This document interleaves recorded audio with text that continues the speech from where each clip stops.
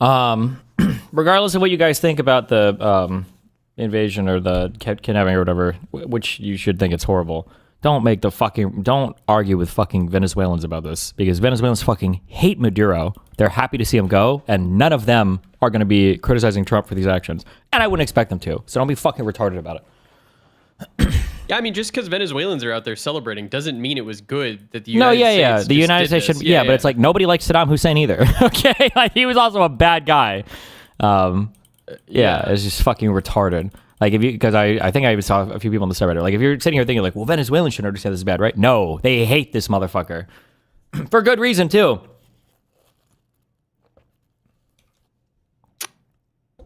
Yeah, this will kind of bring us into our Asmon debates, but Asmon was on stream. I was watching his stream for the first time today since his WoW streams, and holy shit, he is on there full sweeping and just saying like, yeah, this is good. Look at how the Venezuelans are celebrating. This is awesome. Yeah, remember the videos of the Iraqis pulling down the statue of Saddam Hussein and everything?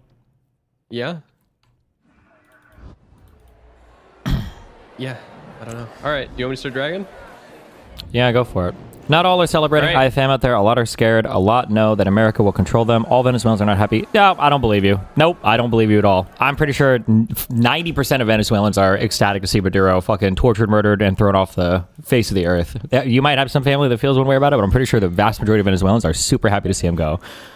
This was one of like it was one of the wealthiest countries in South America, and it's been fucking destroyed over the past decade. Like, this country has been obliterated. The elections are bullshit. Like, I don't think anybody in fucking Venezuela, there may be a select few, but I think most people in Venezuela fucking hate this motherfucker.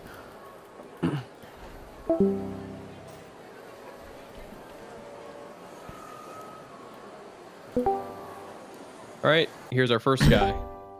Honestly Reckless. You're up. You're muted. King. Everybody does that. I always say, I'm not going to be the guy who does that. And you did it. You were the guy who did it. I am the guy who did it. Believe me. How's it going? It's going great. Great. You want to talk about Asmongold? Yeah, go for it. I think he's more or less harmless. If anything, I think there's even a chance he's doing us a favor. I think that leading up to 2024, the country has shifted more right. This is just a fact. Things that are totally fine to say today were like unheard of 3 years ago. So somebody was going to be the big right-wing streamer, and I would much rather it be Asmongold than Fuentes, or I'm trying to think of who else it even could have been, but it could be somebody far more extreme. Asmongold doesn't have an ideology in my mind. He has feelings and reactions. He has extreme reactions to things based entirely on whatever he knows at the moment and whatever he's feeling at the moment. I don't understand how any of this makes it good. It doesn't make it good. So what is it better? You were saying better, but you mean it's like least bad or not as bad as it could have been? How is that a defense of anything? It's a pragmatic defense.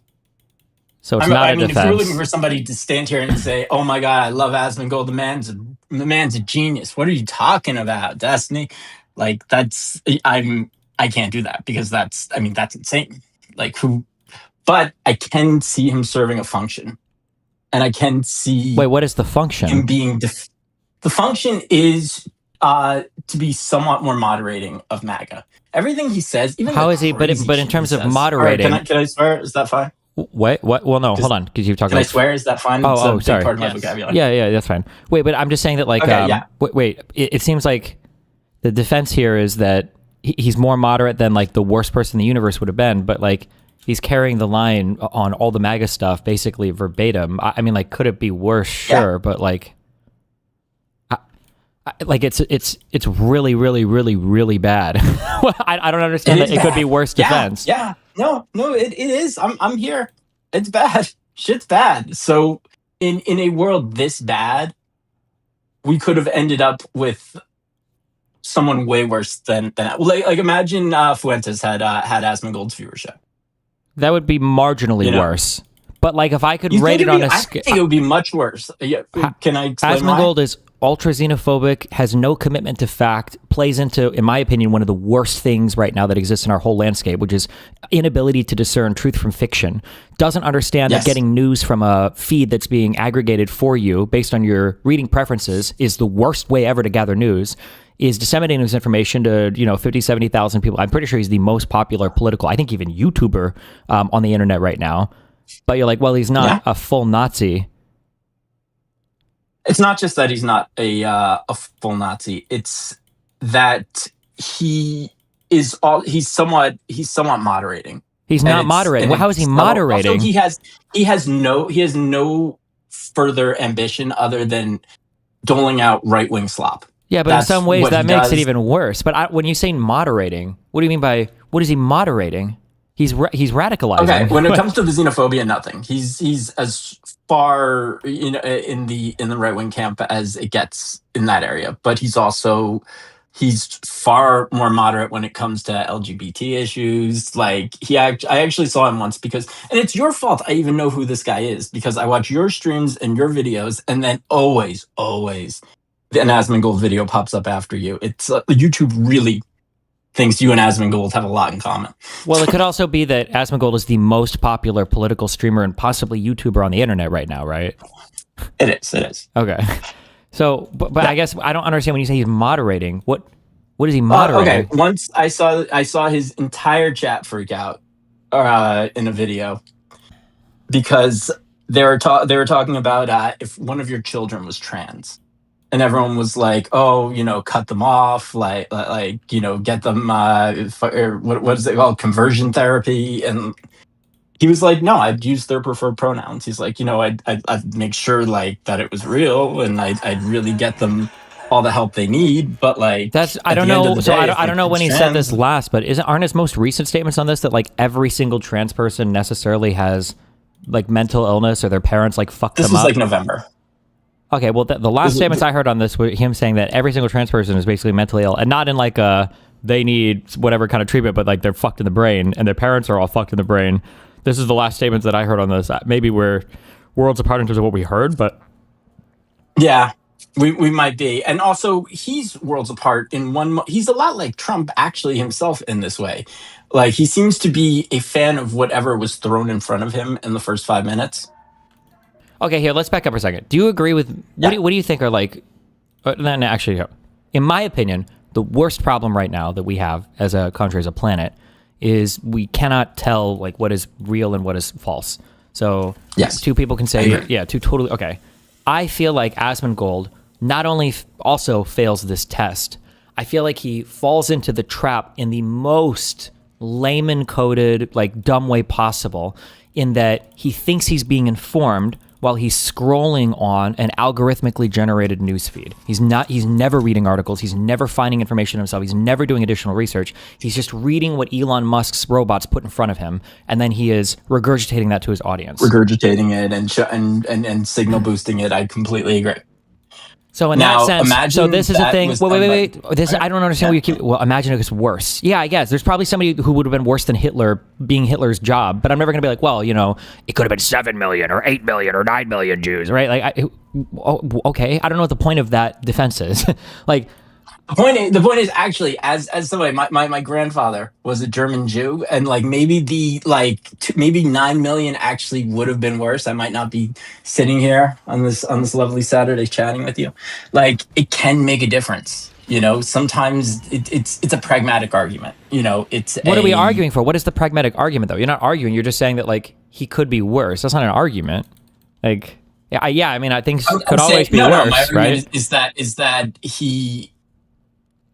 My argument is that it could be not just that it could be worse, but that in some ways he has a moderating effect. He's not. How is he moderating? I'm about to tell you. Okay. Okay.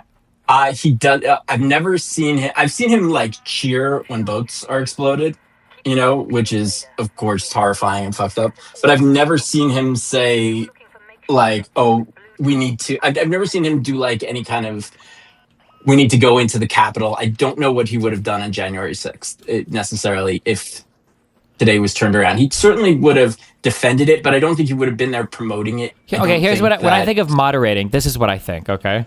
If Asmongold were gone, the media environment would strictly be better. That's what I think. So I don't see how it's moderating to say that his existence is... Where do you think his audience would go? I don't know. They either wouldn't be politically activated at all, which would probably be preferable. No, I don't think so. You don't think Asmongold brought in a ton of people into politics that wouldn't otherwise have been politically inclined? I think that there were a lot of people. This is going to sound so fucking lame, but it's true. I think there were a lot of people that got politically activated, believe it or not because of anything actually happening in politics, but because they started putting like mid girls in video games, and because the Star Wars movie sucked, and they put and they had a female lead. So, simple-minded people were like, oh, I guess all female-led Star Wars movies. I guess female women destroyed Star Wars. And hold on, wait. You're aware? Wait. Okay, hold on. Are you 26 or 27? I'm 44. Okay, if you're older, you know that like the prequel sucked, and not everybody became like a Nazi because of it, right? We didn't have the internet back then. When did the internet has prequels driven come out? people crazy. Wait, hold on. Okay, the internet wasn't And don't tell me as we big. had fucking Facebook or something, Sure, or but like, MySpace. I was there. From 99 to 2005. Hold on. Okay. Do you agree or disagree with this? If Asmongold... Hold on. Do you think Joe Rogan has gotten people into politics that weren't in politics previously? Joe Rogan... Or do you think everything is just an inevitability? It really doesn't matter what people watch. It doesn't matter where people go. They just... Joe Rogan maybe, but in a weird way. Like, I started watching your streams inadvertently through watching Joe Rogan. I started watching earlier episodes of Joe Rogan during COVID, and then I watched what's his name, the very polite Russian kid, Lex Friedman. And yes, Lex Friedman. Sorry. And I saw your episode, and I was like, oh god, this is the guy I'm looking for. This guy makes fucking sense. Okay, so if you didn't watch me through, hold on. Let me. Wait. Okay, hold on. I just need to. This conversation is. I know. I'm very dynamic. No. It's not dynamic. Okay, let me go back to my central point. If Asmongold didn't exist, those 50,000 viewers, you think on a scale from 0 to 100%, okay, and I'm not asking for like an exact, like 42.8, but approximately, what percentage of those people do you think would be as radical as they are now as a result of watching Asmongold? You think it would still be like 70+% of them would have just gone to Fuentes, or? I think they would have gone, because he didn't have the audience he has now. He's been like decently big. He's grown doing not in the last 2 years since the primaries. He's gotten a lot larger, especially for political stuff, but he's always been like a really good, he was a big streamer, good video game streamer, a big streamer, not just video games, but like a big streamer. I remember when you did that Miskiv call, and I remember thinking that he was the only one of them with a brain. Yeah, agreed. So if he would be gone, do you think that what were his numbers? Wait, if he were to be gone, I have no idea what his numbers were before in the last. They could have been up to 50K doing certain game stuff. He was a really, really big. He is still a really, really big streamer, obviously. Well, he's probably the largest. Wait, I lost you for a second there. Hello. Yeah, your mic's working. He's just. All right, I would say the difference between whatever the difference is between, and maybe a little bit more between where he was in 2001 and today. I'd say that margin would all be. Sure. I hear watching what I'm either Fuentes or somebody new. Or he's lagged right now. Yeah, I am. Can you hear me? Yeah. Can you hear me now? I can hear you now. Okay. If Asmongold wasn't streaming, I think that a large percentage, I would say 50% plus of his fans that are super politically activated now, well, I say politically activated, have strong political opinions at least, I think that like half of those people would just not be politically activated at all. They would just like watch other stuff or play video games or whatever. I think that he took a group of people that were not very politically astute or involved at all and made them way more political than they were before. And I don't think that had to be inevitable. I don't think that was always going to be the case. I disagree, because there are all of these like gamer anti-woke groups. They're like, these are the people who went into Asmongold streams. Like, I don't know if you know Friday Night Tights.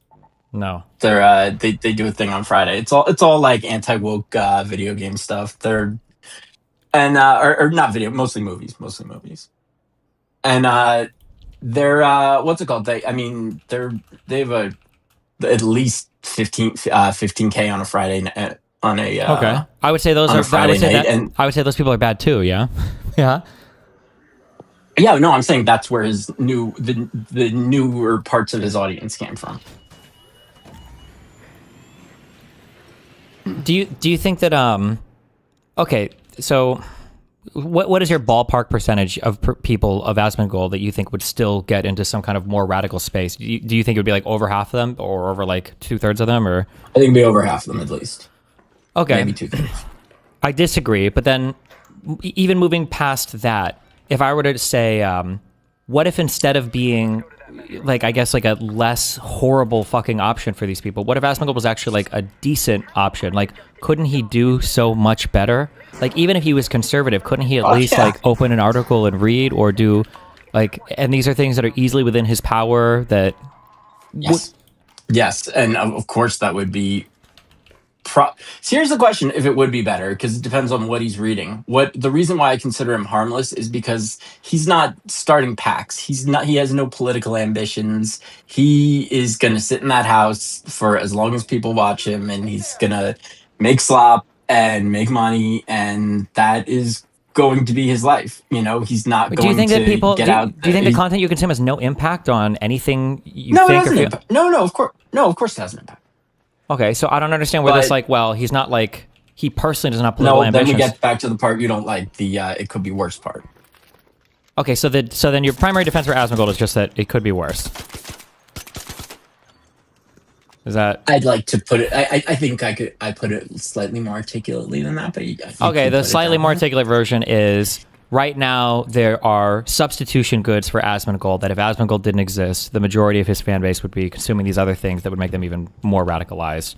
So Asmongold is the moderate option in a way. Okay, I guess I disagree. I think that one of the most disappointing facts of the past 5 years, I guess, maybe since COVID, is for some reason every single person thing has become political and has gotten like politically activated and motivated, and that less of this is probably preferable. That we don't need every single person that saw a girl whose boobs were too small in a video game to become like a new MAGA voter or something. Yeah, and I mean, I guess it doesn't sound to me like you disagree that Asmongold does an exceptionally terrible job at like everything he does. It's just you think that it could be worse.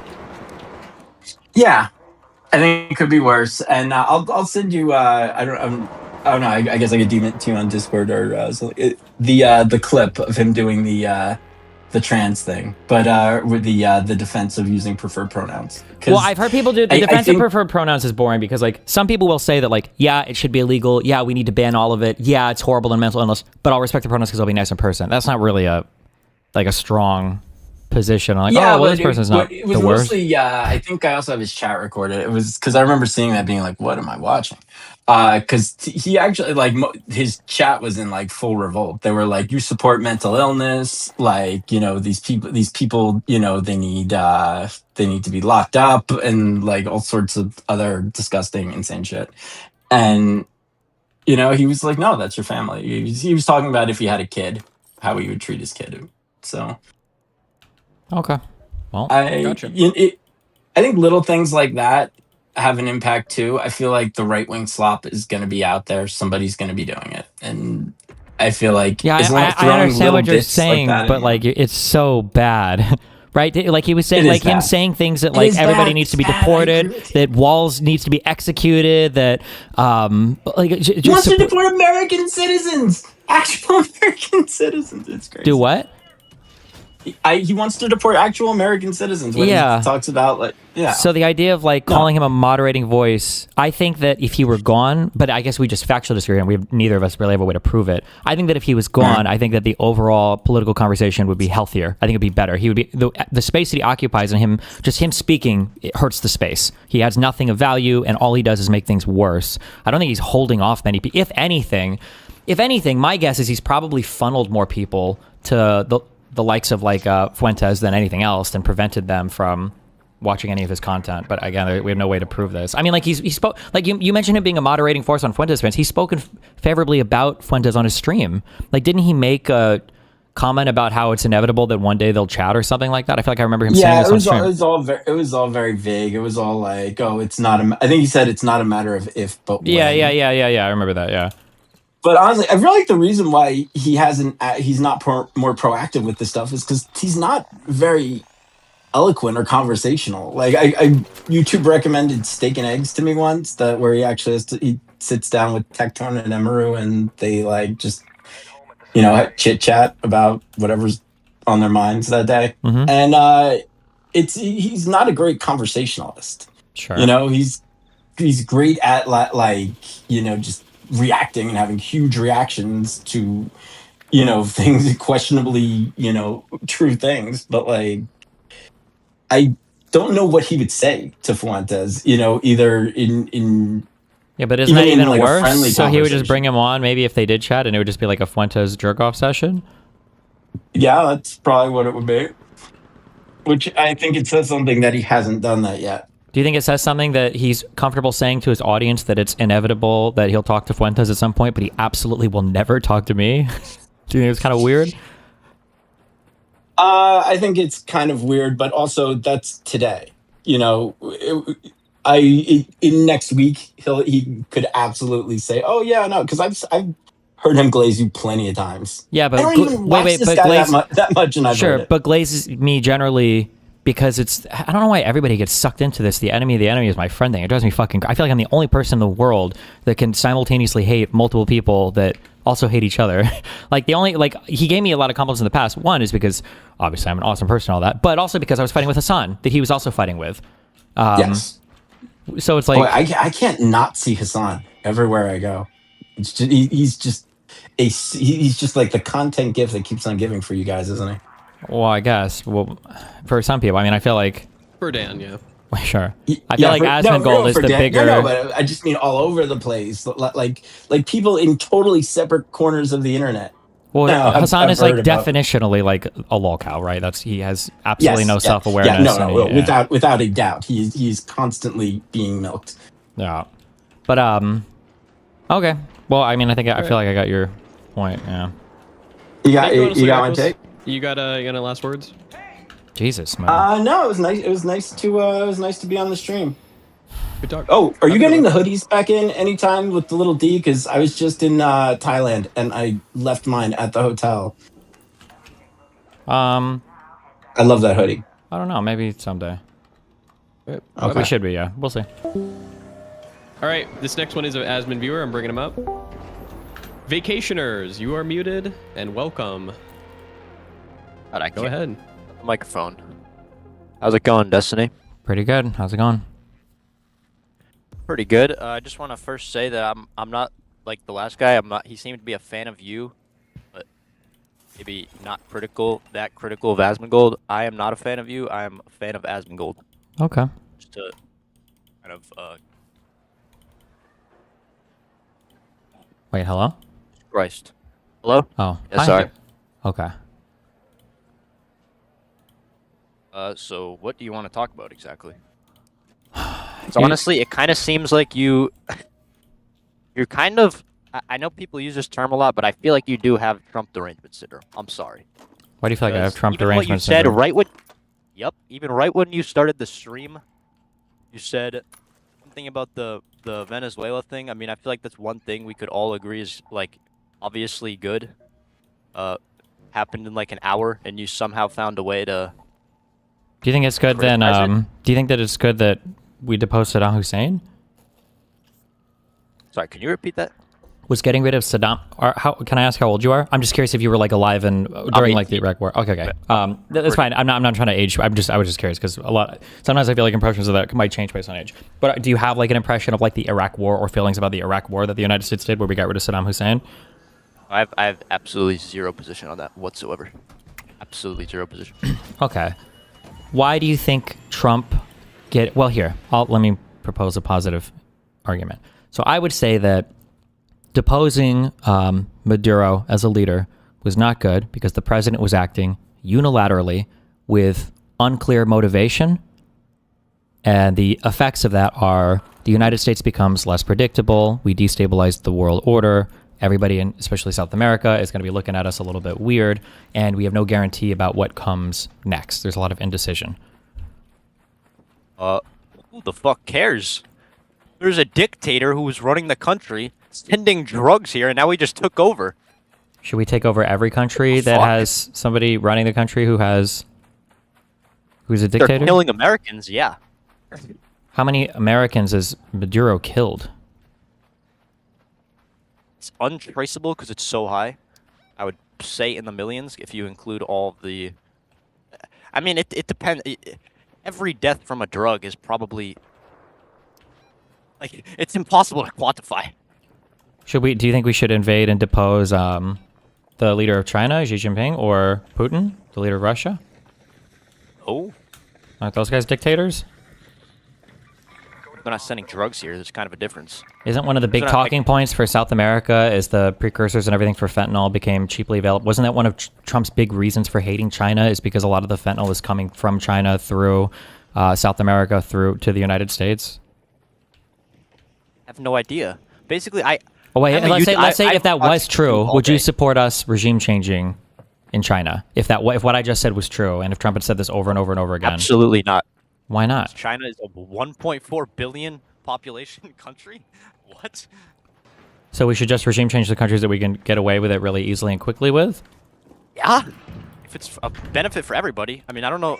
Don't you think that... it's illegal? What? He's the executive branch. Yeah, but don't you think that creates like a bad and unstable world where nobody knows if they're about to be invaded by somebody else or not? Like it causes people to act with low trust around the world towards each other? It's always been like that though. Has it though? It hasn't really though, right? Yeah. It really isn't though, right? Like since the fall of the Soviet Union, it's not really generally just countries invaded. Yeah, it's gotten a lot better because people generally don't do that anymore, right? That's not what we do. I would agree. So I think so. So it hasn't gotten better? Why would we make it go worse by invading people for no reason? What are you talking about? Because there's a guy sending drugs to the country who's not even officially the leader. People are celebrating in Venezuela, which you admitted when you started the stream. What are you talking about? So should we...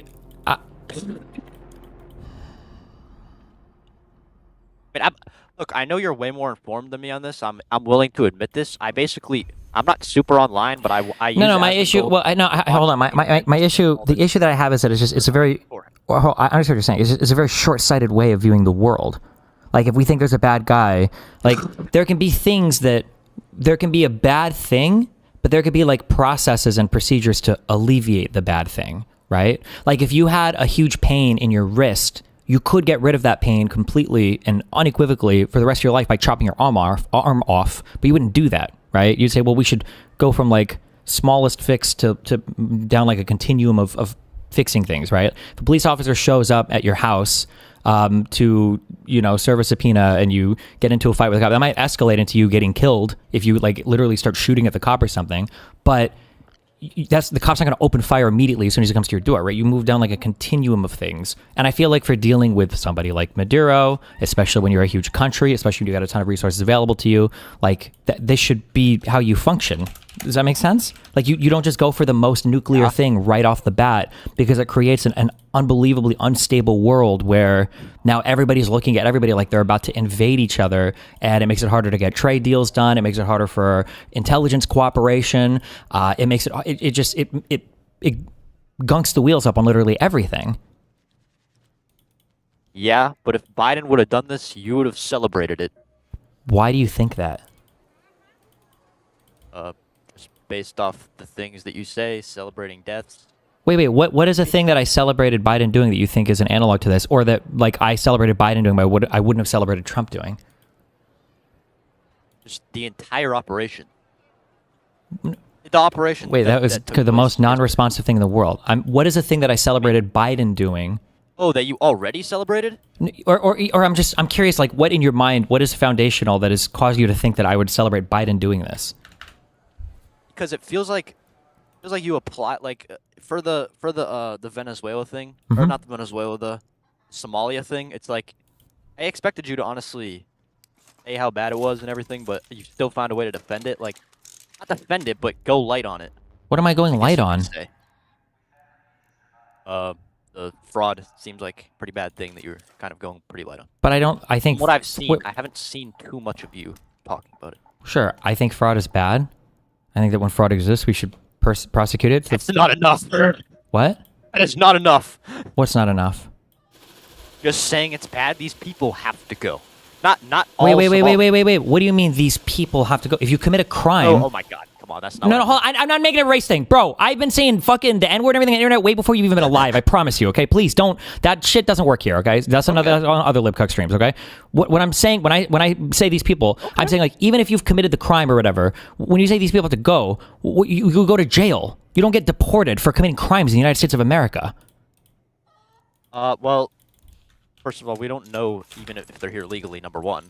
Second of all, Asmongold said wait. That's a totally different... Wait. If they're here illegally, then deport them. If they're here illegally, they have to go. Yes, but wait. Yeah. But that has nothing to do with a crime they've committed, right? If they're here illegally and you want to deport somebody for whatever, then fine. But that's totally unrelated to the crime thing. Now, if you find out they were here illegally while you...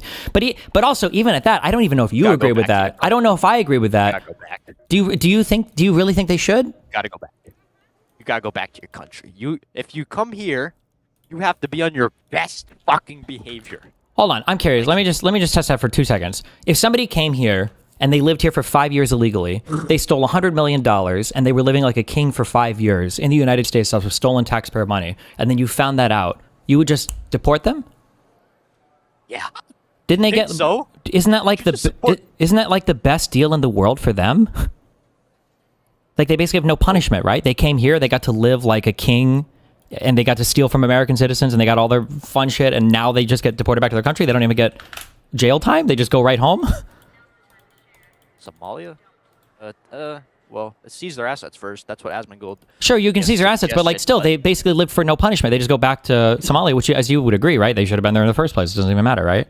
Yeah, but... I don't know why this is what it goes back to what I was saying about you. You're not defending it, but you just... Like, why don't you think people that steal stuff... You're saying they should get put in a jail in America. That's what you're proposing? We have a punishment for certain crimes in America, and I think they should be dealt out the punishment, yeah. So if a Somalian came here legally, but they stole $100 million from taxpayers, should they get deported, yes or no? Legally. Even if they were born here. Wait, legally? Ha! Oh, no, of course not. What do you mean? If they're American citizens, then no, you don't deport people who are American. What would you deport them to? Okay, yeah. Or I think kind of highlights your position, because Asmongold is basically suggesting that their assets should be seized and they should be deported back to where... Wait, do you think you should deport somebody who's an American citizen? If they moved here and stole hundreds of... I mean, I don't know if that's... I don't know about that. I mean, that's more of a Asmongold... I don't agree with everything Asmongold says. Sure. I agree with most of it. I think he's a good news source. Okay. With the Somali thing in particular, so when I say fraud is bad, you cut me off. I understand, it's fine. But I think it's bad, and it should also be investigated, prosecuted. People should be held accountable, right? I think my issue is that in the Biden admin, this was happening, right? The big cases that everybody wants to cite to take credit for as hundreds of millions of dollars of fraud or whatever, the feeding your children or feeding our future or whatever, like that was found under the Biden admin. There were like 90 people prosecuted for this crime. Like, that was a good thing. Good. Yeah, that was a good thing. They yeah. should have went way fucking harder. Well, what do you mean? How do you know? What do you mean they should have went harder? What does that even mean? They should have went harder against the organization. Well, but you don't know how hard they went. You don't know if there was more. You have no. That's like just a totally baseless statement. How do you know? Obviously. What? We're still doing it today. What do you mean? Who's doing what? Did you watch Nick Shirley's video? Yeah, it was a horrible video. But why not just address the actual claims that are being made instead of focusing on Sure, give me one factual claim that you think that video made. One factual claim that the video made. Yeah. Well, that there's fraud going on in Okay. What part of the video demonstrated fraud? Well, yeah, the part where they went to the daycares. And had the paperwork. Okay, that Have the paperwork that receipt. you're talking about, you have no idea where those numbers come from, right? I don't. I couldn't find a Well, source yeah, for any 'cause of it. they didn't go in on that, but Don't you think? You Wait. can But go with that's. the Wait. Isn't that? technicality of it, but- Wait. No, it's not the technicality of it. The claim was that one, they're getting huge amounts of money from the government, but there wasn't any proof of that ever in this video, You're right? denying that? You But don't wait. think they got the money? I don't know. Did they? Wait. Was there proof of it in the video? There's proof of it from the prosecutions under the Biden administration. No, was there no, not? there's not. The Biden administration didn't go after daycares. They went after a charity organization. Oh, so you think that so you think that the whole thing was a lie? I think All that of the this video was was a lie. bad. Yes. No. I'm asking about if you actually believe that there is zero fraud going on at daycares. You're asking me a fundamentally different question there. There might be fraud going Damn. on, but if there is, the video didn't demonstrate any of it. It failed tremendously to demonstrate anything at all. Because even this very first thing you're bringing up, which I agree is important, and it would have been nice if they actually gave some context for it, we have no idea where any of those numbers came from. There was no proof of that. There was no source of any of it. We have no. It was just a crazy dude who works at some construction company waving around a packet of papers. I mean, Isn't that a problem? but- What do you mean you guess? What did I just... Isn't what I said exactly correct? What I just said. Isn't that exactly what happened? What do you mean you guess? I mean, you can criticize the video, but the actual substance is what I'm Oh, talking about. well, wait. How can you get to the substance if it's not being presented? Because it led to investigations. No, it's leading to ICE showing Video up. led to it, not the... No, there's Yeah. no. What do you mean investigations of this current DOJ? We don't know if anything's going to come from that. You can't speak to any of that. You could be agnostic on it now if you want to do that. Well, I don't know. We'll see where the investigations go. But that's not the statement you just made to me. You said that What there are was you for sure. talking about? I'm pretty sure they just shut down all funding to all, or I don't know this. Yeah, I'd have to and look. made the announcement they were going to, but that's not an investigation. That's just retributive action. They're not doing this because they found fraud. They're just doing it because they're reactionary. I mean, yeah, that's kind of how government works. That's kind of. Well, how let's say that presidents they work. don't There's find any bad fraud issues, then. they Wouldn't have that to be a really reactionary. bad That thing? argument you made with Biden waiting 4 years to pass the border bill? No, I mean, you wait, can hold go on. ahead, but- Wouldn't it be really bad if they shut down all that funding and then they finish their investigation and they don't find any fraud? I mean, yeah, but it's obvious that there is fraud. Okay, so then if they don't find any fraud, you're gonna say, wait, if they don't find any fraud, then you're gonna say, yeah, that was a huge mistake and they never should have done that. That would be horrible if there was no fraud, but I'm pretty sure it's obvious there is. You're pretty sure it's think he- obvious, but you've seen no Think he evidence just for made it. everything up. I Who? think the guy that he was with just had, like, what do you think those papers were? You think they were he just Bullshit? in a Yes. Google Doc and just, I Yeah. think he literally just created them. Yep. The whole thing was, Yeah. People lying on the internet? You know why I know? You know why I actually know that to be the case? You know why I know? wait, no, I need to understand. So you think he literally went in a Google sheet and just wrote fake numbers down? Not necessarily fake, but pulled them from bad places and knew that it was bullshit. Yes. But wait, do you understand? Always, you think those daycares are not fraud? Or actually, sorry. go Wait, ahead. hold on, wait. Here's this is the easiest thing in the world because if those numbers were real and he had a good source for them, you don't think that would have been plastered all over the video? He would have said, "Go to this website and look this up here. Look, you can see all these numbers here. Look at all this stuff that you can look But up." not And you just can... somebody who watches YouTube all the time. People don't actually care about seeing the actual sources. They just want to see the actual video that's being made for entertainment. But that's an entire For entertainment? Oh, so then it I've been wasn't watching journalism. YouTube It for- wasn't anything good. It was literally just a LOL entertaining video then. journalism. No, it's not. It's not really. Well, I mean, So it was an entertaining Kind of video a that got all the technicality. state funding pulled work, yeah. from daycares and feeding centers and everything else, and that's epic and based. That makes it even worse, doesn't it? if it's not true, obviously, I think everyone would agree. Well, but with now that. you're saying it was just I an mean, that's entertainment piece, and it's not even journalism. So what do you mean? Is why would we start any investigation off the back of an entertainment piece that? just I've never heard the argument be made that all of this is fake. Most people, like the guy's video, the guy I forget, I think his name's Atrioc. He admitted that there was at least fraud going on. Yeah, but Atrax's video was Pretty also sure- dog shit, but that's because nobody watched this video or has any understanding of how to like put together like a coherent argument. But you haven't refuted a single point I've said. You have no proof. I'll give you, a couple minutes right now if you want to look. You don't know where any of that guy's numbers came from, right? Oh, but I mean, if you really think, so you think there's zero fraud? All those daycares. You're there's not. zero That's a people in them. different question of whether or not there's zero fraud. Oh, it's not. It No, is. It's not.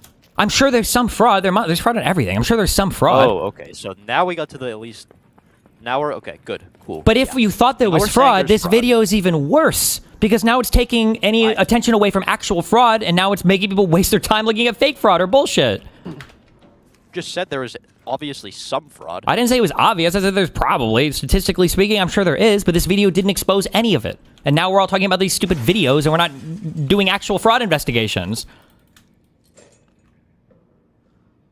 I mean, it just happened. You can't say there's no investigations. I guarantee there will be some groundbreaking. Yeah, like all the other groundbreaking stuff they've done. Like Doge was groundbreaking. He needs to go further. Like Doge getting the deficit cut was groundbreaking. Like no new wars was groundbreaking. Like what do you mean? This administration has broken every single fucking promise. You're on like the mountain of I fell for it again awards right now. Just what I said. What do you mean? We haven't had the mass deportations. We didn't fix any of the crime in any of the states. The National Guard just got pulled back from every place that they said. What do you mean? Like nothing happened. My dude. We're a year in, less than a year in. First of all, second of all, and we're still talking about Biden every single fucking time. Further. Yeah. So even by your own admission, he hasn't done enough because he hasn't done anything, right? I wouldn't vote for him again. Okay, then you agree with me. He hasn't done fuck all. So I don't know why you expect there to come anything from these investigations. The investigations. Look, I mean, it's obvious there's fraud. I don't think that's really an Why you argument. keep saying that with no proof, though, right? You know that's like a low IQ position, right? Low IQ position. To keep saying that it's obvious there's a thing, but I have no proof of the thing. That's like a super standard, like low IQ, like 75 IQ take, right?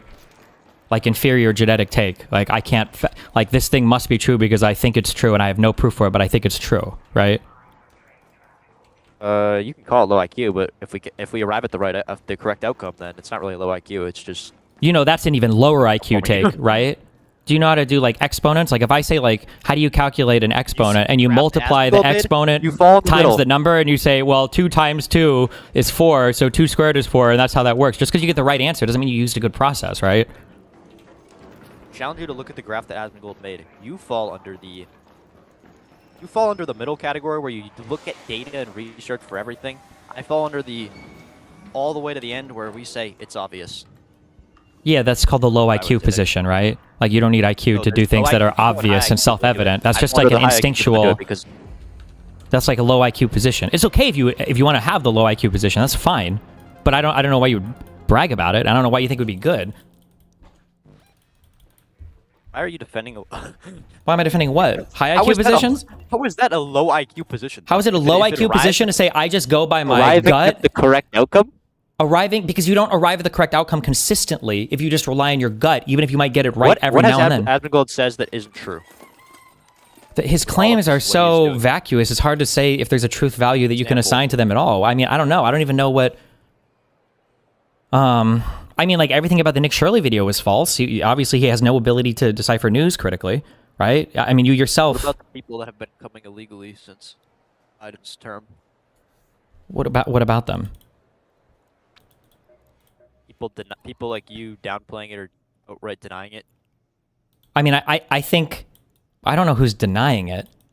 I think that the issue is that... You were. Hold on. You were. I deny that people came here illegally?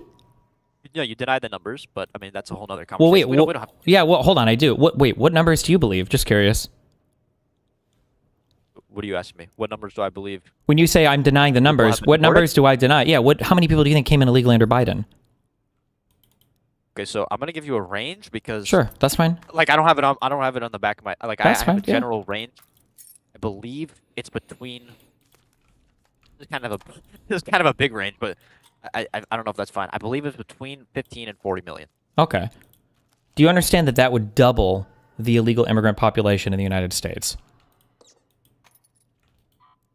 Like, isn't it kind of weird? The illegal? Maybe. Yeah, isn't it kind of weird that you guys are saying this was the biggest problem in the entire United States, and then as soon as Trump is elected, you guys basically stop talking about it, and there are no deportations? Isn't that kind of weird? Border crossings went down to 0. Okay. Oh, you mean people that are in here? Yes, that's why I asked how many people you think came here. What are you talking about? Everybody's talking about. What the fuck are you talking about? Nobody's talking about... Nobody seems to care that Trump is not deporting people that much. Yeah, everybody does. Have you watched any of Asmongold's streams where he's saying that he won't vote for Vance in 2028? Or is that just being ignored? I don't know what Vance has to do with this, but okay, so I guess then you admit then that nominee, it's obvious. What?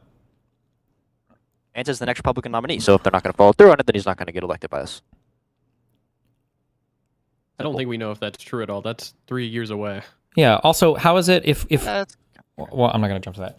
So, okay, so then I guess then Trump has failed completely on the illegal immigration thing besides shutting down the border. I mean, by your own admission, the border crossings thing was pretty good.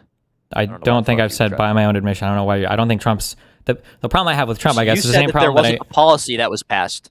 You said that the problem is that there wasn't a policy that was passed, but it is a good thing that the. Well, I think there is a problem that Trump doesn't seem to Nothing know that flip. there's like a Congress YouTube that all can day. pass laws and everything, right? Like, wouldn't it be better to have an actual immigration like piece of legislation that would stand once he's out of office rather than just executive orders that can be rescinded as soon as he's gone? Yeah, but you could apply that to the prior president as well. No, because Biden was trying to pass legislation to fix the border, right? The third year, though. Yeah. That does not count. Well, the first year he came in, he had to clean up the COVID mess. The second and third year, you had October 7th and you had the fucking Russia-Ukraine shit, right? I mean, like, there's a lot going on, Do right? multiple stuff at once. You can, yeah, for sure. But I'm just saying there's a lot going on, right? Yeah, and what happened to that bill that he tried to pass? And I Trump think Trump 2023? told the Republicans not to Know the vote for it. specifics? Yeah, I believe that. Yeah, so it must not have been a big problem. That to me sounds like not a big problem. If we're saying that, well, actually, we can just put this whole thing on hold for 6 months until Trump gets elected, that tells me, oh, I guess it wasn't that big of a problem then if you just want to run on it as an election issue, and you can definitely put off actually solving it. Hold on, did you say it's not a big problem? If there was There are- legislation that was on the table to fix the problem, and then Trump says, nah, don't pass that, we want to keep this issue open for the election, that seems to me to be not a big problem then if you can keep it open. It makes sense to me, right? Wait, that's just because Trump is Trump. If there's 15 billion people coming. That's over- because Trump is Trump. No, he was still voted for. So the people that voted for him must not have felt like it was a big problem because they still supported him doing that. It's not like Republicans got mad at him. It's not like the voters got mad at him for that. They were like, yeah, own the libs. That was their position. Well, I believe there was another reason for shutting it down. I'm pretty sure there was aid to Ukraine in the bill, but that's a whole other conversation. That was eventually taken Didn't off want of it, though, and they still didn't pass it. That was the excuse they used initially, but then even presented separately, Trump still didn't want it passed. It still doesn't matter because it was 3 years after he waited 3 years. I don't understand how you think this is an argument for anything, but okay. It's not like it was Waited horrible. to the end of his presidency. What are you What? talking about? I have not heard I have actually not heard a single defense for that. He waited 3 years. Not one. Well, I mean, the defense is that there was There a were whole bunch of billions, there was a whole bunch of billions. there was a whole bunch of other shit going on. Number one, and number two, I don't think that we'd ever seen an abuse of the asylum system in the United States like that in all of U.S. history, basically.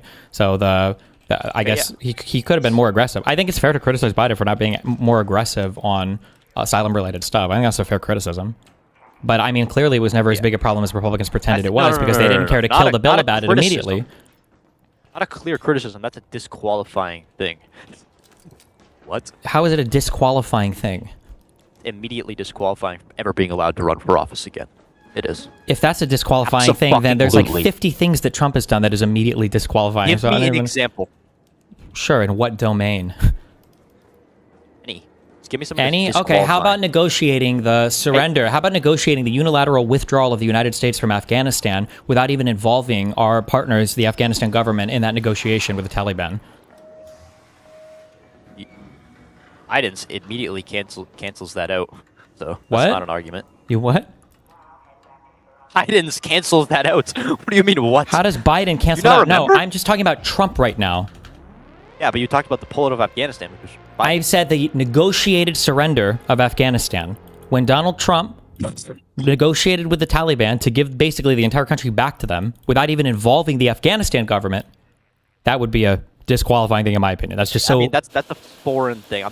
That's why I I'm more asked you worried what about stuff domain. If you happening- want, we can focus domestic. Okay, yeah, sure, domestic. Okay, That's- trying I to should steal worry the about 2020 election and denying the results of the 2020 election. Oh my Easily God. disqualifying. that. Holy shit. That's your argument? Yep. Okay, I mean, I don't even know how I can respond to that. I Yeah, can because steal it's the election. disqualifying. Yeah. I mean, that's another thing that's a very slippery slope. No, it's not. Please. Okay, what What is your position? Or that's a whole nother thing. Well, sure. Like, very basically, Trump had 7 fake electoral votes made from 7 Nope. from the 7 target Immediately states. no. Immediately no. Really? How not? No, it was not. 2 of them were authorized by state legislatures. Doesn't matter. They needed the certificate of ascertainment from the governors in each of those states, and they didn't have them. They were illegitimate electoral votes. 2 of them were authorized, though. No. Right? No. Yeah. Look it up. I believe have. Pennsylvania. No. But two of them were the Pennsylvania. There was like a. No. It was if. No. No. Kenneth No, no, no. Chesbrough 2 of floated them- a theory that it might be legal in some states, maybe, if you could just get in the building and fill out the electoral slate or whatever, that it might be okay. None of them had certificates of ascertainments from the governors. None of these were authorized by the state legislatures. All of them were illegally done. It was a legal theory. I mean, that's a whole nother. But there were also No, novel it was legal theories illegal. that were brought against No, Trump. no, it was illegal. Don't say novel legal theory, because you can excuse any behavior ever if you call it novel legal theory. He tried to steal the election. The people in the state voted one way, and he Using wanted... novel legal theories. What novel legal theory would allow you to change the vote of a state? No. The legal theory was challenging the constitutionality of the Electoral Count Act. I believe that was the legal theory. No. The legal theory was, we're going to break the law, and we're going to call it constitutional. Not an argument. What do you mean it's not an argument? What about all the memos? The Electoral Where- Count Act is a law that they were going to break. When you break a law, the way you break the law is say, well, I think it's unconstitutional. That's called breaking the law. You fell for the conservative slap when they say, "Oh no, we think it's unconstitutional." That's a code word for we're going to break the law. That's what that It's means. a legal theory, is it not? By breaking Tell the me how law. that's not a legal theory. Because it's legal theory is a vacuous, meaningless statement, meaning you can do anything. Oh, because there's boundaries, obviously. Really? Because they were that going to was break the within law. the- What was the boundary on their theory that they could violate the ECA? Well, because they thought that it was a valid legal theory at the time, No, they considering didn't. all their. No, they didn't. They believed No, they didn't. that there was fraud. It doesn't matter. Even if there was No, fraud, they didn't wouldn't- believe that there was fraud. No, they didn't. Also, he didn't. He knew there was no fraud. He said they, not him. There's no evidence for either way. I mean, that's another thing that you could go down on. No, every single person that he tasked with investigating voter fraud all came back and told him the same answer, that there was none to be found. A lot of the voter fraud that he... But it's Trump. Come on. So he's retarded? That's your defense? Your defense of Trump is he's a fucking retard? No, not a retard, but thinks things are his way. Tries to get his way. Sounds like a disqualifying thing if that's the case, right? Probably wouldn't want that person leading a country, you know? Well, he if people are going to tell Trump something, you think he's going to listen? Okay, Dude, if you know no, this. then fine. Then What the fuck are you he shouldn't be talking about? president, right? You admit that a person like that should never be president, at least, right? Well, I mean, I feel like you could apply that to every single No, person ever. hold on. If there's a Everybody person has- who literally everybody can't take has advice from flaws. people, if there's a person who can't take advice from people, that person probably should never be president, right? Can't take advice from people. That's kind of a broad generalization. If a person can't even take advice from people, that person probably shouldn't be president, right? I would disagree. Really? So the president of the United States... What if Hitler gave him advice, dude? What are you talking about? You said he can't take advice from anybody, apparently. Why should the Takes president advice even from have... people that he agrees with? That's not called taking advice. That's called circle jerking. Advice doesn't just have to be from people you disagree with, dude. You get Circle advice jerk. from... Why do you think you get advice What from are you people? Wait, talking wait. about? You think you get advice from people who to just reinforce your own opinions? Yeah, I think so. Sometimes. Then why have a cabinet or why have any of that shit at all? Why not just run the... He could run the whole office himself, I guess, right? Fucking based, but he'll never do that. I mean, he'd probably be more effective at getting things done. Okay. That's another conversation. Okay. Don't think anybody Any wants to get into. final thoughts for us? Hey, Okay, cool. No, I don't think so. All right. Have a good one, vacationers. Thank you. Cool.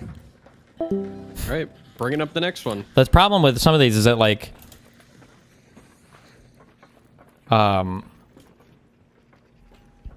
It really is impossible to decipher. Like everyone in chat just spams rage bait or whatever, but you fucking retards also spam like AI every single time you see anything. Half you guys thought that video that I made was fucking AI because it was a pre-recorded content or whatever. But the problem is that like the actual positions of like a MAGA person, I think, are indistinguishable from a satirized position of like a retard. We're doing the trial today for the shooting the air things, okay? Yeah, we'll do it after all. You this. understand? Like, can Trump just do anything? I think these people would say yes. Can Trump do it? Why? Well, because we kidnapped a world leader today. No declaration of they did. war. Yeah, they no did. Senate judiciary or no Intel committee. No nothing. No signing off. We just They did didn't a tell thing. anybody in Congress either. Yeah, They we just did a thing, and like, if he's not impeached from this, I don't even know what kind of a country or what. I don't know. The military went along with it. They did it. Well, the military. You're supposed to refuse illegal orders. Yeah, no? but this, in terms of like legality, gets, I think, weird here. I don't think he has 90 days, right? Technically. That, and the problem is that like the president is at his like widest latitude given when it comes to matters of like national security and military operation. So on the legality front, it's harder there. Like there are some things that are clearly legal. Like if the president says like, rape this civilian, like, okay, that's clearly. Or if a president says these people have been floating in the water for 41 minutes, take them out, right? Like these are obviously illegal things. Double tap them. Yeah, these are obviously legal things, but like, doing military operations against other countries, it gets a lot hazier at that point. Like these are probably things where we wouldn't expect our military, for better or for worse, to be like, making no. decisions to refuse commands here. But like the fact that the president obviously didn't inform anybody, didn't get approval from anybody, like he really is just running. It's the White House that is in control of the government right now. Not even the executive branch. It's just the White House, and Congress is totally in the dark. It's just crazy. Yeah, 100%. Yeah. Also, real quick, because I see people in chat say this. Even the Secretary of State said the Venezuelan action was based on U.S. law and not international law. Spoiler alert, if you want to short circuit Israeli cucks or U.S. cucks, like myself, which I'm both of, people that say, oh, well, we're not part of the ICC or that's international law is basically going to be at parity with domestic law of any real first world country. So even if Israel's not part of the Rome Statute, even if the United States is not a party to the Rome Statute, like our laws on our books are going to be about the exact same as like all of the international legal standards. Otherwise, there would be huge problems if that wasn't the case.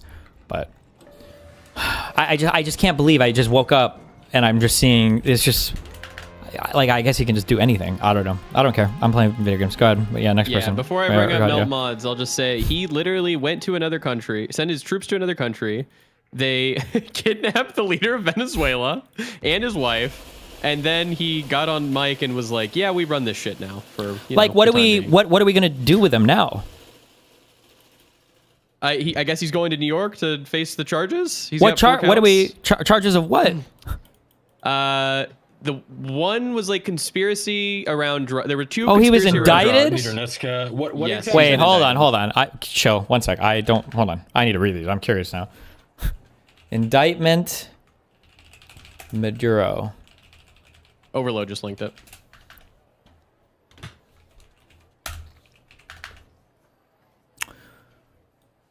These might have been earlier indictments too. I'm curious. Yeah, hold on.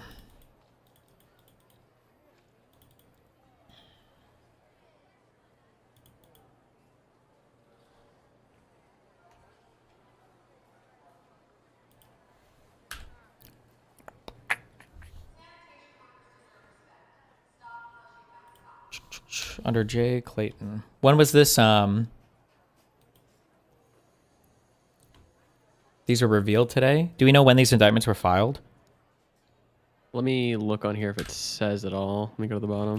J. Clayton. J. Clayton, United States Attorney. Under what administration? Let's Google it. In office from 2017 to 2020. Okay, so he was indicted in Trump's first term. They said 2020. Okay. Yeah. While the actions might not follow proper procedure, would you support them absent their legality? Are they morally okay? So the low IQ take is that law equals morality, and then the midwit take is actually morality is completely separate from law, and then the Jedi Master take is that law basically equals morality. The problem is that if you have a set of rules in which to rule by internationally and domestically, the abdication of these rules is in itself a form of immorality. Also, the rules probably exist for a good reason. Generally speaking, the rules exist for a good reason. So to, oh God. Somebody just said, dude, did you watch the whole speech? It's insane. Is the speech bad? The speech is nuts, man. I can't, I'm going to Fed post. I can't do it. I can't watch it. I'll start No, Fed posting. if I were you, I wouldn't watch it right now because what I sent to you literally earlier, I said, Trump literally just said that the United States is going to run Venezuela and is talking about a second wave if needed. He said all this, and he said that Marco Rubio is going to be running it in with Pete Hegseth. He said those two are going to be like in charge of it right now. And then I think he said that there's going to be a small council that he's going to like kind of get together to like run Venezuela or whatever for a while. Like they said for the Gaza Strip. Did they just copy paste the homework from the Gaza Strip and now they just put Venezuela and everything? Yeah, and then he also talked about Cuba and Colombia, and I think he told the Colombian guy to watch his ass. It was insane. Who's gonna do it, Mooten? Just kidding. Don't stop. Let me get the charges for you. I saw the indictment, but oh, you saw him? Okay. Yeah. What the fuck is S411? Is this a statute or what is this? I've never seen this before. Or what does this mean? Is it just the label for the... Oh, it's just the marking of the indictment. They don't list the... On a sealed indictment, do they not normally list the charges here? Is that... Hold on, let me check one sec. 4 counts. Count 1, narco terrorism conspiracy. Yep. Well, Yo, I mean... what's up? Hi, what's up? So you guys were talking about Venezuela. Wanted to hop in. Have you seen what's been happening with the successor? No, is it the lady or whatever, or somebody else? It's the vice president. Yeah, it's not Machado. She's out. I don't know what happened there, but it seems like Rodriguez is like a super hardcore defender of Maduro. She's his tiger, apparently. That's what he calls her. But she's been like she's did a bunch of speeches, or just one, but talking about, Maduro, like the capture is illegal. We're never going to be a puppet of the United States. Like we're going to fight back as best we can. They need to like send them back. But this is at the same time that she's courting Rubio. Apparently they had a call about making Venezuela great again. And Trump thinks that she'll listen because she has to. She has no other choice. That's what he said, at least. I'm assuming because they'll oust her if she doesn't listen. But what do you think about that? Because in my mind, having the same administration in power just leads to nothing happening. They could just stall out for time, say that they're going to do a bunch of democratic bullshit, and then when Trump gets distracted, they just go back to their old bullshit.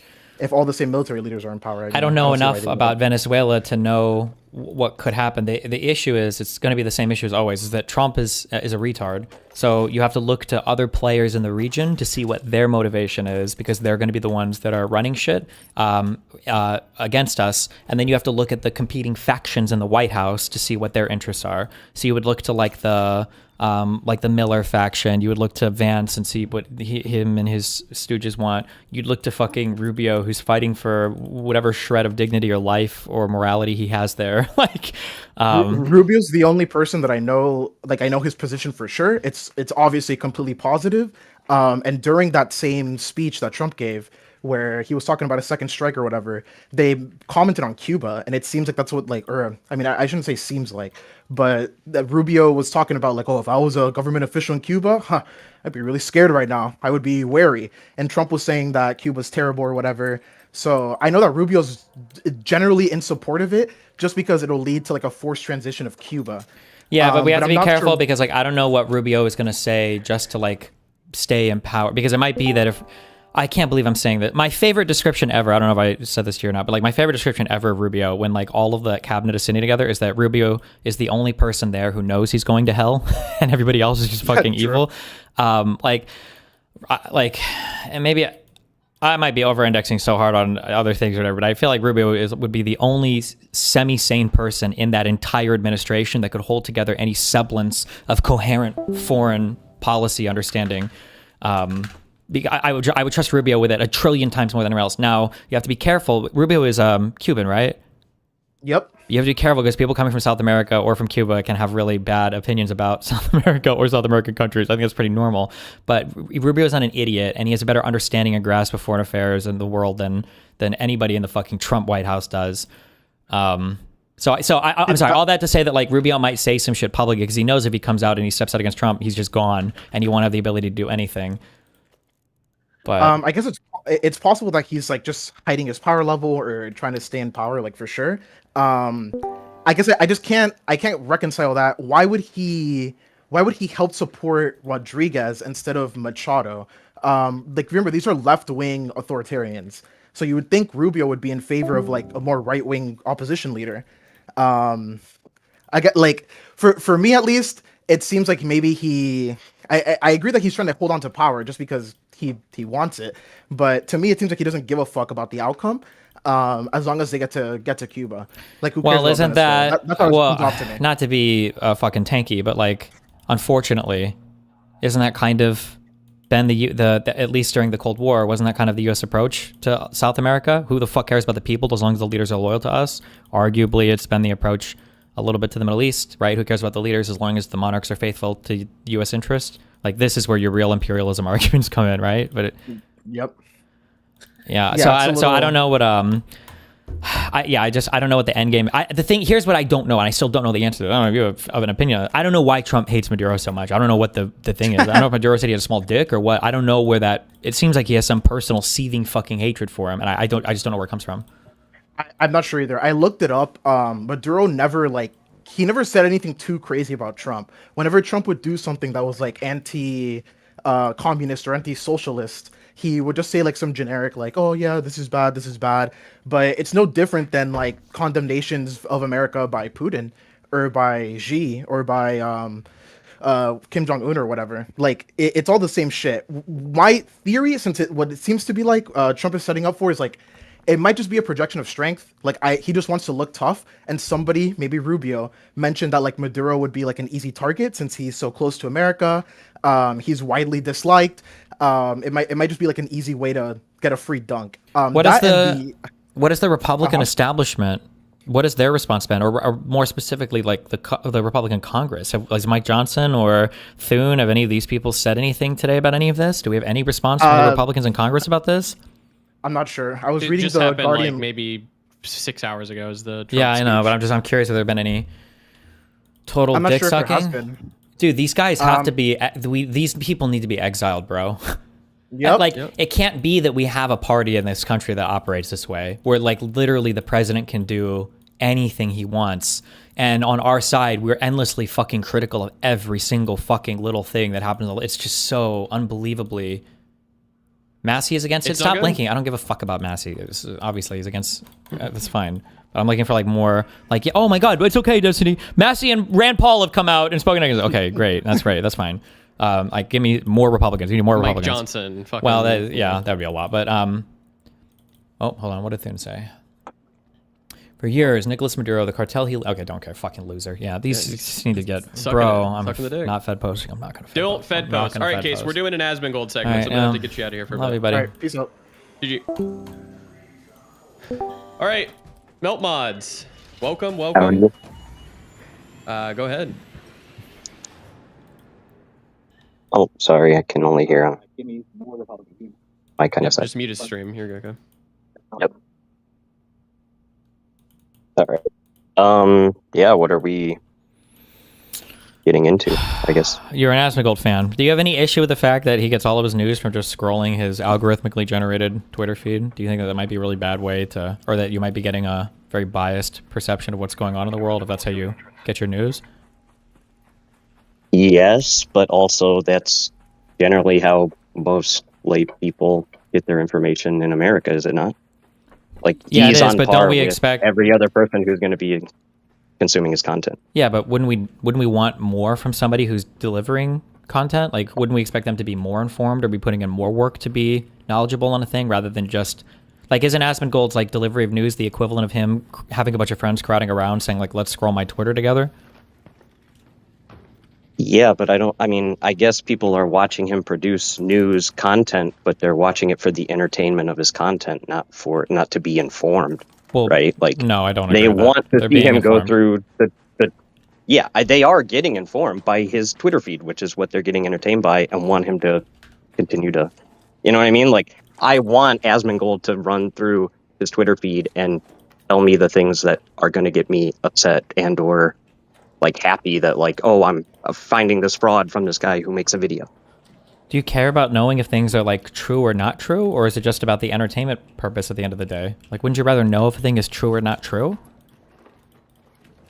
I mean, at the end of the day, does it matter? Like, the Does government it? is going to act on it regardless of if it's true, right? So wouldn't we want the government if acting on anything, true it's almost things better rather to, than not true things? well, that's how we used to do things, but not in Trumpistan, right? Like, I think you're too wedded to the idea that this is still America. It's like the country has changed now. It's like the idea that, like, if you were still Wait, a shouldn't British we? colonist Hold on. going, like, You're doing isn't this wait, how we should be doing things because we have a monarch? And we're, like, in America going, like, no, we don't do it that way anymore. Okay, so then shouldn't we be advocating to go back to when we were having, like, real information? Wouldn't that be a better state of affairs? Better as in, like, the As in- Iraq War and things like that. Like, people don't believe in that, like, method of thinking anymore because it produced outcomes that people were not happy with. Because some So bad they've things given happen. up. So if some bad things happen, we have to ditch the whole thing. Yeah, this like monarchy. Like, we were like British people were happy having a king when it was like William the Conqueror and they were like doing great things by having a king. But then when bad things happen with a king, you want to get rid of it. Exactly like how people are like, well, America was great for a while, but it started falling did into America a quagmire become- and not being wait, able to solve its own problems. So Wait. we're getting rid of that system. We're doing the Trump system now. When did He America gets to become? decide what's When did right, America and we become? like Wait, that. when did America become not great? What problems were we not able to solve that you think we can solve now with Trump? I'm sorry. So, like the Iraq War, the financial crisis, the unemployment, I mean, that's what I'm saying is that all these other people who don't think the way that you do, where like logic and facts and knowledge like win out, other people want to feel the catharsis of somebody who's doing something about those things rather than like thinking it through or Okay, so like the wanting to Iraq solve War it like was intelligently. the Iraq War was bad. I agree with that. Yeah. But like, so because a bad thing happened, we're going to ditch the concept of truth, and we're just going to become the most like postmodern, crazy, like existing country on the planet now to see how that works. Like, why would we expect that to work out better? I'm not claiming that it would work out better. It's just what the American citizenry want. That's why they elected I Trump. agree that that's what they want. I'm not Government. here to do a descriptive thing. I'm here to do a prescriptive thing. I'm here to look for a defense of it. I think it's bad. You agree? If you agree that it's just bad, then we don't disagree. But Right. I mean, I think it's a little bit bad, but it's also the country that I live in now, right? Like I don't have the ability to go back to old America. we literally I'm do. We living can. Well, in the not, hold America on. where Trump We're not going back. We don't have to go back to running the old country. America, but we can choose a path forward. And one is where we believe in true things, and the other is where we just say random stupid shit and like nothing matters. Right? We don't understand, have to but become postmodern saying and not random believe in stupid any. shit and nothing matters makes people happy. That's why they continue to vote for that. Right? Like the amount of people who are freaked out over this whole Maduro and Venezuela and whatever thing is dwarfed by the people who are just like, yeah, bad guy gone. Right? Like, Hold on. Wait. Hold on. Do I you think, understand do you that, think, like, I don't, you hold on, are wait. still thinking like an old British colonialist, but the idea is that, like, all these other people have moved on from that, Okay. regardless of how stupid it is. Okay, so you Right? agree? Like, If you're that's just how here we're to give me, thinking about are you just here to describe why people think the way they do, or are you here to defend it? Well, I am defending it. I'm saying that if No. this is the You're saying this is the current country state that of I'm affairs. going to I live know in, that. I have to embrace it and be an American now. I have to understand that, like, this is not how the old way things are going to be. This is Why how do you have things to? are going to be going forward. Why do you have to embrace it? Why isn't part of being an American pushing for change? It is. We're pushing for this change that is how Trump is doing things now. Why can't we? We have another election coming up where we can choose different leaders. Why shouldn't we push in a different direction? I mean, good luck. I mean, I don't know how, like, you just talked to the guy previously who it didn't matter to him what the video showed or whatever. He was adamant that these are the things that are problems and that this is the man who's going to solve them. If you're not providing people with that feeling, then you're just not going to end up winning. I mean, the Sure, idea that but the then you- January then you- 6th then coup you- didn't matter enough to limit the things because people were getting the catharsis of it doesn't matter how much we're thinking or logic or news or info. I want this done and solved because I feel that. You know what I mean? It's like the reverse you of keep Ben Shapiro. describing. You keep Your describing. facts You can keep never change my feelings. I understand. You keep just describing things. Okay, I don't disagree that this is how people are feeling. But what I'm pushing against is that I think people should feel differently, and that we should advocate for people feeling differently, because none of these problems are going to get solved with whatever weirdo system we're trying right now, and people need to be ready for what comes next, because this isn't going to work.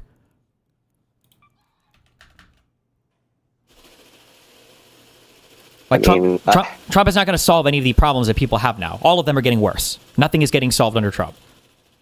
And people need to be aware of that. And then I think we need to push against people like creators like Asmongold, who are pretending that things will get better, or who are making bad predictions, or who don't seem to understand what's going on.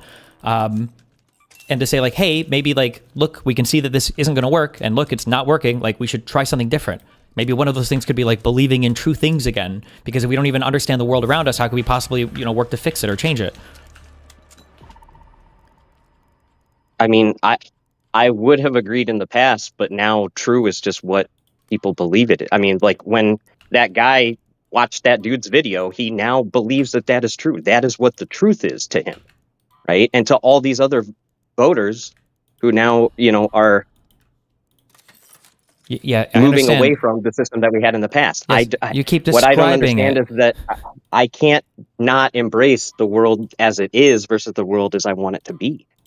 Why? Right? I mean, no, I would you like literally to not push. have to... Part of being an American is pushing for a different world. We got rid of slavery. We gave women the right to vote. We have civil rights. What do you mean? We can change the country. I don't understand why you're saying it's like inevitable. I agree that we can change it. It got changed. That's what I'm trying to It get you keeps to changing. It's not a understand, is that one-time thing. It's been changing since the start of the country. What do you mean? I don't know how to argue against. We have changed from the way you wanted it to be to the way that you don't want it to be. Because I know that you want to go back. It's not about going but back. Good luck. Every day there are new people who are born who never even knew or understood the system that you want it to be like.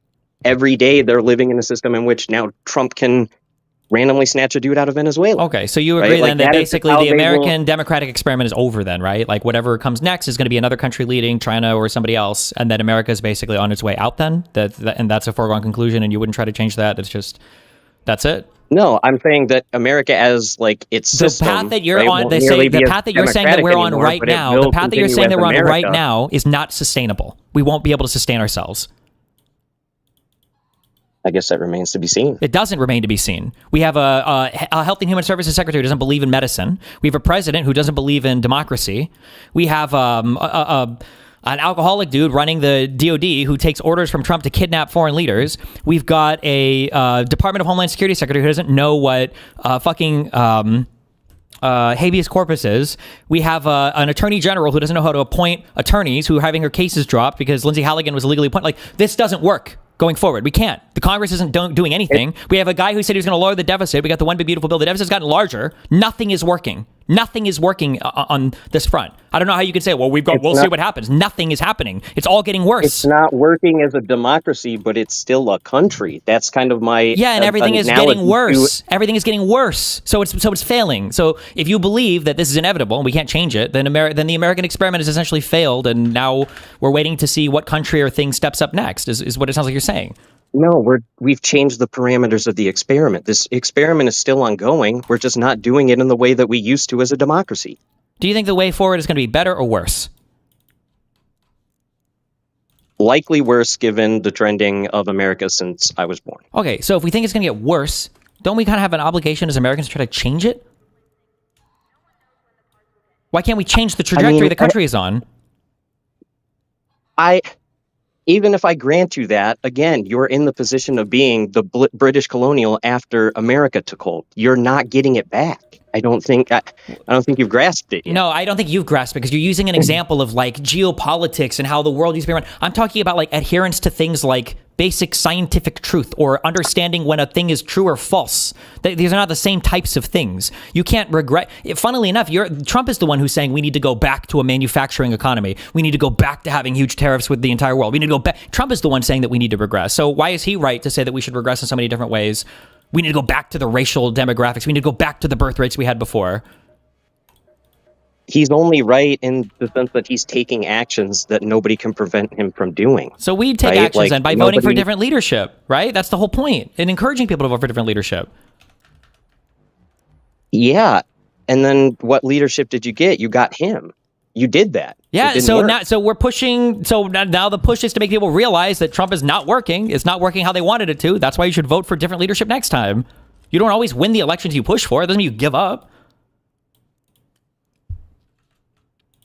I am not saying give up. I'm saying that the actions that you're proposing to take just aren't going to work anymore. Like how could you even understand like the idea you win your election, you beat, or either Trump dies or comes out of office or whatever. How does anyone step back into the mantle of an American administration after what Trump has done to it over just the past year, let alone what he's going to do for the next 3 years, and somehow reverse that tanker back to the direction that it was pointing before versus holy crap, I have 10% of NVIDIA that Trump stole, and I'm sitting with Maduro in my jail and a billion other things that it's like, this isn't the country anymore. It's not America like it was. There are ways to do it, but whatever those ways are, it starts with an acknowledgement of the problem. And if we can't get people to acknowledge that, hey, this wasn't okay, this is not good, if we need less Asmongolds and more Adam Mocklers, okay, we have to get people to realize, hey, this is a bad thing. And then when more people realize that, then they vote for different things in the future. That's how. I think the fundamental issue, though, is that there's like the overarching good, capital G good, and then what's good for individuals and or like their own interests. So, right, when people feel the catharsis of Trump administration pulls all the funding for every daycare center everywhere in America, right, that feels good to an absurdly huge amount of people in America. Right, like. Do you ever do any recreational drugs? Yeah. Okay, those feel good, right? But they don't feel good forever. And at some point, you have to realize you have to put down the needle, put down the crack pipe, put down the meth, whatever, right? And be like, okay, well, this works for a little bit, but it's not solving our problems forever, right? Yeah. Does Trump stuff feel good? Sure, it does, but it's not going to make any of these people's lives better. It's not going to fucking fix anything. It's not going to give them better paying jobs. It's not going to fix the economy. It's not going to make housing more affordable. It's not going to do any of those things. And the goal is to make people realize that. Like, hey, notice how none of your shit is getting cheaper. Notice how you're not magically getting better jobs. Notice how we're not magically getting better trade deals. Like, the goal is to make them realize that as quickly as possible so that we can move on to the next thing that actually fucking works.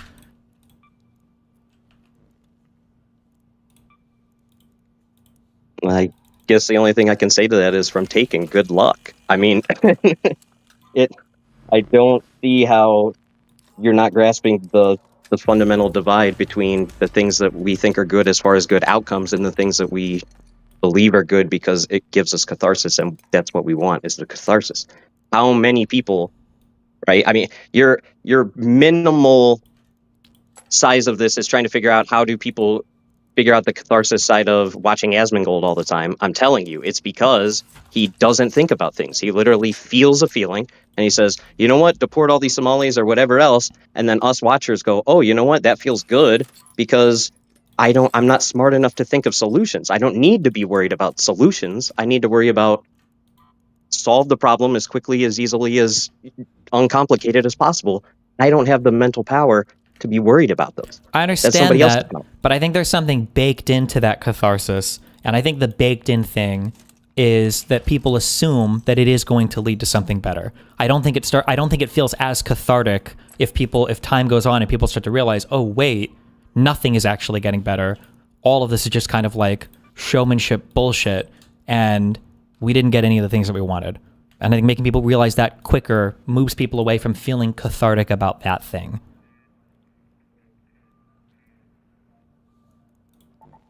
We can't do politics like it's WWE, I would agree right? With that, except the COVID response and remembrance of COVID kind of proves it reverse, right? I mean, the idea that you can't even get people to acknowledge that Trump was president during the COVID lockdowns and whatever.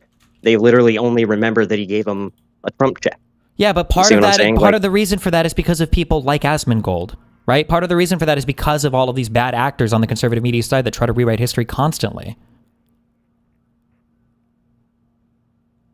Exactly. I think they're successful in doing so. Yeah, but we should make them not successful. Why you pretend you're just we don't have to just be passive observers of American culture. We all participate in it, no?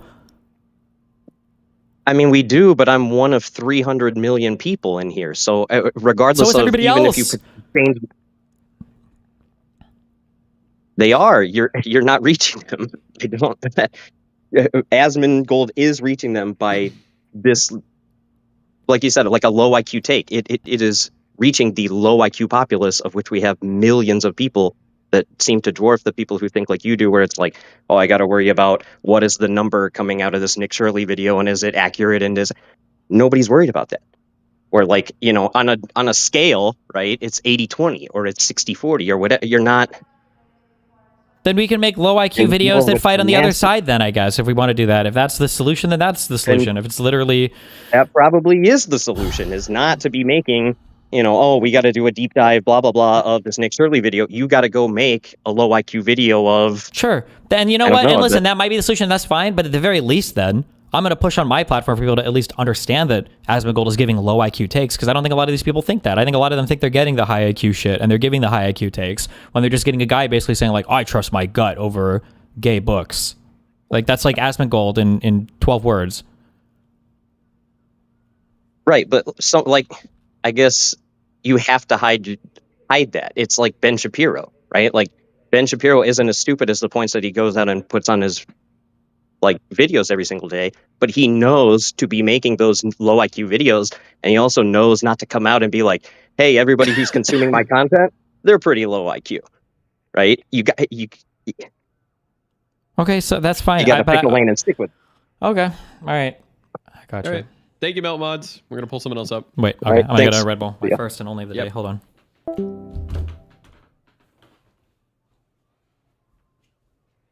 This content brought to you by Anything Else. You'll be able to find the full VOD on our YouTube channel.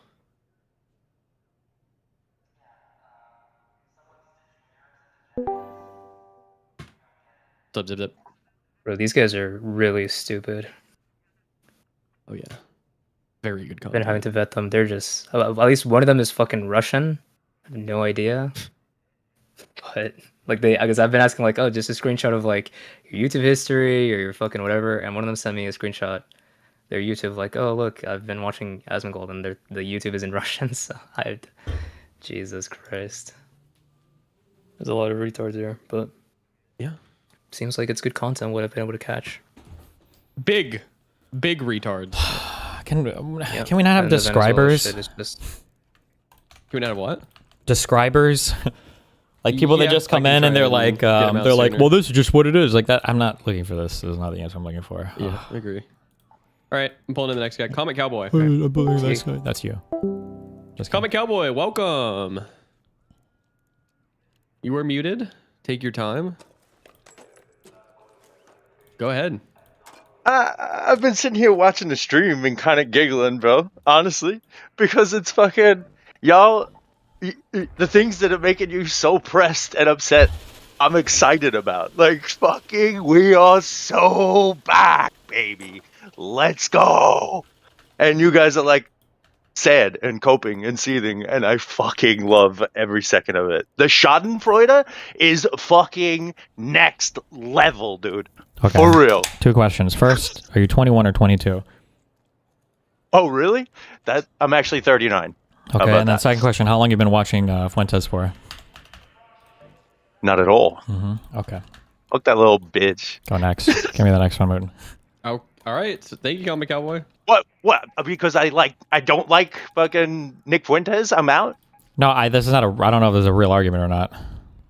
Of course I can. Let's do this, bro. I'm here. Okay, sure. Super basic one. How do you feel about the fact that the government deficit didn't go down, that Trump failed monumentally in doing anything about the debt? The one big beautiful That bill is a nothing lie. Nothing has happened as of yet. No. things Hold on. just Hold on. instantaneously happen. Doge failed, overnight. right? Things Do you just admit that Doge completely and totally failed? I don't admit that it completely and totally failed because it did remove government waste. No, it just didn't keep going. No, it didn't. Stop. There was no government waste, fraud, or abuse. No? Nope. USAID. Was none not. of That's that. not waste, fraud, or abuse. No, that wasn't. And the deficit still Okay, increased. The so- spending still went up, so it didn't matter. Yeah. So, okay, so we fundamentally disagree on what's on definitions wasteful, of words. No. Do you think on that what's waste? wasteful. Do you think waste is program I don't like? Is that waste? If it's maybe if it's spent on Somali children that don't actually exist in daycares, absolutely. Oh, so you're saying that Elon Musk identified that? Can you point me to where he No, did that? no. Oh, okay. So He's that not so the what you one just that- said was totally I'm wrong. just- So what you just said was totally wrong, and had nothing to do with USAID. So USAID, Okay. if you don't like it, that's fine, but that's not waste. It's just a program you don't like. Okay, Okay. So Doge Fine. failed. Yeah. but no, that's not failed because if it's something that I don't think should be funded, then why wouldn't I want it cut from the budget? You can want it cut. That's fine. It's just not waste. That's not Right. waste. If I view it as waste, it's waste. It's definitionally not waste. It's just a program you don't like. If it's money for gay Pakistani fucking tickling, what do I care? What do I care? Why are we funding anything outside of the world that isn't directly helping us? Sure, here? you can think that, but it doesn't make it waste. It's just a program you don't like. No. It's waste if I don't think it's worth anything. That's waste. You throw things But you what think is are whether or worthless not into it's garbage. whether or That's not it's waste. worth anything, it definitionally comes down to what the program is. So, for instance, let's say somebody spends $50,000 on a new Mustang, and I think Mustangs are bad cars, and I'm like, wow, that guy wasted his money. LOL. Well, it's not really. That's not waste. He just spent it on something that I don't like. Now, let's say that he bought that But same. if he bought it with your money, Sure, hold on. Let's say that's that a he bought. different- Sure, but it's if not. he bought it with your money is the difference. Sure. Right? No, How kind I of. No, spend but my let's say. money on Wait. myself, I understand. Let's say that how the government spends my money is my business. Sure. Let's say that he spent $100,000 on that same Mustang because he had to spend $50,000 on a middleman guy to go and find it for him or whatever. I might say, well, that seems like actual waste. There was a middleman involved here that just seemed like he was getting a lot of money for this and he wasn't really providing much of a service. That would be wasteful spending. So waste is not just like a thing I don't like it's some kind of inefficiency or some kind of duplicate thing or something that's not providing any value, whereas you're saying that waste is just a program I don't like. No, I'm not saying a program I don't like. I'm saying a program that is not worth anything to the American taxpayer. That's fine, but that's That not what is the American. waste. That we voted for people that installed that program. That was part of legally existing stuff. USAID was a legally existing part of the executive branch that did stuff that was legally authorized. Whether you Okay. like it or not, you can't just call it. You can't just say it's waste because you didn't like it. And now it's gone. That's and Now fine. it's gone. So now Doge's you gotta job. make a new one if Doge's if you wanna job make was a new not to one. get rid of waste. Doge's job was not to get rid of programs you don't like. It was to get rid of waste, fraud, and abuse, which they found none of. It was Okay. a failure. Yeah, definitely. It was definitely- a failure. yeah, It failed. The government's known for being super efficient and never fraudulent. How Absolutely. embarrassing You're that the 100%. government has such I a bad definitely- reputation and Elon Musk found nothing. Is that a little bit humiliating to you that the government, that he had the keys to go through every department and couldn't find a single fucking example that wasn't already listed in some Office of Inspector General report? Isn't that kind of humiliating or embarrassing?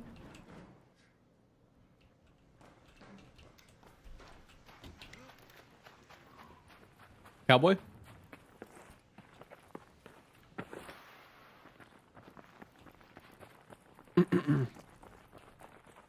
Hello? Okay. All right. I mean, he ran, I guess. Oh my god, bro. All right, Bent. Hello. Yo, can you hear me? What's up? Yeah, go ahead. Okay, so my take, one of the previous guys said that you would celebrate if Biden did the same thing. So I think maybe I understand the reason why he has that impression. Because of your like inconsistent, I guess, view on the like whole like Trump situation and the shutdowns. Like basically, you could say that maybe you're like a Democratic lapdog or something, or I guess Democrats in this case. What do you? I don't know what you just. I have no idea what you just said on the shutdowns. What do you mean? Okay, do you remember your stream with on Vic TV with like Prime and Connor? Okay. Or what? Or just tell me what is the position that you think I had or have that on shutdowns or whatever that is. Well, on shutdown, you had a position that is, I guess, too many lives would be like wasted if you continue shutdown because they will starve. The 2 million lives? Too many lives. Too many lies? Yeah, it's gonna be like a sacrifice basically of human lives if you continue the shutdown because they're gonna run out of food. Was that ever my position? Yeah, I think. Like you said, it was a good thing that Democrats ended it early. Are you a DGGer? Not really. I mean, I did watch Destiny a lot in preparation. Wait, have I? I'm trying to. Have I ever given this position before? Were people gonna mass starve if the shutdown continued? That was people are saying that this was a Hutch position. Okay, what was your position then? Maybe I didn't understand it.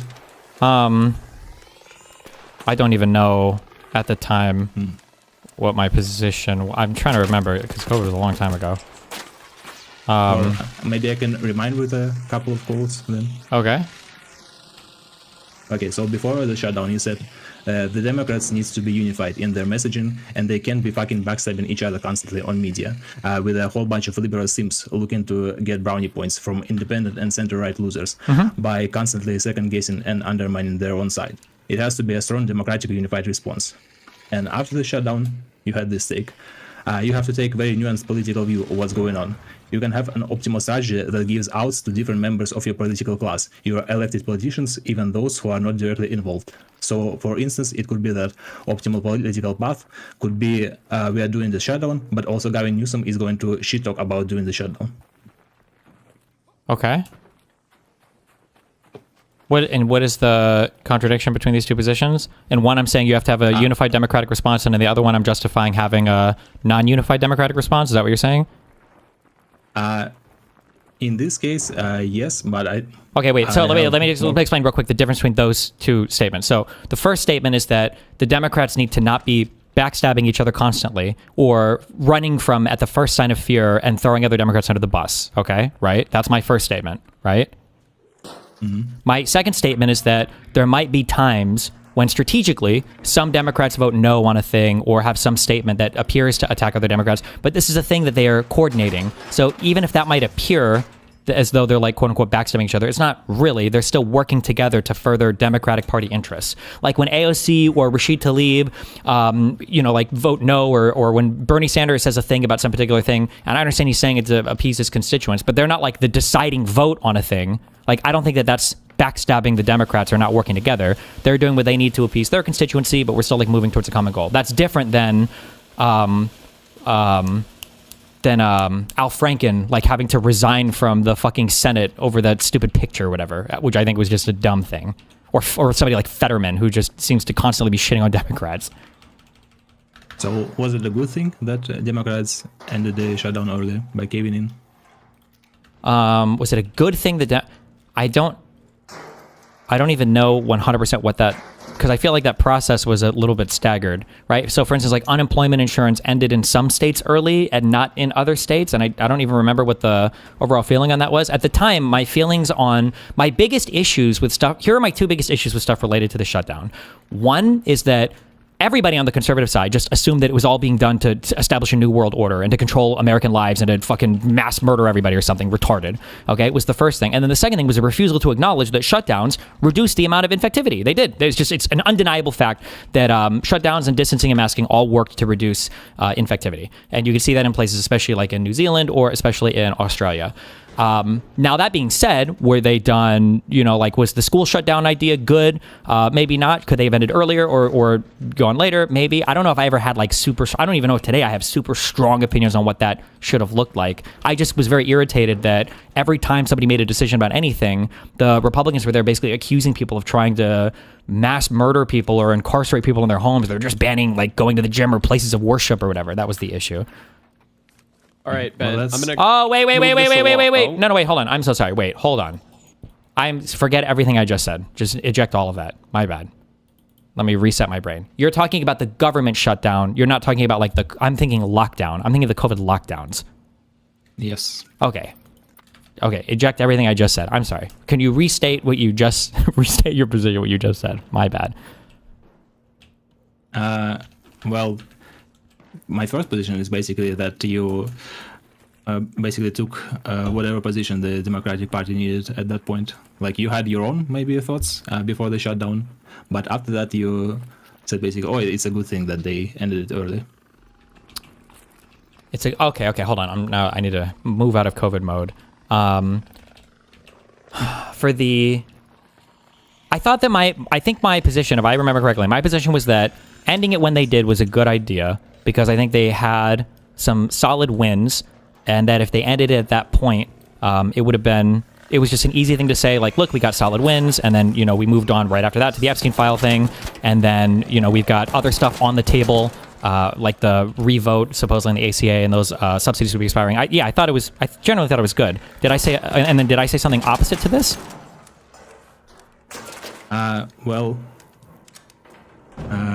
Before the shutdown, I guess I should ask you, do you consider that the thing Democrats did, or was that a backstabbing, or like trying to get a brownie points from independent and center-right losers? The shutdown, was that trying to get brownie points from independents or center-right losers? No, I don't think so. And that wasn't backstabbing from the other side, right? Wait, who's backstabbing who in this case, if we're saying it's backstabbing? I guess those 8 Democrats that caved in. Oh, because there were a few that voted to end the shutdown and the others didn't. Well, I don't think it was backstabbing because it seems like that definitionally, we can agree or disagree with it, but I don't think it was backstabbing, right? It seemed like that was planned by the Democratic establishment, right? Do you know that? I think, statistically speaking, I think almost 100%, yeah, it was. Because, like, the 8 people that voted, either, like, it was, like, the 8 that didn't have elections coming up or weren't running or something like that. It was almost 100%, like, a planned thing. For the 8 that defected on the vote, for sure, right? Somebody can correct me if I'm wrong on this. I'm almost positive that this was, like, a Chuck Schumer organized thing. Okay, I guess a little bit sus, but still.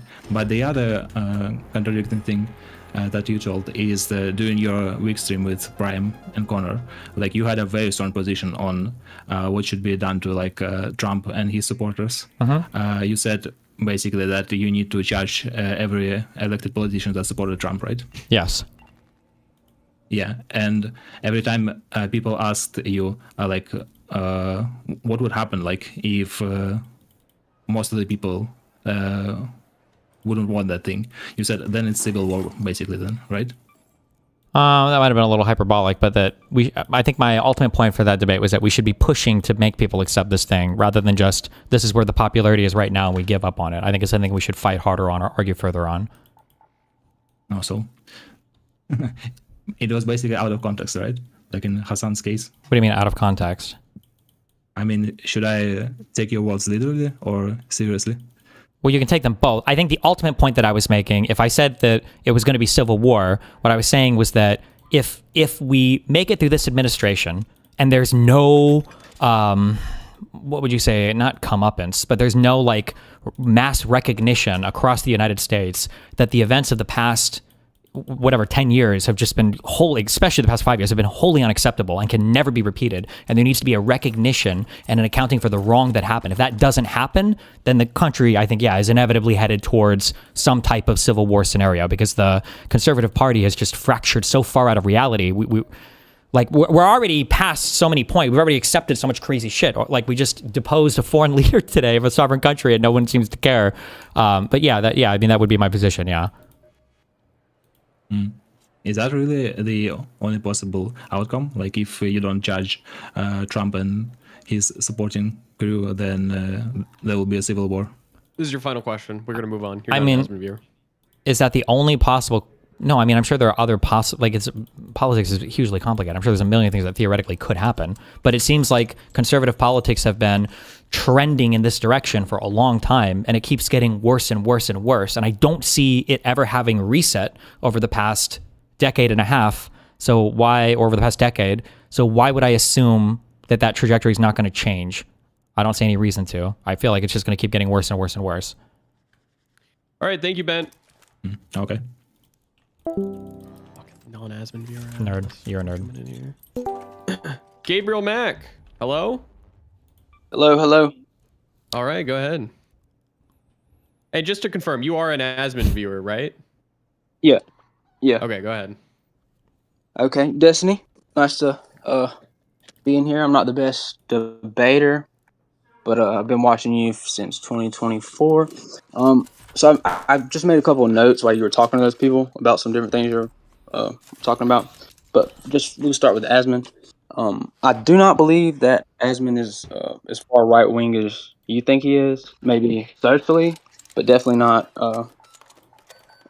economically. And he actually gets in arguments or talks to his chat about it pretty often. Yeah, I mean, like he's kind of like an economic populist, so it's not going to be like far right. It's just going to be Not like really. What? Not really a populist. I think he's a socialist. He says. I mean, I depending on how you view socialism or populism, I mean, that's kind of the same thing, I think. Okay.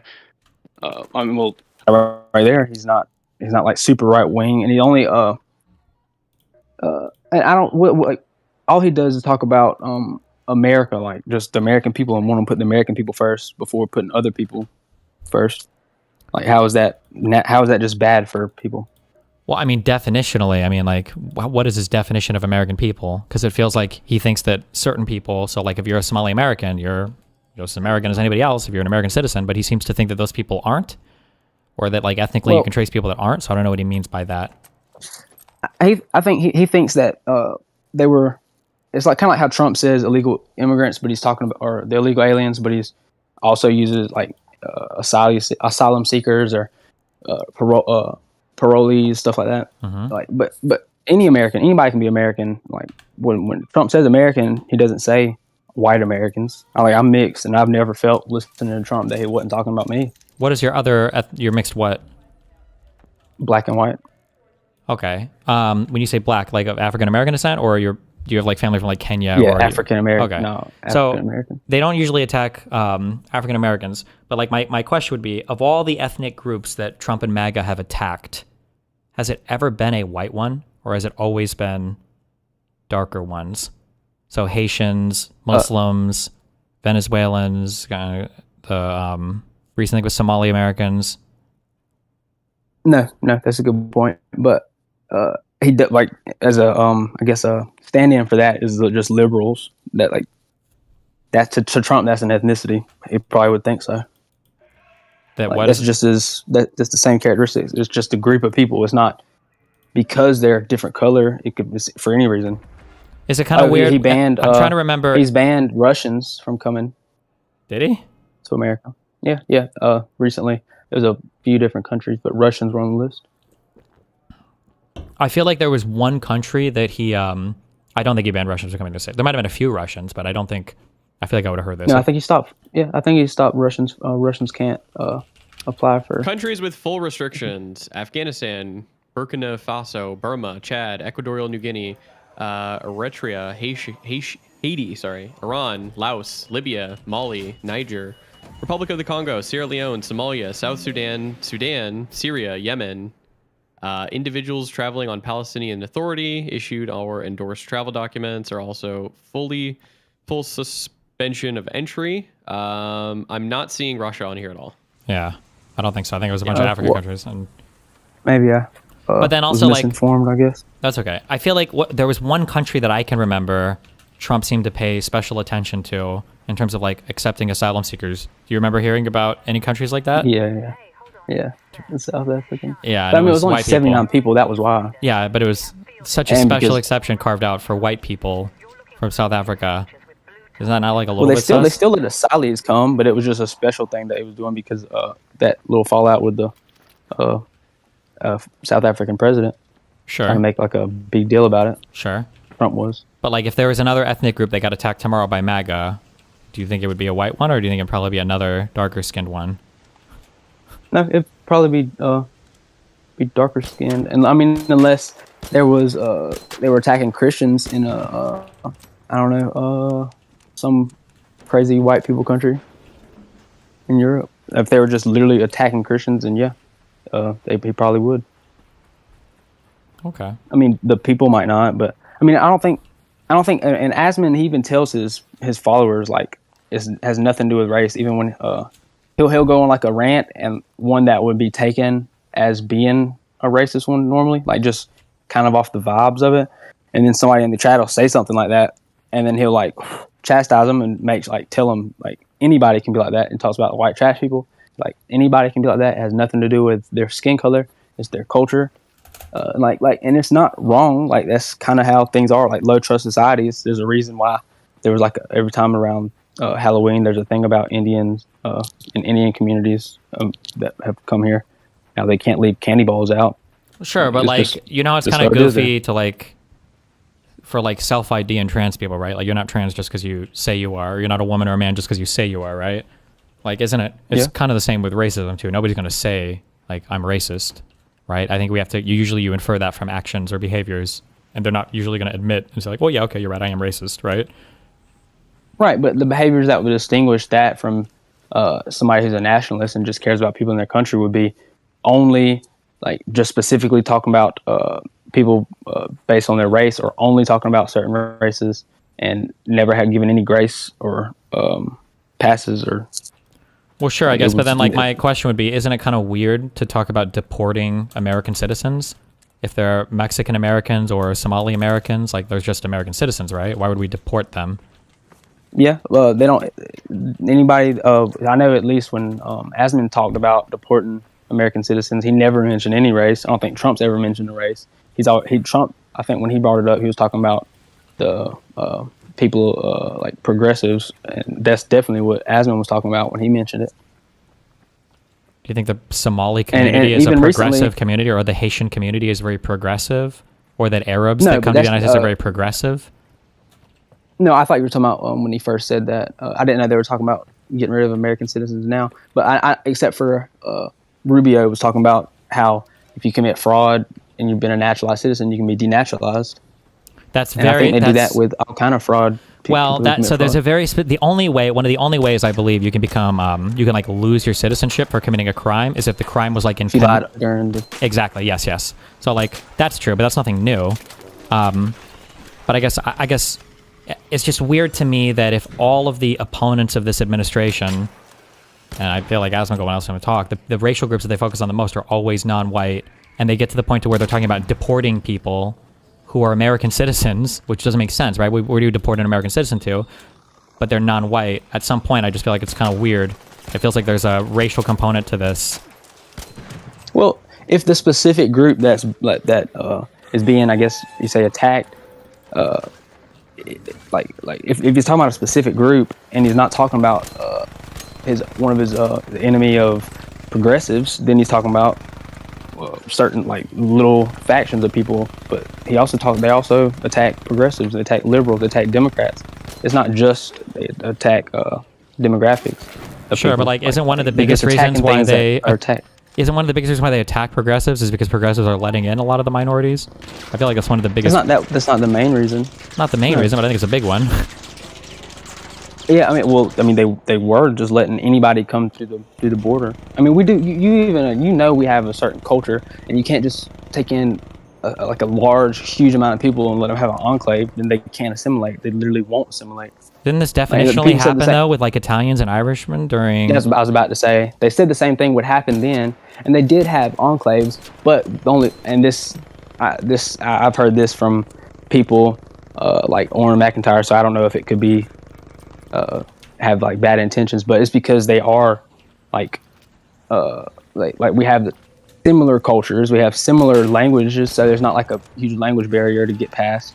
You know, like it wasn't as big of a leap to go from important.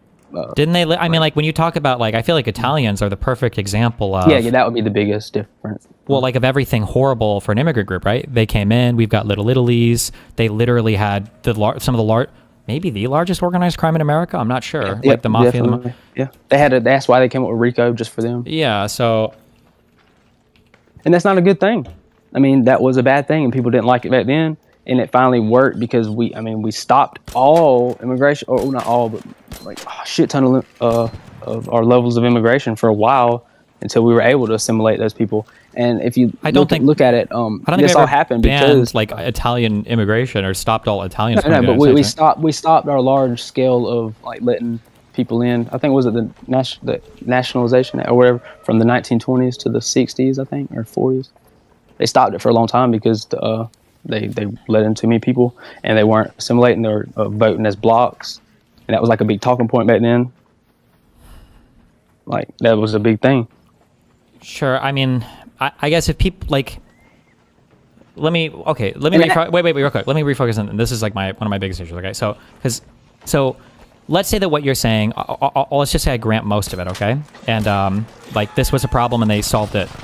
I feel like if you have problems with certain things, like let's say that we think, and honestly, like I would probably grant some of this even, that having like huge groups of a certain type of immigrant, like a certain ethnic group of immigrant living in a certain place, all not speaking English, probably will learn to game the system some way. Like I agree that these are bad things, right? But I feel like when it comes time to like solve those problems, there are conversations we can have about solving the problems, and then there are people that use that conversation maliciously just to push this, like, we need to just deport all of them thing. And I feel like I hear that last thing from Asmongold way more than anything else. I don't think so. Like, what is a single thing that Asmongold has talked about when it comes to like reforming these communities or helping these communities integrate better in the United States? I feel like all I hear from him is deport, even for citizens. Deport. Oh, his goal isn't like he doesn't talk about how to assimilate them. Like that's not really his goal. So, but like, he's fine with legal immigration. I mean, that's part that I guess that would be. Well, but not those people, I guess, right? Because Somali Americans are Americans. No, they can be integrated, but not.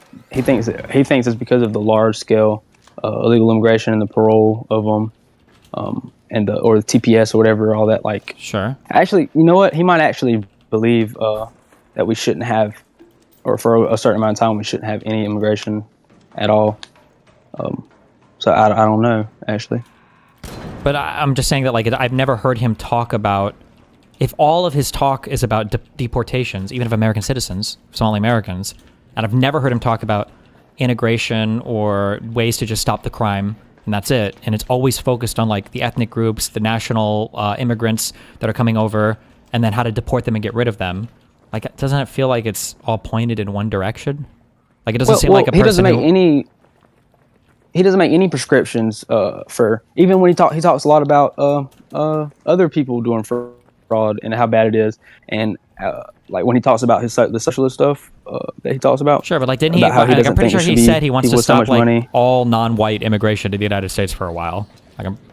He's okay. I don't think he just said non-white, but I mean he wants all immigration to stop, but like he's not making prescriptions for like how to like just to get rid of certain people because of fraud. He doesn't want like anybody doing fraud. He talks about other people that do fraud. He thinks it's all bad. If Asmongold would have said, if it was the case that he said we should stop all non-European immigration to the United States, do you think that would be a little sus? Would that make you think like maybe there's like a racial component to this? I don't think he would have a reason because they're Western societies. Okay, so then we don't have a. Go ahead.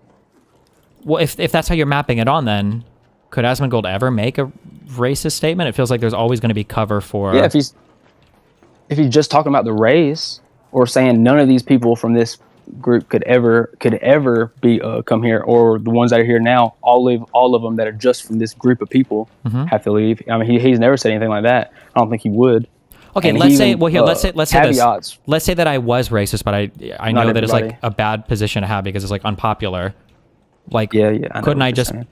possibly say always like, oh, I just want Western immigration or Christian immigration or European immigration? He doesn't say that. He hates Christians. He talks. I'm a Christian, but he talks shit about Christians. He thinks they're just as bad as Muslims somehow, even though they're not. Does he really though? Starting wars with people? Yeah. I promise you. He even thinks that they're starting even when people in the comments will talk about just Muslims, like when what was it? There was something happened, some kind of conflict or something happening. Oh, well, he watched the stuff in Sudan, and they were talking about people like, it's all Muslims. Everybody in the comments were like, it's always Muslims, only Muslims, and he was like, no, there shouldn't this shouldn't be part of any culture, any religion. He says like Christians do the same thing. That Christians slaughter people, and then somebody tried to have an argument with them about it's been a thousand years since Christians have started wars for that, and he like banned them or muted them, timed them out. But Sure. he doesn't. He's just atheist. Sure. I mean, I'm atheist as well, but I guess I think one of the reasons why it allows people that have the ulterior motives to even come in, and you're not bad about this, and you even say stuff about it, like because there's people who just refuse to recognize just the most basic facts of like that thing you just granted earlier, or just for the sake of the argument, like just because people refuse to grant even that little bit and automatically call you racist and stuff. That's why. Why do you think people? Why do you think people get brain broken on that though? Why do you think people like refuse to acknowledge stuff like that? Well, they've been doing that since before people started being more bold about. I'm only 24, but as far as since I've been paying attention, they've been like that since like before people recently started being able to be more like especially online to where everybody can see it and everybody participates, more open about how they feel about stuff. They've been but like this. like if somebody I would argue says it was worse. If somebody says like if you've got a person who, you know, when pushed a little bit reveals themselves, do you look black? I guess you said you're mixed or whatever. When I was in college in Athens, UGA, people thought I was Mexican. They thought I was Mexican. So I guess sure. no, I guess like black, just like hypothetically, loose curls. if you've got a person who's like you're not sure if they're racist or not, but they just say kind of like weird things sometimes, and then something bad happens to them, and they like go off on some crazy racist tirade. Would you look at that person and think like, oh wow, that last thing that happened just turned them racist? Or would you think like, ooh, I don't know, maybe this is kind of lurking the whole time, right? So like when you say that like, I'd probably remember little things. Sure, yeah. Or when you say like people haven't been like full on like mask off about everything until recently, sure. But I think that like people have like this suspicion, and I agree with you that it's dumb. I think one of the biggest issues that liberals have is sometimes they just can't admit certain things, like black people commit more crime. Like it's a really hard thing for liberals to admit sometimes. But like I understand why it happens when the person on the other side is like, don't you believe that black people have the warrior gene, so they're genetically predisposed to committing more crime? Like when the person like that is arguing against you, it's really hard to say, yeah, I kind of agree. Black people do commit more crime, because it's like, well, hold on, what am I agreeing to? You know? Yeah, but like it's always been a culture argument until recently. Like I'd never even heard the genetic argument until I mean, we say we very can, recently. We can call but it even when it was a cultural argument, it was shut down. We can call it a cultural argument, but when the cultural argument is always seems to be aimed at one direction, like but it's not like they'll even bring up the white people that act like that or act certain ways. They even bring well, no, like but they don't really though. So like here's a big not difference, seem okay? racist. You've heard about like crack cocaine, black neighborhoods, cops need to crack down on it. You've heard about like black people smoking weed was a stereotype when I was younger. I don't know if this is still like a huge stereotype, but like when we talk about black people and drugs, okay, I swear I'm not trying to sound too woke here, but we talk about black people and drugs. This is a black person's problem and it's a policing problem. And that, in my mind, this is basically exclusively how it's talked about. But when white people, really? Yes. Do you think it's different, or do you disagree with that? I know for a fact that you 100% along like in the like before the 90s, like yeah, like for sure, like openly on the news and stuff. Well, not news, maybe like opinion stuff. But I don't think so. I don't think so. Actually, since the 2000s and stuff. Or what do you mean? What are you disagreeing with me on?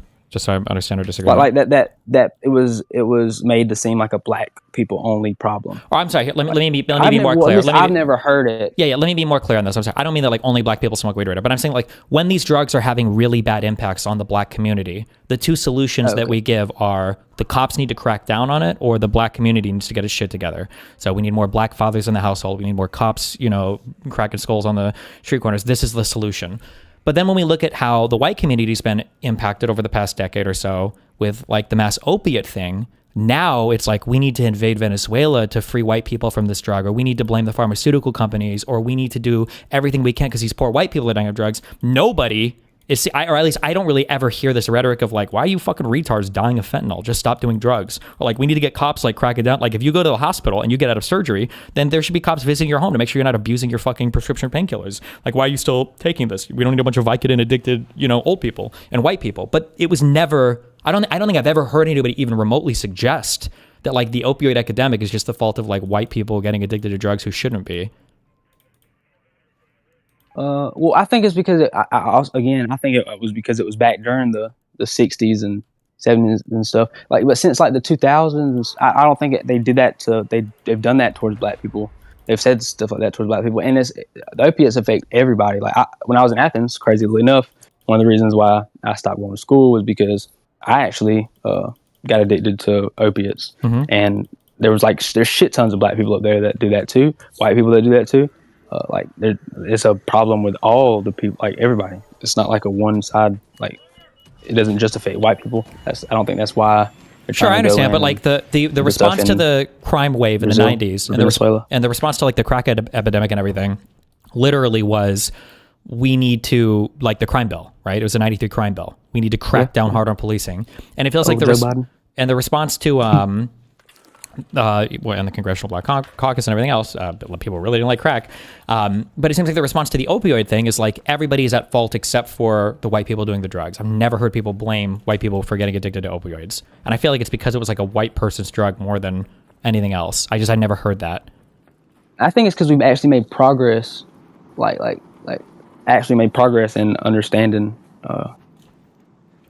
like how it actually does affect people and that it's a disease and stuff. Like I've listened to them talk about it on Fox News, about how it's not like they've talked about it in that way, how it's like an issue that can affect anybody. There's people. There was a couple hosts on there that talked about how that was part of some stuff that happened in their family. Maybe that it does have something to do with what you're saying, but it also could just be because it had never affected them or white people in that way to where they even had a way to understand it. But now they understand it from everybody. I just think it's just because it's two different like areas in time, like two different parts in time. And that was also right when well, never mind. That's not. I don't think that's true actually. I guess I disagree, but it's hard to. The last thing I think you could say is that Asmon's a racist, because he even says stuff that, like when he says it, I'm like, oh, that's gonna get clipped. That's gonna sound bad, and he'll say it like openly, like about how everybody makes jokes and like how he's actually probably worse off stream. I know that's probably not making the case for him right now, but he'll say stuff like that, and I'm like, that's. If I think he was actually racist and trying to hide it, I don't think he would say stuff like that. So I mean, like my issue related to Asmongold and racism is I wouldn't say it's necessarily like racism. The term I use is like xenophobia. Like 100%. Yeah. So I don't think that's wrong. There's Japanese are xenophobic. I think and if they weren't, maybe we wouldn't have Japan. Like I think it's good to preserve cultures. Well, yeah, maybe you can make that argument in some places, but like, how does it work in the United States? Because aren't we kind of like not to be like again super woke, but like aren't we kind of like a nation of other peoples, like of immigrants? No, I agree with you, but that's when we have it where people are assimilating and people that actually love the country and want to come here. Like, and I appreciate how, and I've always said this, and I've been so frustrated because they never do this. Like, and I have this argument in the comments with people, like on like every now and then in the like right wing side, you'll see people in the comments being racist. And it's not as common as some people would think it would be, and there's people arguing against them. And I'm like, when Donald Trump says I even tell him, like, when Donald Trump says Americans, like, what do you think? You think he's saying white Americans? You think he's just talking to you? Yes. And like I don't think so. I don't. And they've recently started actually, like I think clarifying. Like, so, like, Christy Noem has a commercial about it. Well, here, J.D. so Vance even said so on stage. yeah, I know they'll say a thing, but like, so like here's the thing, okay? And and I actually in the past, and I guess even going forward, I blame liberals for this shit over like fixating on fucking words and stuff. Okay, I think that it's more problematic if you have a person who just like constantly says the N-word and the N-word and the N-word or whatever, and they just say racist jokes all the time or whatever, and even if they don't like black people or, you know, racial groups or whatever, like, I think that that's bad, but I think that it's worse if you have a person who never says a racist slur or never utters a racist joke, but they say things like, I don't think a person from that background could ever properly assimilate to this country. But if they're not using a racial slur, people never consider it racism. But I think that second person, I think Asmongold does that a lot. I think that person is infinitely more harmful and infinitely more like actually racist than like a person who just says racist jokes, just does dumb shit, and maybe even is racist a little bit. Because like that other person, have you ever heard of the term like racial essentialism? Basically the idea that like culture comes from people's ethnic backgrounds or whatever. Like I do think that Asmongold believes that. I don't know if he's explicitly said it before, but I think that he thinks that like the chances of like a person of like a Somali background ethnically being able to assimilate to American culture, it's going to be much harder for that type of person. Like I think that he kind of subscribe. Why do you think that? Just because of the way that he talks about, like, it's just, I don't think I would ever hear Asmongold ever. Let's say that a group of Swedes were discovered in the United States to be doing some fucking fraud or whatever, or Italians or whatever. Maybe there is some example, and I just can't think of it off the top of my head right now. But, like, I don't know if I would ever hear Asmongold saying things like, we need to deport these types of people from the United States. Like, Swedes are trying to scam us. Norwegians are trying to, you know, get one over on the system. French people are trying to, I just don't know if he would ever talk about those groups of people the same way. I mean that's possible.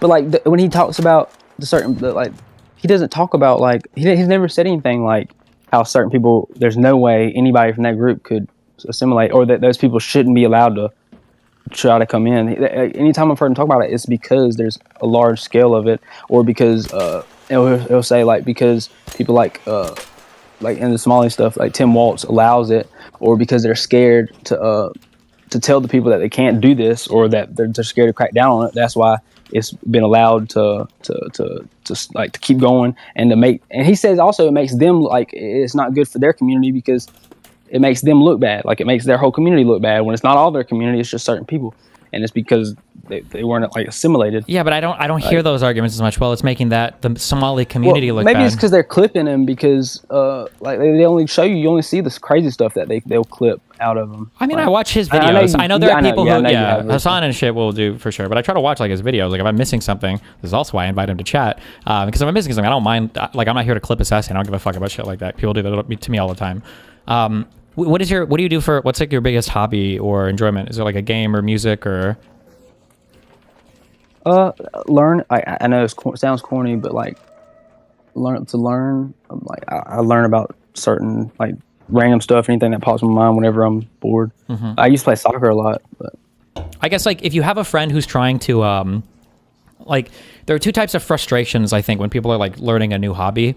If it's like playing an instrument or playing a game or whatever, where somebody will get frustrated with a thing, and every time they get frustrated, like I'm done, like I quit, like I'm done. Yeah. Versus like another person who gets like frustrated and they keep like trying it over and over and over again until they like get it, right? The first person probably seems like they just don't give a fuck about the thing very much, but the second person genuinely really likes the thing, and even though they're getting fucking frustrated, they're like, I'm gonna do it again. I'm queuing another game. I'm gonna practice at a slower tempo, whatever the fuck, right?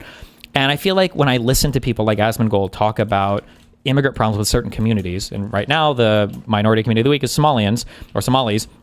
It's like when the answer is instantaneously deport them all, get them out of here, deport them, get them out of here. It's like, okay, well, this doesn't seem very solution oriented in terms of incorporating these people in our country. It seems like you just want to like remove this whole ethnic group from the country for whatever reason, because it's the flavor of the week, minority group to hate, and that's just like mega sus to me. It feels like, especially when it only happens towards communities of color. Well, I don't think the issue is the fact that there was a lot of, or at least he believes, based on, I guess it could be lies from Trump, it could be whatever, but he believes the issue is the fact that there's been a ton of illegal immigration or illegal immigrants coming in, or people that come in that are allowed to come in that don't want to be American, don't care to be American, don't have the best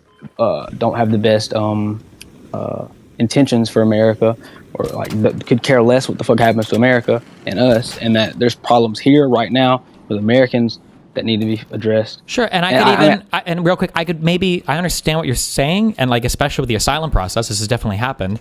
But then again, I think you're running into that problem of like, why are we incorporating so many different groups with each other? Why are we grouping so many of these together? Because like Somali Americans don't have anything to do with like all the mass asylum seeking from South America, right? That was like a different type of problem. So why are we even speaking of these two things simultaneously? No, right. But that's where the part about him saying like stuff here needs to be fixed. Like there's problems here, there's issues here right now. And like we need to like people, they just need to go. They're here illegally in the first place. Yeah, but not the Somali Americans. They're not illegally. That's not even the claim for that. I'm talking about the other people. Sure. Like the other people. Like, yeah, just sure. In general, that's his whole prescription for everybody that came here illegally. Any race, doesn't care what color, doesn't care who you are. Like if you came here illegally, don't care. He don't even care your age. He think it could be old people. Regardless, they should be gone. All of them, everybody. It could just be because he's been convinced that. I mean, and there is some truth to like some of the issues that they cause, and like some lies that people say, like how we need them for certain jobs that Americans won't do when they only make up. There's like out of the 484 different jobs that that we have in America, there's only 6 that are even immigrant, like have a majority immigrant, and none of them are majority illegal immigrant. Like there's no job that they only make up like I think 5% or 1% or 5% of the entire workforce in those in the areas. Sure, I mean, so. Yeah, sure. I don't. Okay, I'd have to see specifically what you're talking about. But even if I don't necessarily disagree with any of that, I guess when I look at Asmongold and the way that he talks about these groups, I only hear a solution that's put forth that basically says we need to get rid of all of them. I don't hear any solutions put forth that makes it seem like we want to incorporate any of these people into America, and it only seems to happen with groups of like other colored people. Do you think that like even if I'm not the most like diligent Asmongold viewer, assuming that everything I've seen there is true, and maybe there's other stuff that's exculpatory, but like, do you understand how somebody could come to the impression like, ooh, maybe this guy just really doesn't like... Yeah. Especially if you've just started watching them recently. Like I started watching them actually from listening to you. I think I started watching them maybe April last year. Mm-hmm. Yeah, April of last year. And the first time I'd heard him talk about groups of people was him defending them, and like talking about or defending them against people in his chats. Like that's why I know he's not, or that's why at least I believe he's not, unless he's recently become more xenophobic or racist. Like I guess not xenophobic. Is that the same thing as like somebody like ethnic stuff? Well, like I think it's a weird I guess actually it's a different kind of xenophobia. Because like he's xenophobia. He's nationalist. Yeah, but it's only towards like, it feels like certain ethnic groups. It's like the weird thing, I guess. Well, what other like we don't have a lot of immigration from white countries or illegal immigration from white countries. Maybe not illegal immigration, but again, like this conflation between legal and illegal. He would hate it if there was a white Christian country that they were trying to sneak in here. Sneak in, yeah, but again, we're conflating like illegal immigrants with ordinary immigrants and everything else, right? I think it's, again, that conflation thing of all the different immigrants is a problem, but... I don't think he talks about all immigrants. Like, I think he just talks about illegal immigrants. I could be mistaken, and it's just this the Somali thing recently. I mean, that could be different now because of the Somali thing that he talks about legal immigrants too. If Donald Trump he doesn't talk about any other group. If Donald Trump tomorrow was to announce a ban on all just South American immigration, do you think that Trump would, or do you think that Asmongold would support that? Like just South America, probably. If Trump was to announce a ban on all European immigration tomorrow, do you think Asmongold would support that? 100%. 100%. Probably even more Europe? so. You think so? Probably even more so. Okay. He doesn't like Europeans specifically. But I meant to say, like, he's been covering the Iran stuff. Like, he's one of the only people. Also, this is another reason why, because he's one of the only people who covers like stuff that happens in random countries, like Nepal. He covered the stuff in Nepal. He covers the stuff right now in Iran, and like the amount of support and like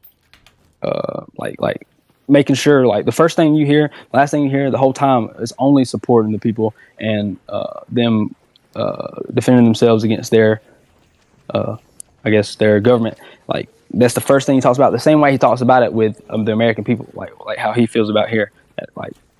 That's all he talks about when he talks about it, and he's one of the only people who even brings this stuff up in the first place. So. Did you hear when But Asmongold was I talking do about how agree like about- we should have like people of similar cultures immigrating here, and like the UK would be a good example of this? Do you remember him talking about this at all, or no? No, but I don't doubt it. But I mean that's true. I mean, and like that is true. Okay, I'm just Like, challenging. I also feel agree like when you say it. I don't know if he would be Go okay ahead. with like banning all European immigrants. I feel like he would prefer. Yeah. Well, I mean, if you're including the UK, like yeah, maybe not the UK, but I mean, like Europe, the group, like the landmass touching, yes, he'd be cool with that. Like when you said about the Asman, about him getting his news from the feed or whatever. Yeah, I agree with that. Like that's fucking retarded, because there's arguments he'll make that are on my side that I don't agree with him, because he doesn't actually know what he's talking about, and he's not representing it right, and he just makes it look stupid. But he does argue for it, and I don't agree with that. Like I think he should actually research stuff and know why he feels the way he does. And sometimes I feel like he doesn't, and then he'll give an explanation that makes perfect sense, and like. can you think of like? I'm curious. Can you think of save it? them, but Is there like a single issue that you feel like he's talked about on stream over the past year or two that you feel like he's researched? if not nothing political, no, fuck no, Mm-hmm. nothing. I don't think he researches any of that shit. Is that And it's kind of not like a good look. Yeah, isn't that kind of problematic? Yeah, but but he's directionally right. He's like I guess he's justified in his feelings about it, like, and he also he'll say when he does it, he's not 100% sure, and not all the time. Sometimes he'll say he's 100% sure about something that he's completely wrong about, but I mean that's not a good. Do you think he has like an obligation to do a little bit of reading or research, maybe?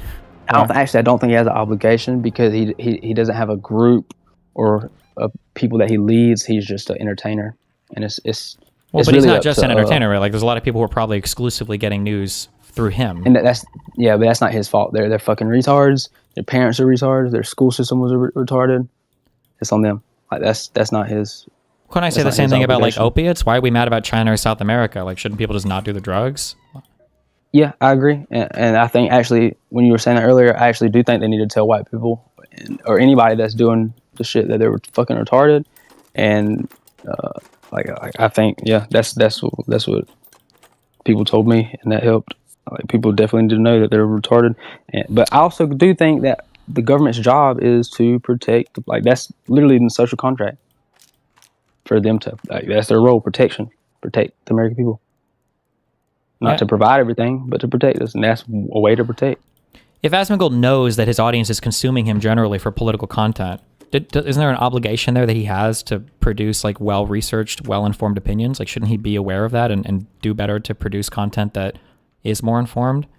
No, and he says he'll even say this is what, like that's what he believes.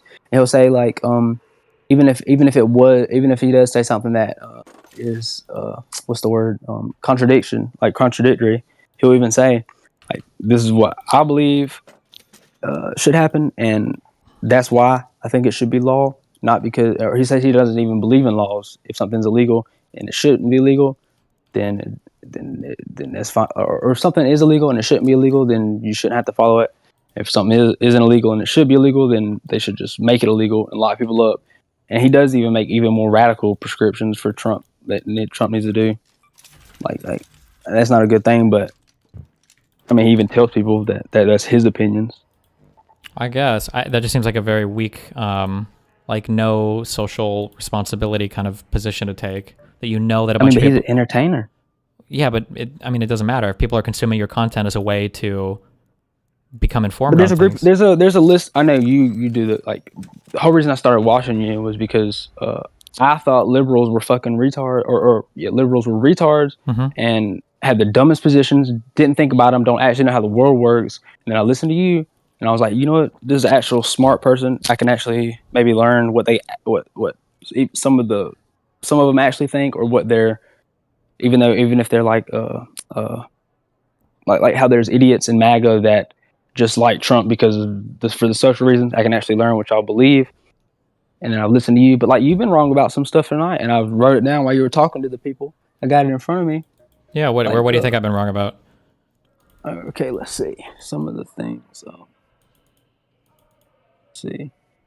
Oh, the deportations. I think one source says this.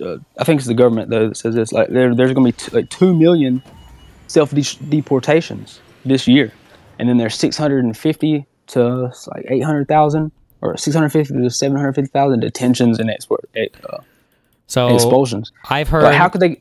Well, just real quick. So here's the issue that I have with the deportation thing, right? So Trump has claimed we're now up to, he said, 30 million people came into the country. Well, Trump hasn't said 30. Trump said 25. Trump said 30. That was the last number he gave. Vance said 30 million. Trump said 30 last time. Last he gave a number. We can find it. I know, because he ups the number every time.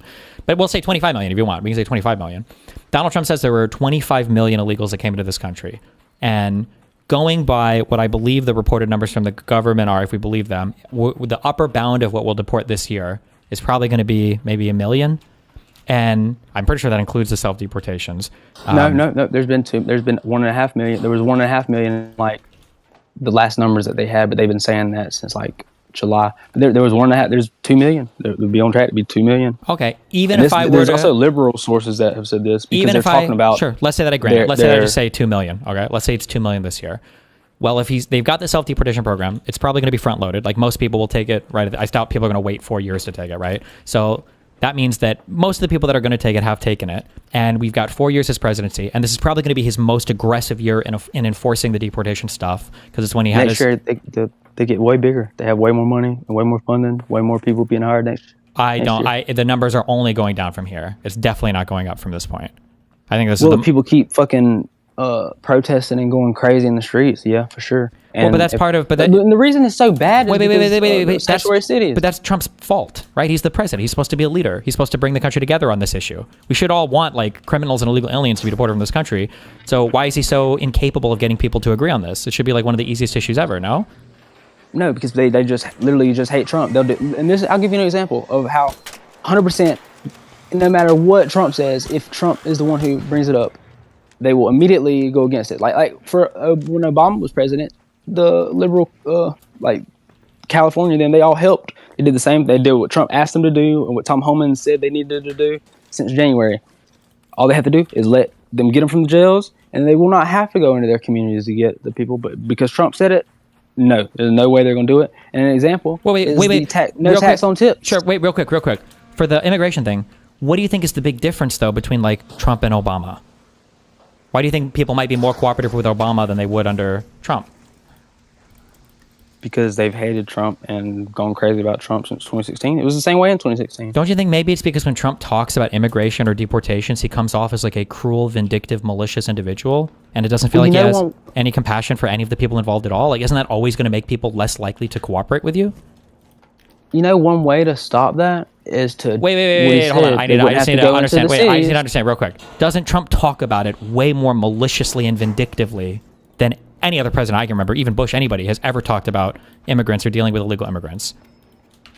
Not immigrants, but dealing with legal immigrants, yes. But it's got, since this year, like since this term, yes, since he was proven right from his first term about needing the wall and shit, and they said no, they shut down the government in 2018, I think. None of that necessitates him fucking funding to build a wall. None of this necessitates him having to be cruel about it, right? When someone starts acting cruel, people are going to look at your motivations and start to second guess why you're doing the thing you're doing. That's Trump's fault. He has nobody to blame but himself. He's not really being cruel. Alligator Alcatraz, dog. He didn't come up with that name. Doesn't matter. He supported it, and they advertised on it, and they memed on it. They posted videos in front of cages of illegal immigrants with that specific one is one that they mainly put people that committed crime, like had committed crimes. People. But it doesn't matter. Crime is a sad thing, and people are committing crimes. It's a sad thing. All of it is a sad thing. When you're like doing the people getting crimes committed against. Well, for everybody, for the fact that anybody would even have to commit a crime. All of these are sad. These are bad things. We don't want people to commit crimes. I used to be a criminal. No, they should fucking be punished. They're criminals. Sure, but they should also, they should also not commit the crime, right? That's but you know what? But look, that's what I'm saying though. It wouldn't be as bad, and their shit wouldn't be as crazy if they just listened and in the first place had just handed over the criminals. Then Tom Holman said it a million times. They will not have to even go into the cities if they just give them up. So you think there's no possible way that Trump could have handled the situation like a better leader? Yeah, 100%, 1,000,000%. Okay. Trump has nobody to blame but himself for why everybody is so aggressive against his position on immigration. He talks about it with like, he's the most cruel sounding person. And when you're celebrating the alligator Alcatraz things, you're posting all the crazy videos, you're having ICE run around with masked men and everything. Like, you're making it look as bad as possible. Why would you expect anybody to cooperate with you? You know, Trump hasn't always been like this. It got a lot, like this whole thing's been exacerbated by him, just the way he was attacked and maligned his first term. Well, because he also you don't think that has anything to do with it? No, I think it does, but he also had he did a lot of bad stuff his first term. But I mean, that's his fault. He's bringing it on himself. Just the fact, like even when he was running, even when he just first became, like, just the amount of lies and crazy stuff that they like people that the media. Even when he came in on the first thing, what did he say? He was going to clean out the deep state, drain the swamp. He launched a war against the entire government, and not the media. It wasn't the media though. He attacked the media as well. He attacked all these people. Once they started attacking him, and he's a fucking he's an egotistical, narcissistic person, and he can't deal with that. And that's also one reason why part of the MAGA movement has gotten so bad. Wait, do we want a president who's egotistical and narcissistic? Isn't that really bad? Yes, you can. No, I mean, yes, it can be bad. It can be good. There's nothing just one thing, like nothing just bad or good. It has pros and has cons. What are the pros to being narcissistic? Can be a bad thing. Like the ability to like when they have a plan or something that they need to do to focus on it and get it done, or even if they know it's good for the country but the media as whole is attacking them. But if he's narcissistic, he doesn't care about what's good for the country. He just cares about what's good for his own ratings. No. Yeah, and as long as the people that I guess the MAGA people support him, then he'll keep doing it. It's not just his fault. Like, this liberals and the media have a lot to blame for that too. He's not all bad. Like, what did Obama? Can you name a single thing? What's the worst thing that like Obama did when it came American citizens? When it came but, to I liked Obama. Hold on. Overall. When it came to dealing with like negative media feedback, you agree that like Obama got it real bad from the conservative media, right? Super bad. Yeah, but not like to that degree. Probably. Well, I don't know. I was a little kid. So what was what do you think? What was the worst response that Obama had to like negative media coverage? He's a different person though. Like, it isn't a better person, right? A better person. But they 100% better person. But they didn't like specific like attack. Bro, come on, it's uniquely crazy the way they've attacked him. I agree, but it's also because Trump has been uniquely crazy. It's because originally it was just because he was a fucking idiot. That was the original reason why, but they just kept on. Well, being an idiot is bad though. If you're the president of the United States, you'd hope you'd be pretty intelligent, no? Yeah, I mean, like he for the business and like certain things he is smart about, but like I don't know about that, but like social intelligence maybe not as much. But there's other things that you've said. That was, well, I guess hold on. So just to center, like the media is mean to Trump, but Trump explicitly made an enemy of the media, right? But he didn't at first. Like he did. There was even a I forget who it was that talked about it. Somebody that was there, like how he thought it was going to be all nice and cozy, and was like trying to make jokes with the media, and was so like inviting towards them, and the way they immediately started attacking them and stuff. And then like there's even I think that was like the video when he started first saying fake news. Yeah, like because that's because he went from being a celebrity. About it, he was fucking tired of it. Because he went from being a celebrity, right, to being a politician. The media is going to be way more critical. Being loved to being hated, yeah. Well, to two sides, it's politics, right? But if he's not prepared for that, then maybe he just should have never gone into politics. Maybe he's just not the person for it, and he should have never been supported going into politics. Right, but I mean, if there's if that's our side, and then the other side is only bad, like Trump's policy stuff is good for the right wing, but his it comes with some negatives in the political sense. Okay, sure. But I mean, the if we left's can agree, policies are only bad. Okay, Why, fine. like, That's there's fine. no Yeah, reason I for agree stuff that like would be true, right? But we can agree then that at the very least, like Trump's approach to the media and everything is just a strict negative. There's no good excuse for it. He should be an adult and not be a baby about the media, right? He shouldn't be like suing pollsters. I don't. How would you? Okay, so another when you say talk about this stuff, I mean, some of the lawsuits I don't think are bad at all. I think he's wrong for his lawsuit against Pulitzer, that lady, Yeah. because I don't think he thinks that she was trying to influence the election by making people think that he wasn't doing as bad purposely, which I think that's a bad one. That's stupid. But the rest of them, they settled it. If they thought that they could easily win and Trump was wrong, they would not have just settled it. Like ABC shit. Don't you think they were worried about engaging in an active lawsuit against the president of the United States when the president of the United States can determine whether or not like your company's mergers go through or not? Fuck no, they would love that. They would love to have a reason to be like, look, see, Trump is persecuting us. They know they would have lost if George Stephanopoulos took that shit about George Stephanopoulos to trial. And there's plenty of things that people have said about Trump that could have some truth to it that he hasn't sued but about. How could you, He's only sued about we stuff saw that are actually illegal. We literally saw them do. Slanderous. Well, we don't know that. That's not true. So, like, he sued all the social media platforms for banning his accounts because he said it was a First Amendment violation. That's probably that could not be. true. Yeah, that could be. But like we saw with Kimmel, we saw him pressuring, and the FCC guy talk about having their affiliates pulled or whatever, or the licensing from their affiliates pulled because of that wasn't Trump. That was just that guy. Well, but the guy was working under Trump, right?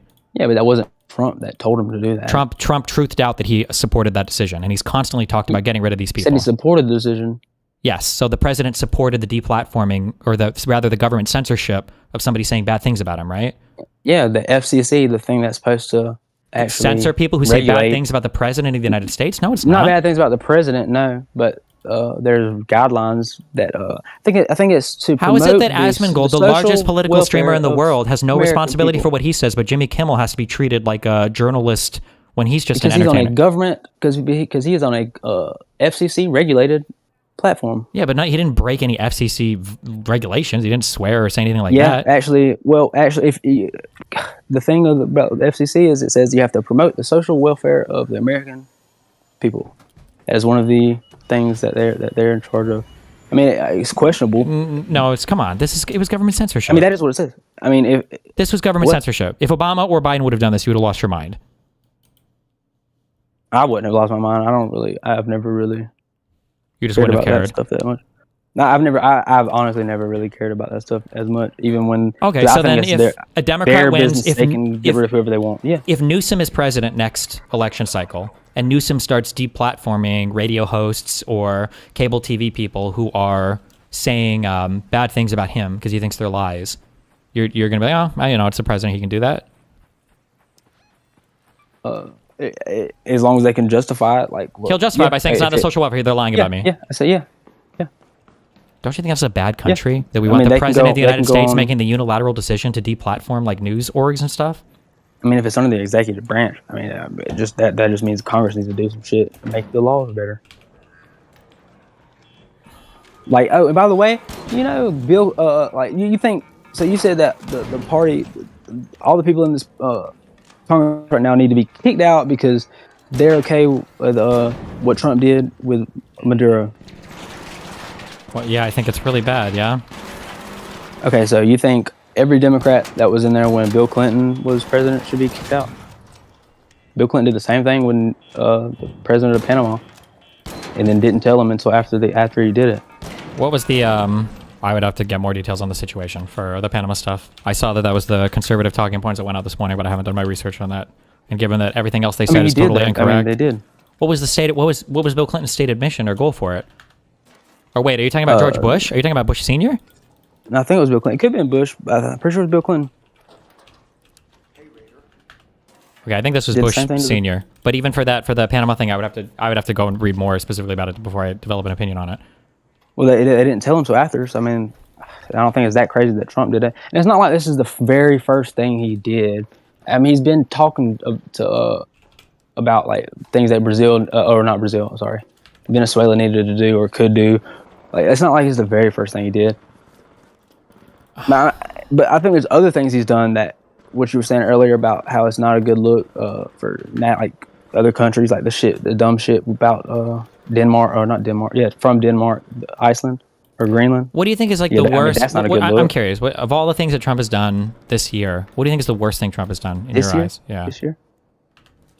Oh, oh my God. The coin shit.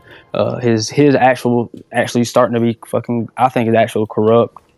Like, that's corrupt. That's stupid. I don't like it. I don't know how the fuck they could justify it if the Democrats ever want to impeach him for annulments and shit. I think that would be the best. That's the only thing that they should try if that was their goal. That I don't think you can really argue if it truly what he did was illegal ever since the word. You can't argue that. Like, that's crazy. Shouldn't be doing that. Fucking. Are you talking about his? I think people are buying pardons from him. Huh? Are you talking about his crypto coin? Is that what you're talking about? That the plane possibly. I don't think so, because I also think his work with those people are one of the reasons why gas prices are going lower. With which I think people? he's doing that for the American people, the Saudis. That's one reason why gas is getting lower. Literally, the guy, he asked that guy to lower the oil prices, and they did. Like, he's doing that for the American people. But the fucking what did I just say? The crypto coin you said was bad. But there was something else. I think he's buying I think he's fucking. People are paying him for pardons. Okay. I think so. Oh, but you've said before. You said this a couple times, because when he said he didn't know that guy, the billionaire. Yeah. That's he clear, like, the lady asked him later on, and he even explained he knows exactly who he is. He knows exactly what he was in trouble for and all that stuff. But he was saying he personally doesn't know him, but his sons personally knew him, and they asked him to. He didn't say he literally didn't know anything about the guy being pardoned. He was saying he didn't know the guy. Do you think that there's anything in the totality of the Biden admin and Obama admin that like is on the level of corruption related to like the pardons or the coin? Nope, not at all. As far as personal corruption, nope. But I think I don't know about Obama, but for Biden, I don't think it was good for the country, and I don't think it was his fault. I think it was his party's fault. And if you listen, there's a great fucking what's it called? Interview on that guy you don't like, the Shamat guy, the All In podcast or whatever that podcast is called. Smollett? No. What? Oh, okay. Did you say Jussie The Smollett? Indian guy. Smollett? Indian guy. No, he's talking about Chamath or whatever. CHA, Chamath. I don't know how to pronounce his name, but yeah, maybe it's not. Yeah. With Joe Manchin, you gotta watch it. You have to watch it, and you also have to watch that John Thune's thing to Congress about the ACA subsidies. This is completely separate, but you need to watch that too. And then in the totality of Trump's 5 years so far in office, like besides I guess immigration stuff, like what is the thing you're happiest I guess that Trump has done? Well, this is going to sound stupid to you, but I also think it's one of the reasons why I hated Biden. Just the directionally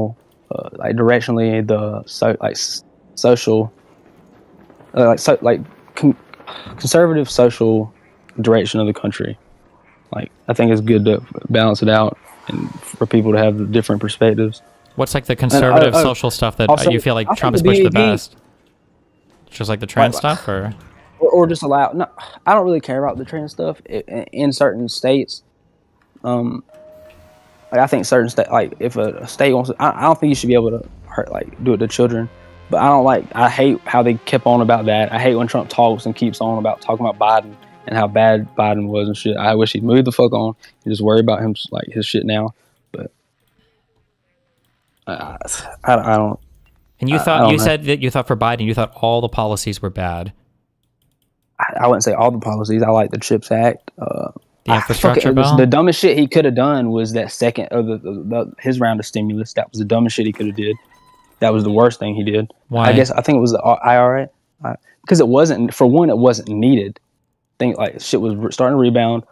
The first one was good enough. The Democrats really got it was written by the Democrats. They got what they needed the first time. And this one was just for the businesses. It was really the Green New Deal, just rewritten. Because they couldn't get a lot of the shit in there. It was social. What do they call it? It was just for the fucking big businesses. It was just free money for the businesses. Wasn't the biggest free money for businesses the PPP thing that Trump did? But that was like for all businesses. This one wasn't needed though, and it killed him. It caused inflation to keep going and get even worse. Didn't the U.S. like outperform most other countries when it came to inflation? Well, we are the world. We are the reserve currency. We should have did better than other countries. Yeah, so I feel like if we could do more stimulus and prevent unemployment and everything, I feel like that'd be a good thing. No, like we came out of COVID like pretty well. But it wasn't needed. If we needed it, yes. How do we know it wasn't? I feel like we came out better than everybody else. You're saying maybe we could have done even better, maybe, but I mean we did. Well, economists even said at the time we didn't need it. Joe Manchin even told him that we didn't need it. Like that, they were advised in their committees and stuff that it was not needed, and there was a shit ton of stuff in there. It was literally just free money for NGOs. Like a lot of the shit in there was free money for NGOs. It was a shit ton of pork. Like, I know they say that stuff, but like Joe Manchin talks about it. He wrote a book about it. And talked about how, and it wasn't Biden's fault. I don't think it was Biden's fault. It was the people around him in there, is what Joe thinks.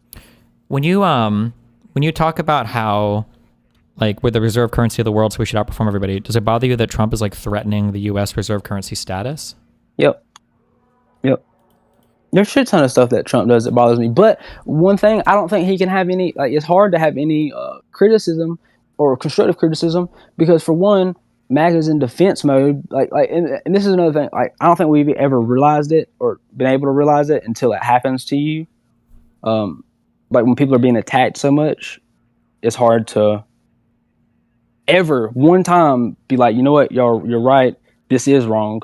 Like, because you have to defend. Yeah, but Obama and Biden were defending constantly for the entirety of their term, and most of the accusations I don't weren't know about Biden. I don't know about Biden. What do you mean? They were accusing Biden of being senile. They were playing the Hunter Biden shit nonstop. I mean Obama. For Obama, they complained about all the race stuff. They called him a socialist and a communist. The conservatives attacked him relentlessly. I mean, it could be, but there's no way it was to the same degree. And for one, Democrats have all the institutions. They have the culture. They had the culture the whole time in the media. Like there was no way. It was not the same. It's not the same. And y'all had the culture and all the institutions when Trump was attacked. So like that's even more makes them feel like more in a defensive posture. And he even fought off the Republican like Trump's injection into U.S. politics was literally the fucking birther thing. Like it was him saying. Where you got that from? Hillary Clinton. No. Yeah. No. The first time it came out was when Hillary Clinton was running in the. No, Trump tried the birther thing in 2012, like even before. Yeah, but the first time that ever came out was I'm talking about from Hillary Clinton. The first time when Obama was running. No. From the first time. Listen, even if I granted you this, even if I were to grant you this, why would that excuse Trump basically running on it? I think he believed it. It was stupid. Like they even I don't know if it's fake or not, but like there was a whole thing where they compared it to some dumbass. If he believed it, isn't he so incompetent that we would never want this person to be president anyway? Well, no, this just came out. This came out recently about he pushed this birther thing for like 6 months. He did this birther thing for a long time. He believed it. Yeah, but like if he's that stupid. But listen, at the time it came out, like it was fake. They thought it was fake because the writing was exactly the same from at another hospital, somebody else's.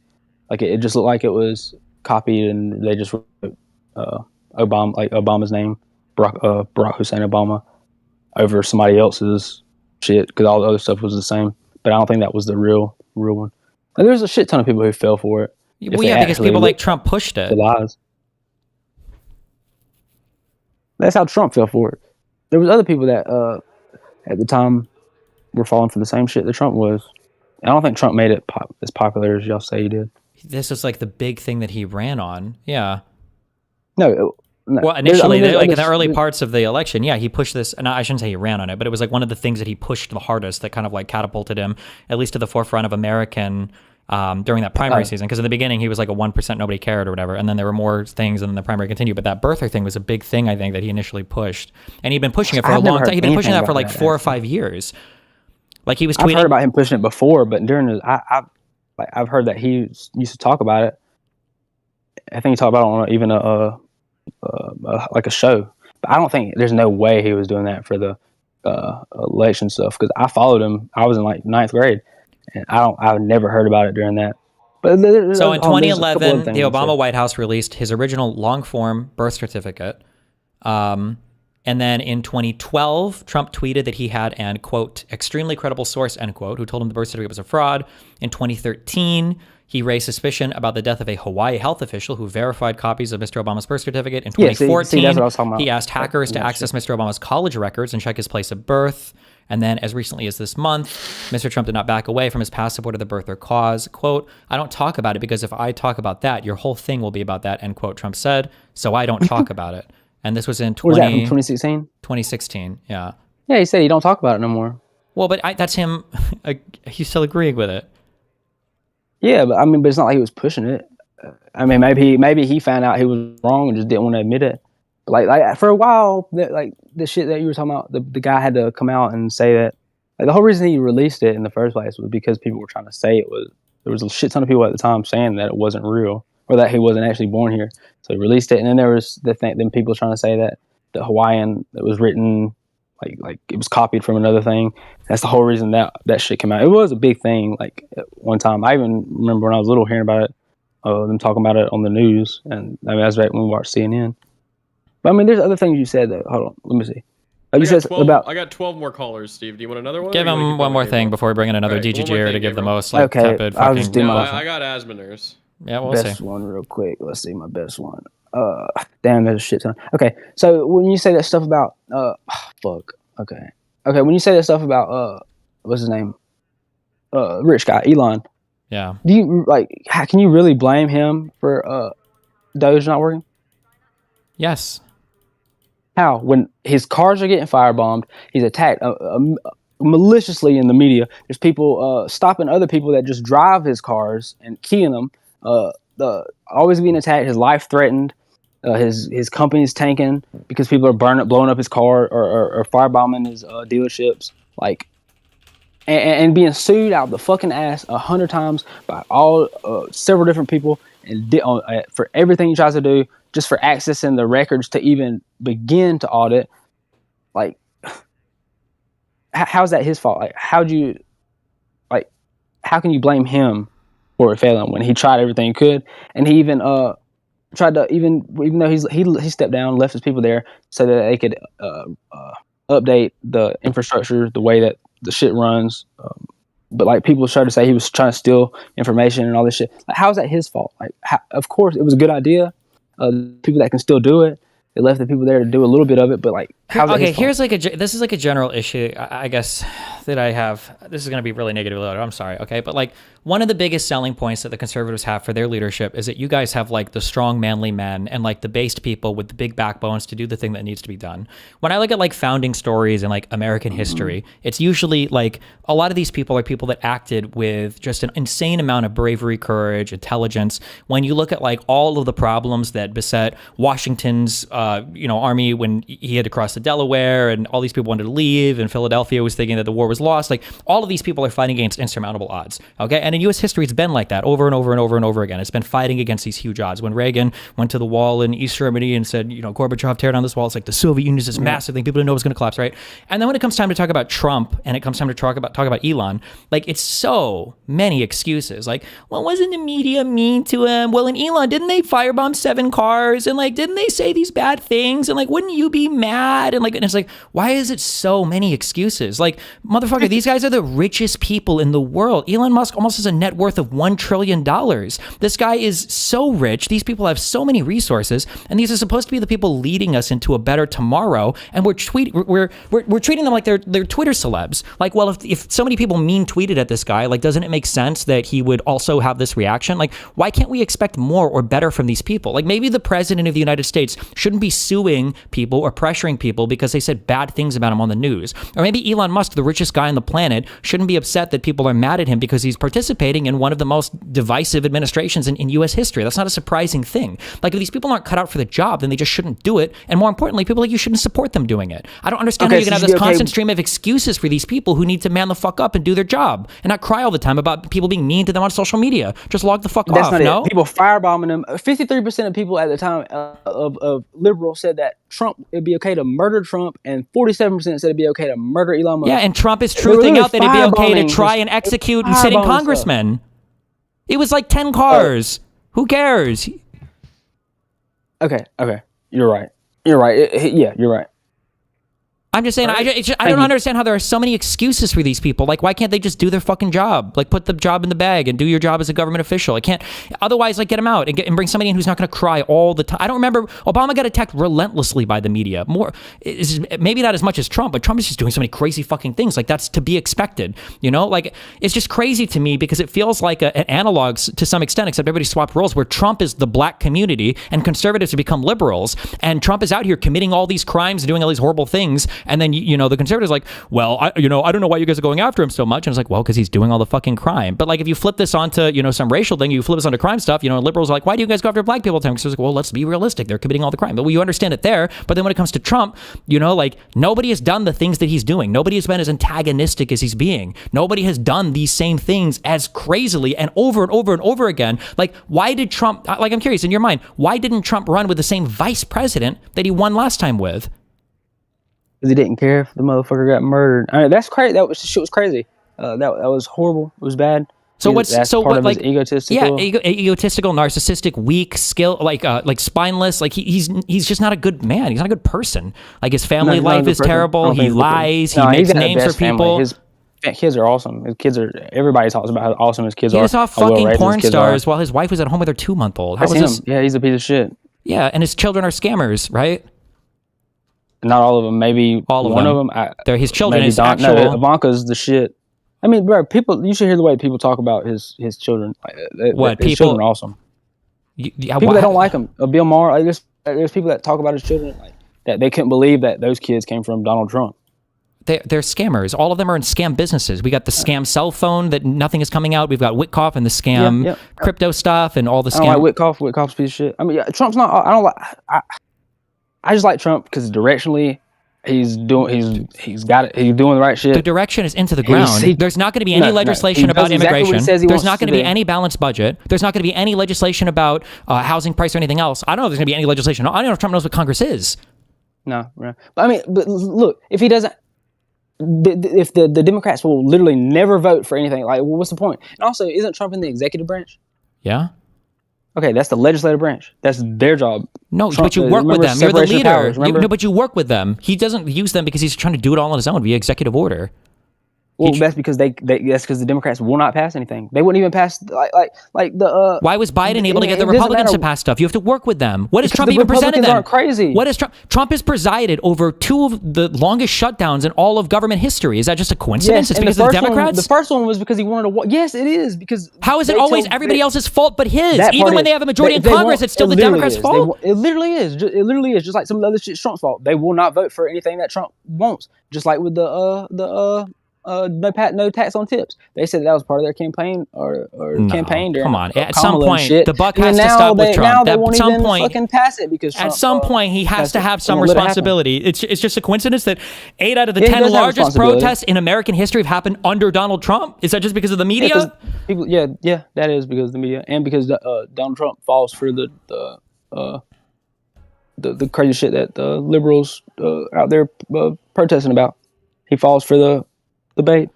The Republicans lost their House majority seat for the first time in any Congress in U.S. history. Was that the Democrats' fault? That McCarthy and all those guys, they lost their majority seat and they voted them out. And it took like 30 votes to reseat somebody. It was like 3 weeks. It's their own fault for changing the rules to be able to do it. Yeah, but this is all like MAGA shit. These guys are all. That wasn't MAGA. That was when Trump. Then they were like, they changed that rule whenever Trump was ousted. When Trump wasn't supposed to be part of the party anymore. But I don't want you to be mad at me. I love you. I love you too, buddy. Appreciate listening to you. Yep. Hopefully I can talk to you again one day. All right. Yeah, Thank you. Thanks for coming on and chatting. I appreciate it. Yeah. They're gone. All right. Globby is the next one, and they're a real Asmon viewer, is what I'm told. A real Asmon viewer. Oh boy. Globby. Wait, I have this person blocked, so they must be a real Asmon viewer. Hold on. Yeah, unblock him. Hold on. No, I have to unblock him. Okay. Yeah. All right. All right, Globby, go ahead. All right. So I'm a long-time follower, long-time viewer. Like, I remember the Baneling analogy. And your poggers. And you are an Asmongold viewer now, right? I am an Asmongold viewer. I was checked at the gates, and they checked my papers, and they verified I'm an Asmongold viewer. Based. Wait, real quick, Mooten, is there what is the next thing you need for your expedition? Just tell me the item so I know it's a farm. Figure it out and type it to me. Okay, go, Globby. What's up? So I like Asmongold. I like you. I don't think Asmongold is as bad as you think he says, and you're pretty cool yourself. I obviously have had the benefit of being able to watch your stream for like the last hour and being able to look at sources to show that you're wrong in a couple of things. Okay. So you said, and I quote, "I feel Italians are the perfect example of everything horrible for an immigrant group. Larger, I feel like, wait, organized crime." could you repeat that? I feel like what was the second word you said? I feel like. I feel Italians are the perfect Italians. Okay, example of everything horrible for an immigrant group. Mhm. They have the largest organized crime. Little Italy's. I don't think we ever banned Italian immigration or stopped Italian immigration. So the 1924 Immigration Act, specifically, I don't know if it's specifically targeted, but it definitely had a massive impact on Italian immigration. It actually had the biggest impact on Italian immigration. Okay. Did we mass to deport stop any of them afterwards? I don't know if we mass deported them afterwards, but Okay. but we restricted the immigration because we don't like them. Okay. Just want to bring that up. Gotcha. Of all the ethnic groups, another one, has there ever been a white one or darker ones? So you were talking with the guy like I guess 2 hours now about whether or not Trump has picked out white people or non-brown / dark people out of the crowd. Trump has many times over been anti-European, anti-NATO, specifically anti-Germany, many times in his rhetoric. I would just want to bring that up. Obviously, Trump isn't just picking out Somalians and Venezuelans and basically brown people, but he's also been anti-white people in general. I don't think that necessarily Trump is a racist. He's also gone out of his ways to be like, hey, there's problems with these quote-unquote white countries as well. I don't necessarily disagree with that for Trump. I feel like I've heard Asmongold make statements. I was going to watch some clips between those just to refresh my mind relating to white people. I feel like Trump is more xenophobic than just strictly racist, but I do feel like there's a very disproportionate focus on brown countries, though. So like when he tries to do his like Muslim bans multiple times, when he talks about, was it Somalia or some other country being a shithole country? When he thought like a Mexican American judge couldn't like rule favorably in his case because they would be too biased. When he talks about, it's okay to, Vance was the one who said it was okay to make up information about Haitians eating cats and dogs. I feel like directionally it's generally pointed in that direction. The Haiti stuff, yeah. Yeah, I mean, it would be natural to point in that direction considering, obviously, people who are of a first world nation would probably have less, less of a relationship with people from third world countries, right? So I would anticipate there would be more criticism towards, the 80% of the population rather than the 20%, right? Can you clarify what you mean by that? Yeah, I mean, like, obviously, like, white people are like 10% of the world population, right? Okay. So you would anticipate that 90% of his critique of quote unquote foreigners would be like 90% non-whites and 10% whites, right? Probably. Maybe.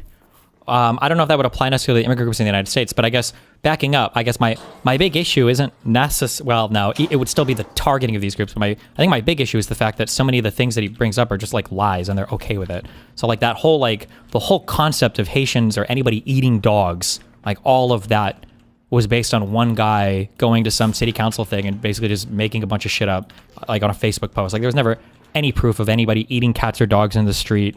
Like a couple random weird videos that didn't show that it all got posted and people thought it, but that was just not a true thing.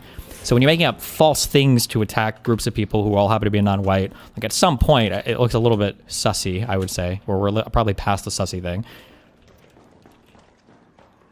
The whole Trende Aragua and MS-13 thing, even though conservatives will rewrite memory hole or rewrite history now, like he talks about these things like these were like every American was freaking the fuck out about Trende Aragua and MS-13. I don't think that was the case. I think that these were problems that he wanted everybody to care about, and they repeated it so often. Now people are like obsessively thinking about or worried about like MS-13 or Trende Aragua, but these were not like huge problems that the American people were so worried about. I don't believe that's true.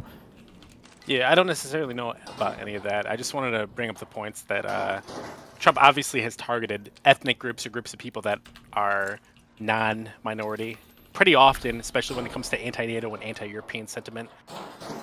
Sure, but that's a different thing. That's foreign policy, not necessarily domestic policy. Like foreign policy-wise, I could say the easiest thing to point to would be Ukraine, right? In that he hasn't been good at helping those white people. Yeah, sure. I just took issue with the particular statements you made. Like, obviously, he has targeted ethnic groups that are not immigrant, not brown, etc. Right? Sure, I get, but I'm talking when I'm talking. The reason why I say xenophobic and not racist, though, like it's kind of weird to talk about like xenophobic foreign policy. Like I feel like xenophobia is almost always going to apply to your own domestic population because it's xenophobia is usually like keeping outsiders out and only allowing your own group in, kind of. Is sussy an argument or like a position? What do you mean? Well, you said it was sussy. As in, it appears that his xenophobia is like somewhat, well, sometimes it can be racially motivated. For Asmongold, I think. I don't know as much for Trump. It kind of feels like it's a little bit racially motivated, yeah. But Trump, my criticisms about Trump are generally that of xenophobia, not usually racism. I don't know about Asmongold sometimes. It's weird when he starts making, whenever I hear people start making arguments about how like these people have a different type of culture and they can't assimilate or whatever as well as other people. I feel like I've heard Asmongold say things about like, well, if you come from this country, you're not going to assimilate as well, you know, coming from other countries. So that starts to get a little bit weird because I don't know how far they're taking that. But it's also hard because these people live in echo chambers. You don't think that's true? That some countries have a better tendency than others to assimilate? Generally speaking, I think that's probably true. I would imagine on average, if you were to take like an average like Somali and an average German and put them in the United States, the Germans are probably on average going to assimilate better. But the big issue that nobody ever talks about when it comes to immigration is we never get averages from other countries, right? We're generally always getting exceptional people from other countries because it's a long journey to immigrate here, right? Coming across an ocean, like you just go to Europe if you're poor or you're trying to like illegal immigrate. We don't have a bunch of illegal immigrants from Africa coming to the United States. Where were we? Well, like, when I talk about Trump, I'm generally focusing on the xenophobic thing, but my arguments about Trump aren't necessarily the same about Asmongold all the time. It just differentiate between those two things, yeah. Well, right. Like, is it that immoral to be like, hey, like a particular, like, I'm not going to say race, but like a perceived race. Like, if like a perceived race has like values that are not in line with the values of the country that you're in, right? And there's another one of a perceived race that they definitely do, right? I mean, do you think it's okay to discriminate against one or another? Just like. So like, wait, hold on. Okay, so this is a big issue that I have. Okay, is that like. Okay, this is the reason why I hate conservatives the most, okay, and people like Asmongold the most, is because I think that there's actually good conversation that could happen here that I think needs to happen, but we can't have it because all of the people that are having it are just racist or xenophobic. So, like, I actually think that there's a valid conversation to be had about having, like, a certain value set for Americans that, you know, people coming to this country should probably share. Now, I don't know how specific I would make this or not specific, but, like, for instance, somebody who wants to immigrate who thinks that, like, rape and murder should be legal is probably not somebody I would say who's, like, compatible with American culture. And I think it's okay to have that argument. But when that argument seems to only apply to ethnic groups from a group of people who seem to be like xenophobic against just certain ethnicities, it makes it really hard to have that conversation. Does that make sense? Yeah, I mean, it makes sense. I mean, maybe a little bit. Or what part of that doesn't make sense? Or wait, how did you live through the COVID? You're not 18, are you? Or how old are you? Can you say how old you are? I'm 30. Okay, so like here's the thing that I think, okay? I think that it would be fascinating to go back through the COVID time period and look at how everything was handled prospectively to see if there were better decisions that could have been made. That conversation has never and will never, maybe like 30 years in the future, maybe it'll happen, but it can't happen. Because when we talk about COVID lockdowns, it's all like New World Order, Illuminati, locking us in our homes because they hit it, like that's it. There's no real conversation that can happen there. But I think there is a lot of interesting public data that we could mine epidemiologically to be like, well, you know, was the school shutdown, was that a good idea or a bad idea? You know, was should we have had a 50-state rule or not? Like, I think these are, you know, was something too long or not long enough? Should we have mandated vaccines or not? Or, you know, I think these are interesting questions. But because the conservatives are so brain broken on all of it, we can't talk about any of it. That drives me crazy. I mean, you think you can't have these conversations with the conservatives? No, you can't. Absolutely cannot. No. I mean, I've had plenty of conversations with them, plenty of times, about all of these topics. Really? Where? On the r/conservative Discord server. I'm curious, because you're in that server now, and I'll wait a minute. Is it possible that you could control F COVID or anything else and screenshot one of those combos and just paste it in this chat? And that combo, you're having a conversation on what should good lockdown policy have been like, where nobody brings up, well, we know that they just used it to control our lives, and we know they were just trying to close down the churches, and we know they just wanted to kill old people. Those conversations I know that there are people who definitely say that shit. I know there's definitely schizos who say that kind of shit and who believe the most off the wall bullshit. Well, you say schizos, that's the mainstream conservative position. I don't believe that's the case. So you think the mainstream the mainstream conservative position is not that Fauci lied, people died? I don't think that the mainstream conservative position is that, hey, like it was a pandemic and it was a lab leak on purpose, and like Fauci went out there and did that. I don't think that that's the case at all. I think there's schizos who believe that, and they're way overrepresented. But I don't think the mainstream belief is that. Percentage of conservatives who believe COVID was planned. Plandemic is probably one of the more extreme, but let's see. Would Okay. hoax be a better term then? Maybe. Well, no, plandemic and hoax is kind of the same. So, Yeah. Same. I don't know where this is at now. This is July 24th, 2020 data. Where are we at? Republicans. So this is saying that 48%. Wait, no, that's high school lives. No, hold on. This is all U.S. adults. Wait. Definitely true. Okay.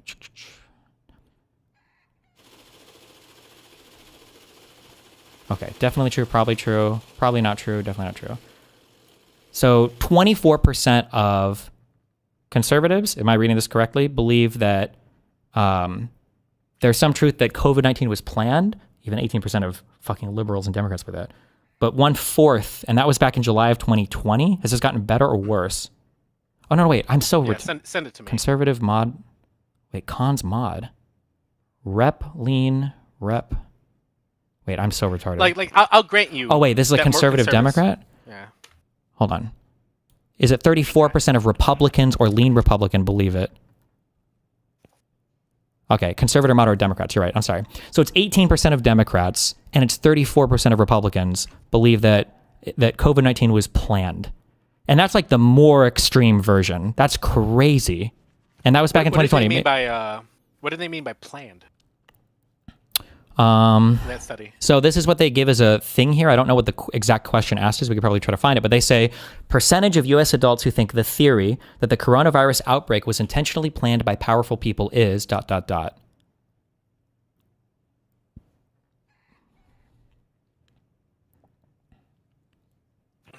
mean, I would need to look into it. I mean, I don't think, from my personal experience, right? Mm-hmm. I've spoken to a lot of people, and I would agree that on the COVID conspiracy theories, conservatives have it probably worse than liberals, obviously, right? But I don't think it would be mainstream. I think when you go online and you talk with people, it's a lot more prevalent, but I don't think it's mainstream that it was like an intentional pandemic from people in power to do whatever else. Like the White House official website literally has publishing on like lab leak, the true origin of COVID-19. They say the proximal origin of SARS-CoV-2 publication, which was used repeatedly by public health officials and the media to discredit the lab leak theory, was prompted by Dr. Fauci to push the preferred narrative that COVID-19 originated naturally. And then they have this whole page on some of these things are just straight up lies. Like they literally have a page on how these scientific publications were lies and our fucking conspiracy theory is true. They bring up this eco-health bullshit. Dr. Peter Daszak.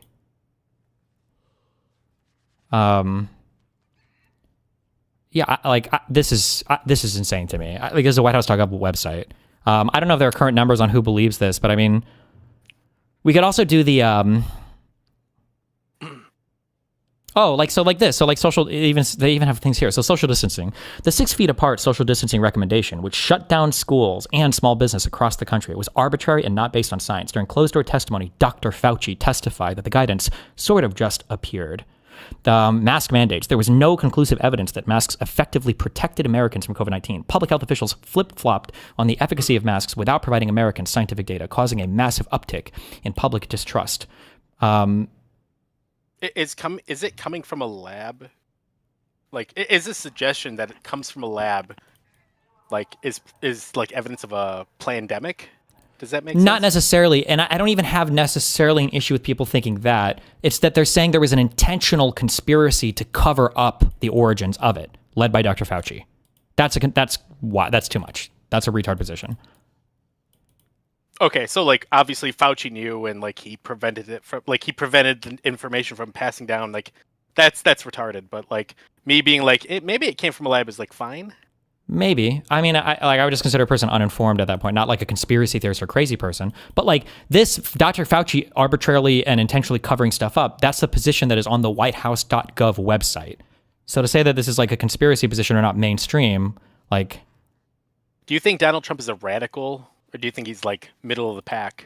Well, it's a kind of a begging the question thing. It's kind of hard to define that. Like, is Donald Trump a radical? I mean, definitionally, I would say in some contexts, well, yeah, MAGA is radical. But in other contexts, like, well, they're not radical. It's the majority opinion on the right. So it's like definitionally not radical, right? If there was a scale of 0 being like the most liberal, 100 being like the most, I guess, conservative, natsock, whatever you want to be, where do you think Donald Trump falls in that?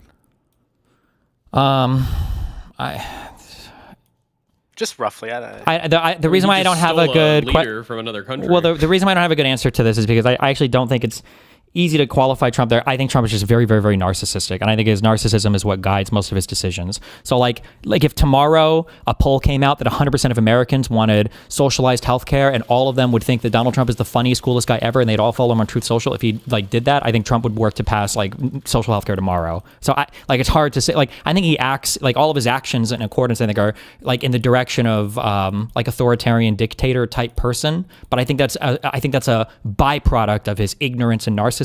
And not like him thinking like, I'm going to be an authoritarian type leader, you know, like somebody like Stephen Miller would be. So it's hard to like put Trump, because he's so stupid, it's hard to assign to him or ascribe to him like a strong... anywhere in the spectrum, he's just like, I just want people to like me, or he just wants like a particular set of people to like me. Yeah. So I mean, where would you... Because like obviously he has very, very, very right-wing opinions, right? Does he? On some what? things, but... does he on what? I can't think of one that comes to mind. Sure. I think it's really hard to, because probably it's... immigration. Maybe. I mean, look at the whole H-1B fiasco, right? Like, he was pretty economically oriented on that, right? Right, but like to order the Border Patrol and Immigration and Customs Enforcement to deport so many people, like that would require somebody that is, I think, really, really, really committed to some form of idea about something, right? I don't know. Like, I mean, I would never see a Mitt Romney. Right? Sure, for sure, but I don't think it's because he would want to do that. Right. I would have to think about this maybe a lot more, but like the reason why I just don't view it that strongly is I think that Trump is a guy who's heavily driven by his own narcissism, and I think he looks for things that he considers to be like easy wins. So like even when people like Fuentes and all these types are very quick to ascribe like Adelson or whatever, like the Jew influence on Trump, I don't actually think Trump gives a fuck about Jews. He just sees Israel as like they're always going to win, so of course he's going to back them. Like that's why. And then same thing with Ukraine, Russia. Like I don't think that Trump is necessarily like Russian oriented, or he thinks that Putin is like a good guy and he wants to be friends with Russia because he supports Russian interests. He just sees like Russia's probably going to win, and Putin like butters his goose or whatever the fuck. There's a saying there that I don't know, but yeah, that's how I view it. He's just driven. So it's hard to ascribe like a particular ideology. I don't think he hates Ukraine or hates Zelensky. He just hates that like that conflict is still going on, and there's not like an easy win that he can eke out there. That's why he gets really mad at Putin when Putin starts bombing shit again after saying that they've gotten a peace deal figured out. I mean, I can see that. Like, look at the Mamdani flip. That was just insane to me. That was so embarrassing. That Mamdani talks to him for like 5 minutes, and he's basically deep-throating him, on camera afterwards. I think it's crazy. Well, you're going to hate Mamdani today, because Mamdani completely denounced what he fucking did. So, yeah, that'll be funny to watch. How do you feel about right-wing extremism and left-wing extremism. Like, I think they're particularly both the multiple bad, attacks- yep. but I think that like we see what the right wants us to see. Like left-wing extremism is bad in that the ideas are bad, but it's like not a real thing. Whereas right-wing extremism is like controlling the country. Like who has more popular support in law right now? People like Hassan or people like Asmongold? Like Hassan and the Tankies have gotten nothing politically for the past, 10 years, and MAGA runs everything in the government, kind of. Well, I would say that obviously Asmongold has its problems, but it's because his spread and his influence way outpaces Hassan, right? Obviously Hassan, if his views were as mainstream or as popular as Asmongold, I would probably argue it'd be worse. I don't necessarily disagree, I think, but I'm just saying that in terms of like whose opinions are more proper or are more popularly represented right now in the country, it seems to be that like people like Asmongold, most of their shit is like MAGA is mainstream, right? That's what I'm saying. MAGA is mainstream. Tankies are nowhere to be found in government. Do you agree with that or disagree with that? Yeah, I mean, Tankies are way rarer than like MAGA. Well, non-existent in government. There's a lot of. Yeah, there's probably no. I mean, I'm sure there's some Democrats who are Tankies, but they don't necessarily own up to all those. Really? All that stuff. Maybe a couple, but like Maybe I don't like necessarily two? think of Tankies. Maybe like Ellen Omar and Rashid Tlaib, maybe. But Well, like, obviously Tankies, we're talking about 5% versus like a MAGA, which is like 35% or something, right? wait, what do you mean? MAGA is like half the country if they support Trump, no? Well, I don't necessarily think that because you vote for Trump that you're MAGA, right? I mean, if we're gonna use, I've done like political door knocking plenty of times, and many people are like, "Hey, like I fucking hate Trump, but I'm voting Republican because I feel like this way on abortion or this way on these topics." I mean, in my personal experience, it's like probably 10 to 15 to maybe even 20% of the population. Sure, let me I just, talk to a if lot I'm of just people. looking at like power in terms of control of the country right now, MAGA has a huge, what I would consider to be like the far right or extreme right has a huge influence, and the extreme left has zero influence. Do you disagree with that position? I wouldn't Or? say huge and zero. I would say maybe 2 or 3 times to 4 times as much of an influence. I think there's. I would say there's 1,000 lot of people times. on the- Who on the far left has any influence in American politics? They got one mayor. Not even, and that's even he's like, reaching We're out talking and elected officials. Yes. How many elected officials they are on can the far left? exercise politics in the United States. Yeah. Yeah, I mean, definitely MAGA is way overrepresented in that category. Yeah, I not would 4 or agree. 3 times, but like 100 or 1,000 times. No, right? I would agree. Probably 100 times. Yeah. Okay. But I would go on further to, like, it's not necessarily about how many elected officials you have in it. I think the Republican Party over the last 10 to 15 years has definitely gone through some kind of transformation or transfiguration, something, right, to where people from like these radical voices can like go into it. And I don't think the Democrat Party is that far behind. I think Wait, on the you're saying the far maybe- left can gain like notoriety or influence or whatever? Well, I think maybe in 10 years it definitely could be the case, right? I don't think it's like I don't think just because this is the case now doesn't mean like in maybe 10 years it couldn't be completely not flipped, but it couldn't be much more equal, much more even. I mean, it could be, but why would I even consider a hypothetical problem when I have a real problem right now? Well, because if we went 15 years back in the past, we wouldn't be having this conversation. Nobody would have thought that the position that we're in would have been the position we are in now.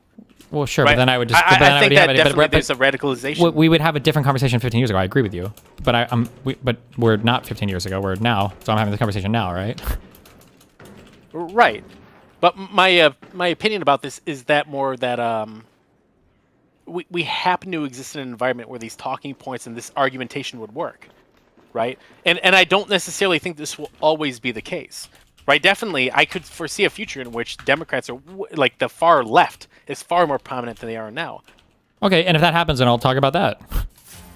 For sure, yeah, I agree. I think that definitely the radical people on the right, like especially the anti-vaxxers, the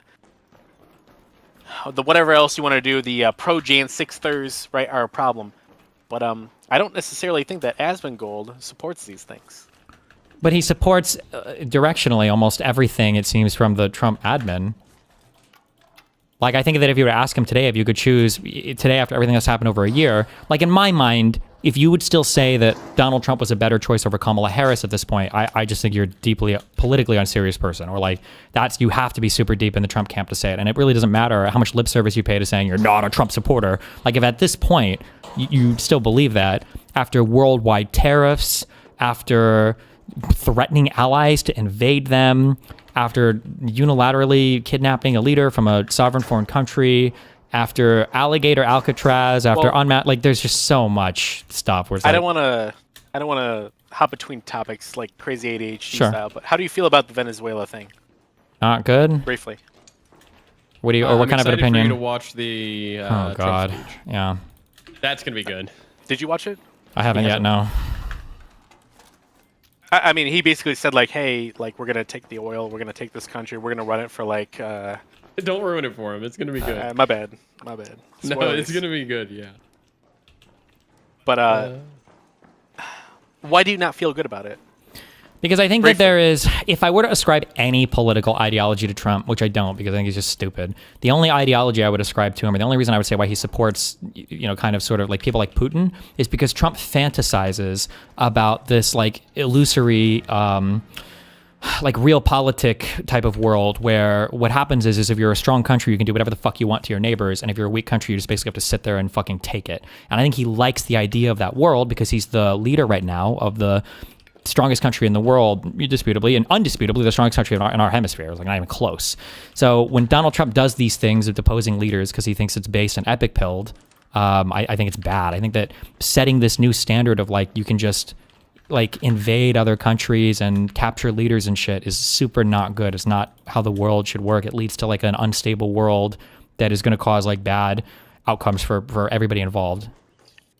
I mean, do you think that the I guess quote unquote charges and the indictment are illegitimate, and do you think we should have not acted on them? I would have to look at the particular charges. I mean, it's fucking Maduro. I don't think you'd have to fabricate anything, but like, there's just not. Let me give you a hypothetical real quick. Like, if there was like a president of a country called Zimbabwe, right? Hypothetical country, right? And like he was like obviously pushing drugs into the United States through all these means intentionally. Do you think it's something the United States should not get involved simply because he's the president of a particular country? I think the strongest thing you can do is build a coalition in the United Nations to take action against it. I think you need to like have a coalition of international partners and say, hey, look, we need to do something about this and build on those partnerships and then do something. We're the leader of the free world. We should be able to do this. Okay. Do you ever see the TV show? Have you ever seen the United Nations doesn't exist? Well, then it's a different world, right? Then I would say I would feel a lot differently about a lot of things. But like you've seen the show Dexter, right? Like the first season. Like everybody that Dexter kills like deserves to die, arguably, right? But like we don't really want a vigilante murderer out there like doing justice on his own, right? Well, because they'll get it wrong, right? Yeah, exactly. Yeah. Batman's pretty good. Good one. Yeah, because he could get it wrong, right? And I think that's like, oh, you motherfucker. I think that's Trump's big. Well, that's like a big problem, right? Is like I don't know who he's going to go after next. I don't. Yeah, I don't know. I have no idea what anything will look like. After Trump is done with whatever the fuck he's doing now. And I don't trust Trump to do it because Trump hasn't shown himself to have like the leadership skills or abilities to guide the country through literally fucking anything that doesn't just serve his own ends. Like what foreign policy issues has Trump shown this great level of competency in? Well, let's say that like, hey, Trump is like, hey, Venezuela is doing X, Y, and Z, importing drugs, whatever the fuck, right? His reasonings are. So he goes to the UN and like, I guess Russia or China vetoes any kind of action that they do. I don't know the inner workings of the UN, right? Mm-hmm. Like, what is the United States to do then? I mean, if it gets to a point, I'm not saying that like you can never take military action against anybody ever. I'm just saying that like that has to go like up an escalatory pathway. Like you it can't be. Am I really arguing this right now? You can't just depose leaders from foreign countries. Is that the type of world that you want to live in? Do you think it's a good thing? Arbitrarily, no. But like, if their values align with mine, if their values align with like American values in general, then I mean, it would depend. Like, we don't want to cause like a massive exodus or problems with the country, which could cause a lot of people to die, or like food shortages. And or stuff, here's a question: like, do you think we should have gotten rid of Saddam Hussein? I mean, I don't know that much about that particular situation, but like, Let's I don't assume see that Saddam Hussein was a automatically as bad red guy. flag. Let's assume that he wasn't cooperating with UN investigators when it came for doing the investigations on weapons of mass destruction, and that he was like turning away all of the inspectors and everything. Like, Even then, I would have more questions like, hey, like what is the likelihood of him like gassing a bunch of more civilians in his country? What's the likelihood of him like backing terrorism against the United States, right? What's the likelihood of all these other things, right? Like, I could definitely foresee a situation where we're like, do we hey, even Saddam know? Hussein's Like, do we even know the percentage of drugs that come to the United States like even fucking come from Venezuela? Like, do we even know these numbers? Have these ever been put out before? Do we have any idea about this? It's Hey, not Rock. fentanyl. What'd you say? Oh, I said it's not fent, which is what they were claiming. No, it's probably not Fen. so I don't even see there being like a good justification. It's not like this is like the saying of like we've tried nothing and we ran out of options. I mean, I feel it's like my emotional opinion, right? That we should be able to go into another country that is diametrically opposed to us and be able to cause regime change. Obviously, do what is ethically as possible, right? Sure. Well, But here, I let's think say we should be I able to agree do with you. something Let's say I agree with you. Okay, if that's the case, then fine. But you have to at least make that argument to the American people. Go to Congress, get a declaration of war, whatever the fuck you need to do. Like, you should have to make their. You shouldn't be able to do it unilaterally, especially just as the president. I mean, obviously, if we're talking constitutional argument, as to No, whether or not he has the right to- constitutional. Hold No, on. no. Well, Like, no, I morally. understand that, but part of talking to the American people is being elected, right? Obviously, if his platform was like American first, and we should be able to put these dictators in their place, then I would have a lot more ability to like give him some leeway. But like, obviously, he ran on the platform of no new wars, right? No, Well, no even more wars if or whatever you, he said, yeah, but I right? mean, you shouldn't just because you won an election doesn't give you carte blanche to do basically anything you want, as long as it conceivably fits under the slogans that you use to get elected. You should still have to make your arguments to the American people, follow the correct legal pathways, like do the things that you have obligations to do as president of the United States. I mean, unless you think that, like, for example, inviting Congress into a conversation would lead to leaks or other information, right? Like, if Donald Trump was like, hey, like, we could go through, like, 10 committees and have 400 conversations, and then we could be sure of whatever the fuck we're doing, right? But if he's like, hey, we have this opportunity to do this thing aggressively and do it well, I feel like we elect a president to be able to do things like that. If Donald Trump, like, obviously Donald Trump's an idiot. Obviously, Donald Trump probably had this he had to make this decision, right, pretty quickly. I mean, I don't know how. I just like the I don't issue know that I all the have technical is that things that like, go into it. I agree with you on the most highest and abstract theoretical levels, but like we're talking about like imminent threat to the United States. Like if the country of Mexico was planning on launching missiles and we need like a swift and vigorous executive to make a quick snap decision, we don't have time to run through Congress and everything else, then sure. But like apparently the indictments from Maduro are like 5 years old. It's not like the Venezuelan shit is new. And then like when you look at everything else going on in the country related to the Epstein stuff, related to the tariffs, related to the inflation, related to the general unpopularity of the presidency, it doesn't really seem like this is some like, oh my God, it seems like a Hail Mary to try to like win some more approval back from the American people. Like there's a world where conceptually what you're saying is true, but as applied here is just not even remotely the case. Trump even said today in the briefing that he had is they have been trying to do this for the past 5 days, but weather wasn't permitting. So they've known that they were going to do this exact same thing. They could have talked to Congress. Yeah, I mean, this would be important to be like, hey, like, why didn't you talk to Congress? But I think we put a lot of importance in being the president, and I think the president should be able to make these kinds of military decisions when it comes to these things. I don't think it's the craziest thing in the world for the United States to do what Donald Trump did. I mean, it is Obama though. killed how many people with drones, and we didn't consult Congress with every single. But it person was in that a theater. airstriked, It was in a right? theater where we had the authorization for the use of military force across the Middle East to fight terrorism. Like we had the Congress president approved of it. Yes, the UAMF. Yeah, there was broad authority for the president. That's why they never challenged him on his authority to do it. They just will complain about it afterwards, but he had the authority to do that. Biden did. Trump did. Well, I mean, Donald Trump has the authority to do what he did. I don't think the UAMF applied to South America. I think the UAMF specifically called out. I don't think it does either, but I definitely do think that the president has the ability to take military action within a certain time period. The president of the United States has the authority to kidnap foreign leaders if drugs are being exported from their country into ours. Do you think the president of the United States has the authority to engage in limited military interaction? For sure. Even unapproved by Congress, and, yeah. And do you think the United States has the ability to engage in law enforcement across like international lines? No, I don't think so. You don't think the DEA, for example, could go to another country where somebody ran away to extradite someone, to take them into custody and extradite them? No. And that's not what extradition is. Extradition is the other country doing it. And if you did that, you get killed. There's no way. That's why those are like special ops, like black site missions. If you're going into another country to grab somebody, yeah, you can't do that.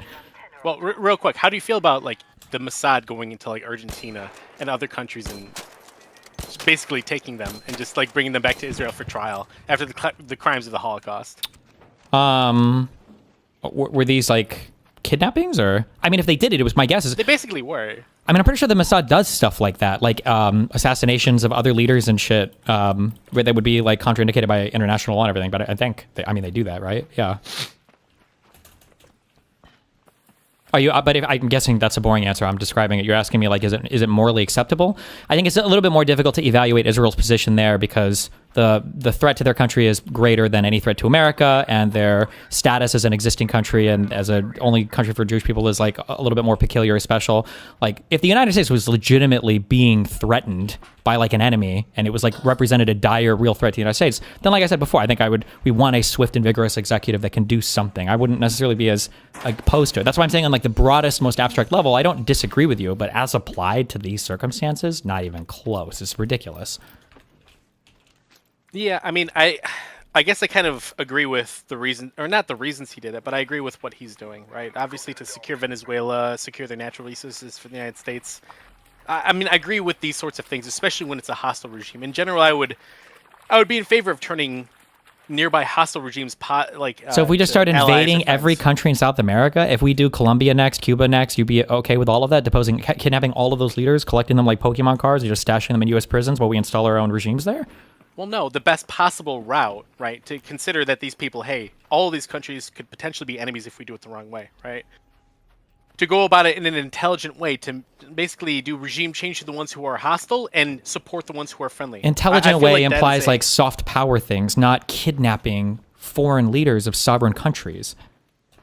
I don't necessarily think that that's the case. I think an intelligent way, showing overwhelming force in a situation, could definitely deter other hostile players in the area from being hostile, right? I disagree. I think what it does is I think it creates a new set of rules, and it puts everybody a little bit more on notice in a really bad way.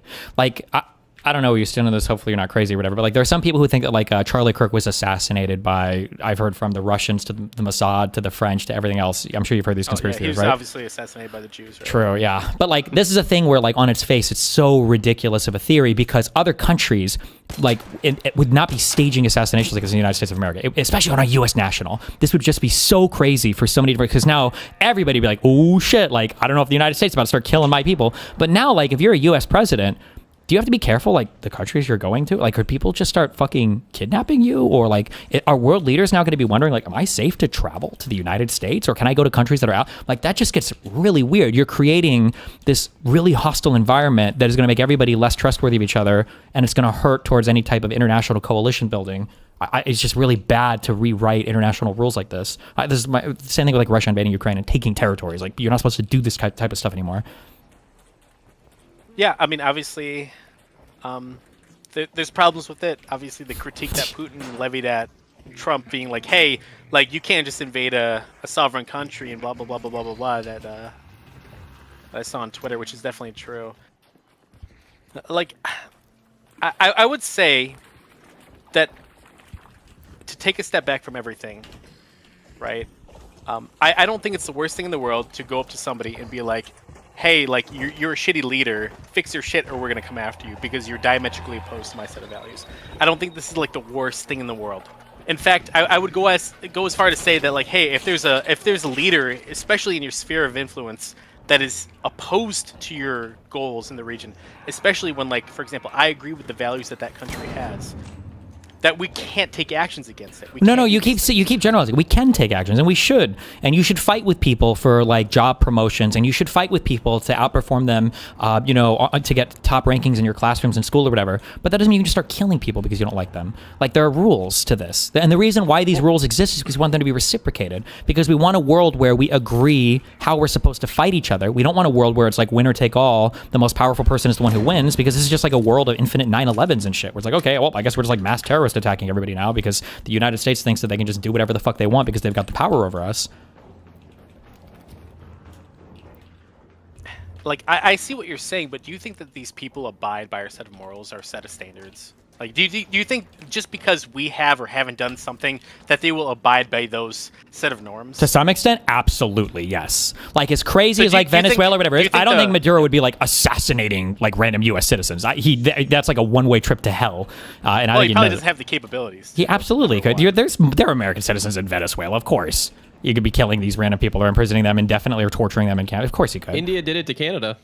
We did it to Venezuelans. We're like capturing them and imprisoning them and torturing them. No, I'm saying if Maduro wanted, there are American citizens in Venezuela right now that he could do that to, but they would never just do U.S. You're giving the example of like, we're not doing this, they're not doing this, therefore they're bound by our set of standards. Well, no, like, because I think they're not doing this because of a real politique reason. They're like, hey, we're not going to torture random fucking American citizens because that's going to give Americans a casus belli to come in with fucking literally everything that they have and butt fuck us. Exactly, but the real politique thing here is a bit more extrapolated than you realize, because you're saying that the real politique is actually following an international set of norms, right? I'm not going to do this because if I do this, then I know what America will do this. Well, then, so we shouldn't do it because we're showing that we're willing to follow some like set of rules, right? As long as you don't do this, we're not going to do this. But if we start doing it, well, then the real politique math changes because now they're going to do it, right? If Americans start capturing and abducting fucking foreign leaders, then fuck, maybe we should engage in ABC, XYZ behavior. So you think that the fact that America, like,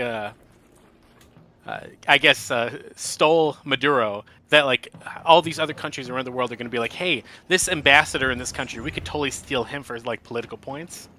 Potentially, but the thing is, it's hard because Trump is doing so much extremely crazy radical shit. Like, I don't think this all changes overnight, but it definitely starts to build on those arguments. Yeah, for sure.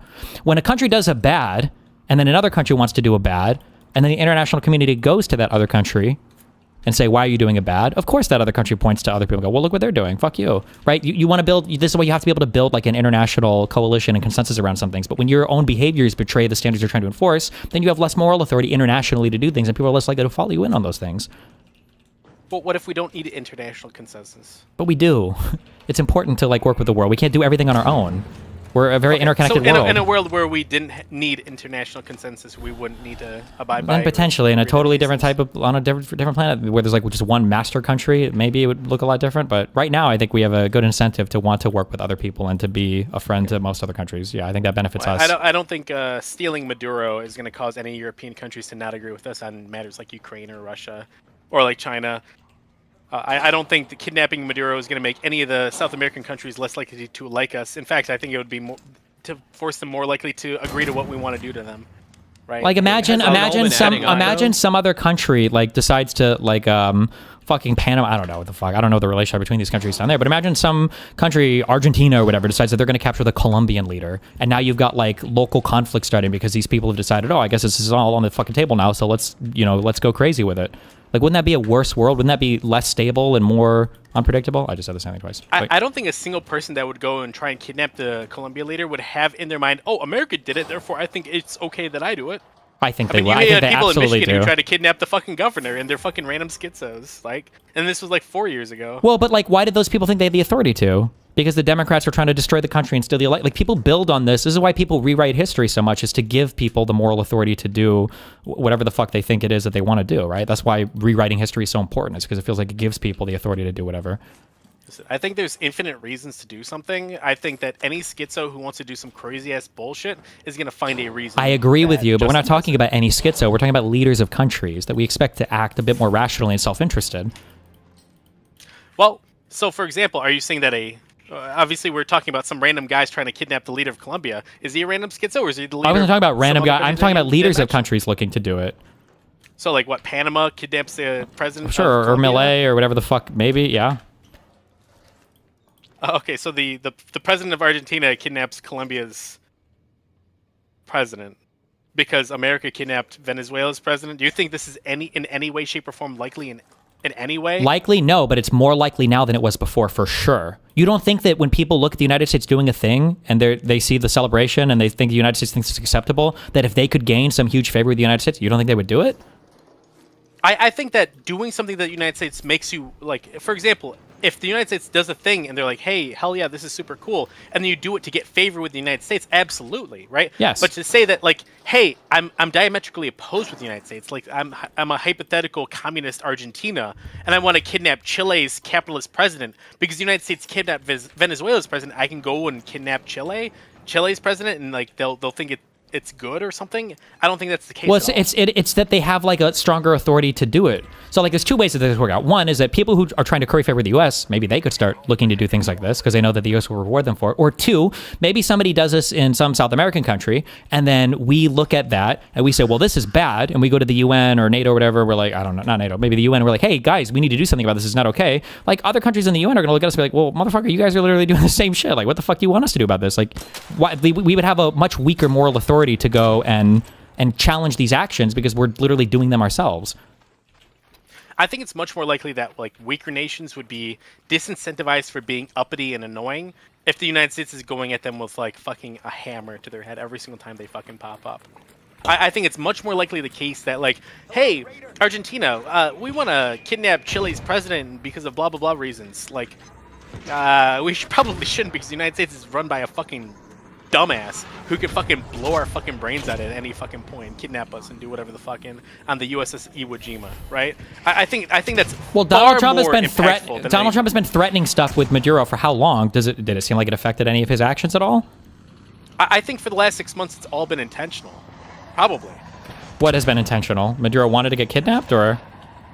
Well, no, not Maduro wanted to be kidnapped, but the obvious buildup over the last 6 months or so to get something done in Venezuela. Obviously, the rhetoric Trump has been putting out, the buildup of U.S. forces in the area. It's my opinion that we definitely did strikes on Venezuela's capital to get him to move, and that's when we apprehended him, right? This whole thing was a ploy to get to that point, right? Okay, so you think in your version of the world, it should literally just be everybody just taking, it should just be all like strongest countries bullying weakest countries, and that's a better world than the one we live in now. If you want to take land or depose leaders or do whatever you need. So like if China were to invade Taiwan, you'd say, well, I mean, they have the right to do that. Or if Russia wants to take over all of Ukraine and then invade, Poland next, well, Russia should have the ability to do that. You'd say, like, well, it is what it is. No, not necessarily. My opinion is that I have a set of values that I think are the best, and I have different reasons to believe in those sets of values. And I definitely think that we should support things like the United States because they have a set of values that are really good. Their institutions are great. We're not talking about just supporting. We're talking about, like, you can be opposed to a thing. Like, I have a set of values, and there are values against mine that I'm opposed to. But just because I'm opposed to something doesn't mean that I feel like I have the moral authority to take the strongest possible action to prevent those things from coming to fruition. Like, I'm opposed to Christianity. I think religion is cringe, but I don't think I should be able to ban Christianity in the United States or kill Christians. So I would have a position, and I would have a set of values, and I should take actions to maximize the most amount of people to take their own actions to create a society that I think is most ideal in general, right? Yeah, sure. So, right, and so I definitely think that, hey, like there's this very clearly crazy guy in South America, and I think that putting his head on a pike is like super based and omega pilled because nobody else would be against me in the long term, and then we can fund all the people against like that are in favor of him, fund against them the whole time throughout all of South America, and through this action I can deter a whole bunch of shit. I think that's kind of good. Can we shouldn't we be able to make that argument then to everybody else? Why do we have to do it on our own in secret? At the very least, can't we make this argument to the American people? If it's so obviously a good action for us, but Trump didn't. He did it unilaterally from the executive without even going to any committee in Congress or anything else. Listen, I'm not Trump. I don't know what's going through Trump's head. There's probably a lot of things going on, but all I know is that Trump did something that's mega poggers, and I like it, and it's PogChamp, and even if Trump did it for the opposite reasons, right, I'm still in favor of this action. If Trump is like, actually, I'm a secret leftist, and I just want leftism to be whatever the fuck, right? The point is Trump did something that's mega poggers, I like it, and that's why I like Trump. And Asmongold, he's super good, even though his taste in transmogs is dog shit. Okay. So at this point, you would be okay if Donald Trump tomorrow announced that he was going to invade and depose every single leader from every country that opposes U.S. interests in South America. You'd say, well, that's okay. It's good for that. No, because I think it would have a negative effect overall. but deposing one leader and kicking him out of his country won't have a negative effect overall. Right. So like, let's say I'm playing Risk, right? A board game, and I'm playing against 7 other people, and I'm immediately like, hey, fuck all of you, I'm gonna kill all of you, blah blah blah blah blah, and I go off. Obviously everyone's probably gonna single me out and come after me, but like if I can go after, hey everybody, this one guy's the problem, and if I can go after the next guy, hey, this guy's the problem, eventually it leads me to dominating the whole board. That's probably the best way to do it. Obviously him like saying, hey, by the way, like 3/4 of the world, you're all our permanent enemies forever and always, and we're all gonna invade you, is probably the dumbest fucking thing he could probably do. Like he is with the tariffs? Yeah, like he is with the tariffs. Or like he is when he threatened to invade Canada or Greenland or Panama? Absolutely. Like he's dumb as fuck when it comes to Greenland, Panama, and Canada.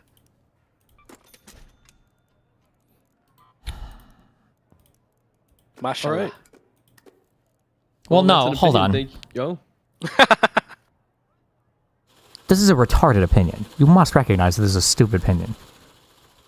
That we should push American values, or at least. Wait, why are you saying it like that? Hold on. Do you think I should be able to rape a woman? Probably not. Okay, is sex bad? Probably not. Okay, should I be able to rape a woman? Probably not. Okay, is sex bad? Do you see why you keep... I don't know why you keep doing this. You keep doing this, you retreat to the most lukewarm, tepid position of like, we should be able to support American values. I agree with that. We should. Like, USAID is a good way to support American values that we trashed in this administration. Like, I agree that supporting American values is good. That doesn't mean deposing foreign leaders and kidnapping them and exercising regime change in relatively stable countries. What was your question? This is like obviously a bad thing that the United States has now just said that if we don't like you, we can depose you. It makes the entire world, even from a U.S. interested point of view, a little bit worse. And potentially way worse if we continue down this pathway. And it's not pushing American values. It's making everything worse. We're not going to gain a lot by deposing Maduro. We're never going to be fucking taking oil from this fucking country. Okay, I mean, I could totally see it in a different way. I definitely see it as like, hey, if you're a socialist, communist, and anti-capitalist regime, you're gonna get the wrath of the Americans on your doorstep, right? I definitely see that as a generally good thing. If you're an autocrat and you bully your own people, you should probably Wouldn't an autocratic socialist be like Donald Trump taking stakes in American businesses and only allowing certain social media platforms to exist because they're favorable to him, even if it's overriding U.S. law, like when he got rid of the TikTok ban because he thought TikTok was friendly towards him, or when he's using the FCC to bully political opponents off the air? Like, aren't you describing Trump there? What was one thing at a time? Why is Donald Trump having the United States take positions in U.S. companies like Intel or U.S. Steel? Why is the United States having, what is it? Why are we having stakes or positions in companies like U.S. Steel or the other one I just said? Why do we have stakes in U.S. Steel? Intel or whatever. For national security reasons, or probably. Okay, so everything is excusable. Okay. Well, not necessarily. Yes, Things are yes, definitely, no, there are everything some is things that are excusable. Everything is excusable to you. You're always going to have a reason. National security, president, U.S. interests. There's nothing that he can't not do that you wouldn't have an excuse for or some reason why it's okay. I don't know why you just said you're against socialism. If I could say, what about socializing some things? You say, well, if it's for national security, it's good, meaning Trump did it, then you'd be okay with it. So you have no values or no positions or no principles on any of these things. What is the national security interest of a 10% stake in Intel or U.S. Steel?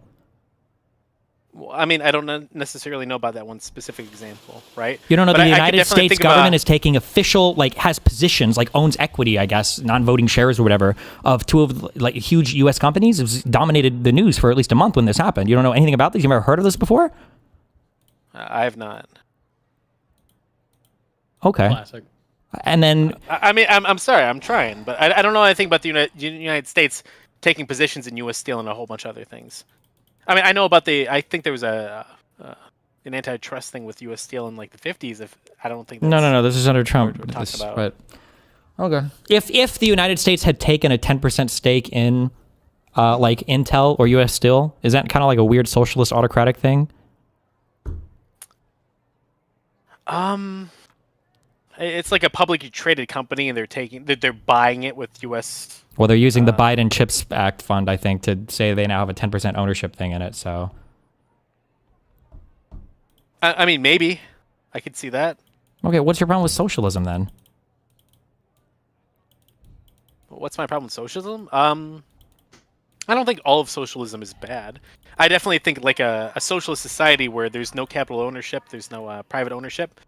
I think that's probably not a good overall design for the society. I think that leads to a whole lot of issues. Do you think there's issues when the president of the United States, his friends, are starting to have control over large swaths of American society? So maybe this is in the form of his, was it Eric Trump's company got like a $700 million contract from the DoD? Oh, like Peter Thiel and Elon Musk. Or Twitter Elon and Musk, like yeah. That, or, yeah. Isn't this kind of bad? Yeah, obviously, there's an issue with that. It's a consolidation of power that I would hope to not have. Okay. I would wish to not have. But it's happening more under Trump than any other, at least in our lifetime, president. Yeah, for sure. Yeah, for sure. Okay, and Trump acts more autocratically than any other president as well, right? Oh, yeah. So how is it that the United States is putting out a signal that if you're an autocratic socialist regime, we're going to depose your leadership when Trump is the most autocratic quasi-socialist leader we've had in 30 years? Well, like, I don't think it even pairs in comparison to, like, the governments that we're addressing that we have issues with. Like, we'll look at the Maduro or Chavez regime, and they basically nationalized basically the entire oil and natural gas industries under Chavez, right? And I think that that not only causes your country a whole bunch of fucking harm, and you're automatically autocratic to like an insane degree from that. And not to mention the amount of the billions of dollars worth of theft from the American economy. I agree with all of this, and I think it's worse there. But just because Trump hasn't been in office for as long, so Trump has the entire strength and power of centuries of the U.S. economy behind him, so he can't destroy it all at once. But like Trump is doing like what would be a Maduro like wet dream, right? The idea that he's the sole gatekeeper of tariffs. He's doing econ policy, not even from the executive branch, just from the White House. So if you're a corporation and you want to do something, you've got to go to Trump and grovel for reprieve from the tariffs. He's the sole negotiator on every trade deal with every other country around the world, things that Congress should be doing. His own children are involved heavily in a lot of different businesses across U.S. society. He's friends with all these other oligarchical tier rich people who are controlling social media for sure. or other. I agree with you. Trump obviously has a lot of issues going for him, but if we're talking about a matter of scale, like Trump, like America will exist after Trump is gone, right? I think that Trump being the worst of the worst doesn't necessarily mean that like I don't support Trump. I mean, I voted for him, but I don't necessarily Trump is the best thing, right? But you thought he's better than Harris. When he's moving the country in a worse direction than Harris would be in basically every conceivable metric. I think some of Harris's economic questions, especially the unclaimed gains tax, whatever the fuck that's called, are stupid. I think that's problematic. I definitely think that Trump's tariffs are also super fucking problematic. Sure, but the I don't difference think is Harris would have taken decisive. Harris would have never been able to pass her wealth tax, right? Because she would have gone through Congress, and Congress would have said no because it's a retarded idea. So that would have never happened. But Trump can do anything he wants to do because he doesn't believe in democracy or rule of law. He just does it from the White House. Yeah, probably Trump cares a lot about it. I'm sure there's a lot of things Trump wants to do that he probably hasn't been able to do. This administration, I think he's doing almost anything he wants to do. For the first admin, I would agree, but this time he realizes he needed a bunch of people who didn't believe in rule of law. I guess a military guy, the president from another country. I think he's just doing whatever the fuck he wants. Yeah, the president. Yeah, I don't necessarily think that's like the worst thing in the world. I'm not asking if it's the worst thing in the world, but I'm saying that like even economically, like nothing Harris would have done would be to the equivalent of like the Trump tariff shit. Yeah, I mean, if she got everything she wanted and Trump got everything he wanted, obviously Harris would have been worse. But whether or not Harris could have gotten what she wanted, she probably wouldn't have. You're probably right. No, she definitely wouldn't have. I don't know why we're comparing these things. Trump rules like an autocrat, and Democrats rule like democracy believers, right? Biden got legislation passed to do the things that he wanted to do. Harris was the vice president. Why would we expect Harris to be much different? Donald Trump tried to be autocratic in his first admin, but he didn't realize that he needed other autocrats to do it. So all of his cabinet were kind of like saying, hey, bro, you're fucking crazy. This time he got a cabinet that was willing to go along with his crazy shit, and now he's doing whatever he wants. So like the things that Harris would have been able to pass, I imagine would be comparable to what was going on under Biden. I think Biden's first term, if it was an indication of Harris's term, I just don't know like in what world would Trump be outpacing Harris realistically.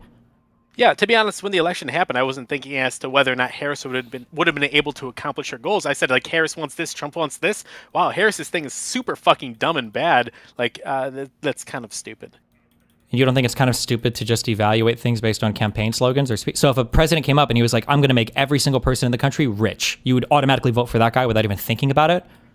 No, I think it goes more deep than that, right? Obviously, you have to do some kind of critical thinking. Obviously, you're a high IQ individual that watches Rick and Morty, and so me too, right? Obviously, if it's a super basic claim that like, hey, everyone's going to be a billionaire and no one's going to have to need anything. Obviously, this is a claim that is like, Okay, a wealth tax is also stupid. like It's we're stupid, never man. doing a wealth tax But in the if you're United like, States. hey, I want to. What was that? We're never doing a wealth. I hate wealth taxes more than anybody, more than any of you guys. I hate wealth taxes, but like this has never even come into my mind as a possibility. There's no world where Harris gets a wealth tax passed. It's just never happened. I know anybody that knows anything about economic finance in the U.S. is never happening. It would be an impossible to pass thing on the Democratic side. Now, if Trump wanted a wealth tax, Trump could probably do it because he would find some way to do it from the executive branch. I think a wealth tax would be political suicide for him. Obviously, he probably, let's say hypothetically, it wasn't political suicide and he wanted to do it. He could probably force a way through to do it. Sure. Because he's anti whatever, But as of right now, I think if Trump ran on the platform of a wealth tax, I think that he wouldn't have been able to do it in their current climate. If Trump and Harris both had the exact same platform, I don't think Trump or Kamala would have been able to do it. I think it would both be political suicide. I mean, Trump's platform is basically just tariffs. Oh, Trump's platform is... And deport, anybody brown. Yeah, tariffs and deport the Browns. Okay. My overall, I guess, final statement, I don't necessarily think it's the worst thing in the world. In fact, I think it's actually pretty good to go after hostile world leaders, anti-American world leaders that are against their values. Depose them, I guess kidnap them, that's not the most ideal thing, but to go after them and stop them from being able to do what they do. I think that's completely fair and normal, and I was sitting there in my gamer chair. So were you upset when Trump said no new wars then, when he was running on that? You were like, no, we need more wars. Yeah, because I'm a neocon, and I was like, yeah, I do want new wars. I do want, I don't think we should have left Afghanistan or Iraq. Sure. I don't know why you say neocon. Really, like, even a neocon wouldn't have supported the unilateral deposing of Maduro in this way with no backing from Congress. Okay, maybe that doesn't make me a neocon, but I do think I would support the deposing of Maduro or other autocrat leaders, and especially anti-American leaders in South America. Okay. All right. Well, thanks for the chat. Right, I appreciate it. Bobby. Yeah, mashallah. And you got unblocked, so yeah, I'm gonna send you more DMs. All right. That's big for you. Hello? Hey, you got it. What's up? Oh, okay. I'm so sorry about that. Okay. I wanted to... I'll preface this by saying that I consider myself a liberal, like yourself. I'm about to hear the strongest defense for Trump I've ever heard in my entire life. Okay, let's go. No. I don't think I think what we did in Venezuela was I disagree with it in the sense that it wasn't authorized by Congress. That's my main that's like the main thing that I don't agree with, that he just kind of did it unilaterally, but it's kind of par for the course at this point, but it's bad. But like in a vacuum, or maybe like, do you think that we should have maybe in some sense gotten rid of Maduro? Or let's say if he had done it, through the proper channels, and they're like, okay, we're just gonna, he's gotta go. Do you think that would have been a good idea? It could have been, sure, but that's not what happened, so I don't know why we're talking about that. Okay, so like, when you think of what happened, what is your main problem with what happened? Is he's doing it unilaterally from the White House without even informing like other parts of the government what's going on? But if he had done it properly, that would have been fine with you. I mean, I'd probably oppose it on other grounds if it's like the first step. I don't think Trump has the mind for managing other nations, and I don't trust the U.S. Motivation for doing anything like that. But it would be a separate action, so I'd have separate criticisms for it. I'd be opposed to that action too, but... Okay, I thought we disagreed on more than we actually do, so never mind. I'm sorry. Well... Okay. Well... I mean, So what, you're okay with it because... Why are you okay with it? Well, it's not like... I think it would have been nice if he had gone through the proper channels, but at this point, like, I don't know what I would have preferred we have done. If we had had like a more steady hand in the White House. That would have been nice, but like I don't know exactly what I'm waiting for from the United States to do instead. Like, what other options did we have at our disposal? I'm not like jumping for joy at the thought of killing people in I mean, Venezuela, did we have like mass sanctions on Venezuela or anything? Yeah, we have basically an embargo on Venezuela at this point. An embargo, like we were blowing up like, ships that were going to the country, or? Oh, no, but like there was just no trade. There was just, I don't know what else, like what other sanctions we could have levied on them. Did the UN have sanctions on Venezuela? I'm pretty sure they've been pretty critical of Maduro. Like, it's why I don't really understand. Well, I'm not saying that you're doing this, but like when people talk about like appealing to the UN or some international or wider international body, like I don't know who's going to make that decision. Like who's going to be the country to take action, because we've been talking about Maduro, and since Hugo Chavez, I mean, the country's been a disaster. So I don't know exactly. But that's not a good reason. What is our reason to unilaterally invade and depose the leader? I don't know. I guess I'm unconvinced that like. Well, actually, that's a poor way of putting that. That's my fault. I don't understand like why we should just let him. The election was a fraud that just happened. They've been frauds.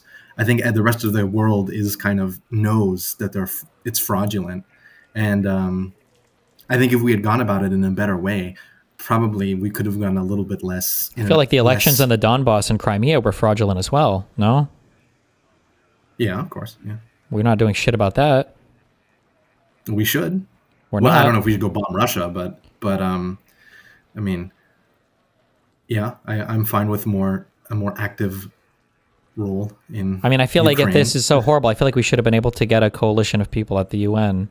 Like, well, I just don't understand. Like, yeah, I feel like Maduro's bad. He's a bad person, and the regime was bad. It's a bad regime. That's an argument for the United States to invade the country and depose the leader. But who was going to join us? If nobody joins us, then we just don't do anything. It's just a shitty leader that exists, and it just sucks. But is America literally now going to just depose every autocratic leader because we think it's our moral mission to do so, even if nobody else supports us doing it? I don't know if we have to depose every leader like all at once. Like we just say like, all right, if you're a dictator, we're going to come for you in the next like 4 years or something. But that's what we're going to do. We're going to start deposing dictators. Well, but the bad dictators, right? Because we're okay with like the monarchs, like in the Gulf states and everything. We're okay with those dictators. Well, yeah, that's not good. I'm not trying to say that Trump has a coherent foreign policy. It's just on this discrete issue. I don't know what else we could have like. Who would we be appealing to? And like, if a thing is incoherent, then every action is bad. It doesn't matter if it turns out okay sometimes. If you have a sociopathic surgeon who just runs around removing people's appendixes, and it just so happens that of the last 5 people, one of the appendixes was about to burst, I'm not going to give him credit even for that single appendicitis. I'm going to say all of them are bad because it's coming from a bad place. No? Isn't this like, I can make a billion examples of this. All of these are, if you run around and you rape 100 women and 5 of them had secret consent, non-consent fantasies and you didn't know about this, I'm not going to say, well, for those 5, there was no harm, that was fine, you were okay. I would say all of them are bad. Like if you run around executing 100 random people and 2 of them were about to commit murders, but you saved the lives of the people that I wouldn't give you credit for the 2 people you randomly kill just because, like, I don't understand, like, if there's no coherency, if there's no plan, if there's no consistency, I'm not going to give credit even when some things might have some potentially positive side effects spun out from them. I can understand that. I just wait. But you disagree with it. I'm not asking you to understand it. I think intuitively, I think every single human being would agree with this. Is there an example I gave that you disagree with, or is there some reason none of those examples are analogous to this? Like, why would you ever agree with this example? Those are valid points. I don't know how much it tracks to the foreign policy of this administration, though. Like, okay, do you think that Trump has a coherent plan for South America? No, probably not. Do you think that we have the best interests of the Venezuelan people at heart when we've deposed Maduro? Do you mean like our casus belli was like we're going to save Venezuelans? Is that what you mean? Yes. No, that's not the primary thing. Okay. Do you think that given the opportunity between enriching the United States and helping the Venezuelan people, if those 2 things are at odds, which one do you think Trump will choose? If they're at odds, probably picking our interest. I mean, I would imagine so. So then what? So how can you possibly? I don't understand where the support for this can come from in any way. It seems like every single part of this is just selfish, narcissistic U.S. interests with a guy who has no comprehensive or future vision for the region that will always opt towards favoring the U.S. over domestic interests anyway, domestic interests of Venezuela. Because I don't know if preserving the status quo is preferable to that. Like, I'm not sure they're preserving the status. It's their status quo. We don't have a responsibility to disrupt the status quo at every single government or any government that we don't like. We don't have a responsibility, but I don't know why, like... Well, it doesn't give us a justification I don't think we have, like... No, it doesn't give us a... Well, I don't think we need a justification. We're the most powerful country on earth. It's like... Not that we should go out and... Okay, like, so if I break into your house and I rape your mom or sister or girlfriend, or you if you're shorter than me, is that okay because I'm stronger than you? What is this might make? This is like the weirdest might makes right argument in the world. Is slavery okay if we can get enough black people to be? It's not that it's not that it's right. It's just that that's how it is. Like I would like to live in a world where we have what do people call it? Like the rules based international order. Right? Don't we have a rules based international order right now? Isn't there a weaker country to the north and south of us that we could take over militarily, but we don't? I would say that kind of nation states and borders predate what I'm referring. I'm talking about stuff like the UN and like more modern internationalist institutions like the UN, and like we have those, and those are great, but they're not effective at preserving they're not effective at keeping the well-being of the people that they're meant to. Haven't they been though? Haven't we been like relatively peaceful over the past 80 years compared to prior World War II and prior to that? Is that because of the rules-based international order that all of us are adhering to? I would say so, yeah. Or is it because of the UN, or is it because of like there are these powerful countries that are kind of steering us in a certain direction for now?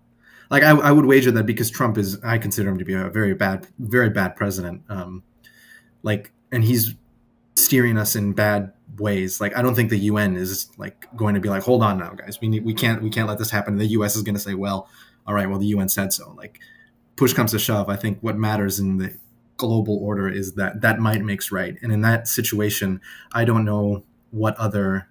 I agree with you that in a descriptive sense, might can make right, but the things that we should be making right are a rules-based international order. That the strongest person can come into a room and he could say, I'm going to subjugate all of you, but the strongest person also has the ability to come into the room and say, I'm going to ensure that all of us adhere to some rules-based order, right? So like the monarchs having the Magna Carta or whatever and agreeing that even the king is subject to the laws of his people, like George Washington stepping down after his term as president. Like these are things that people who are powerful and in charge can ensure that everybody follows like this kind of like rules-based system. So just because you're the strongest player doesn't mean you have to act like a sociopathic, rapist, homicidal freak. You could also say like, I am the strongest person and I am going to enforce a rules-based international order. Like, isn't that a thing that we have the ability to do? Shouldn't we be doing that?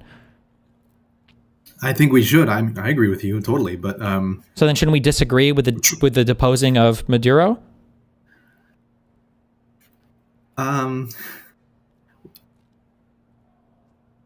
Well, if it okay, this sounds kind of stupid, but if a Democrat had done this, I think that it would be very bad because ostensibly, or literally anyone other than Trump, but what we have now with Trump, we're never going to get that sort of... Trump is the might makes right guy.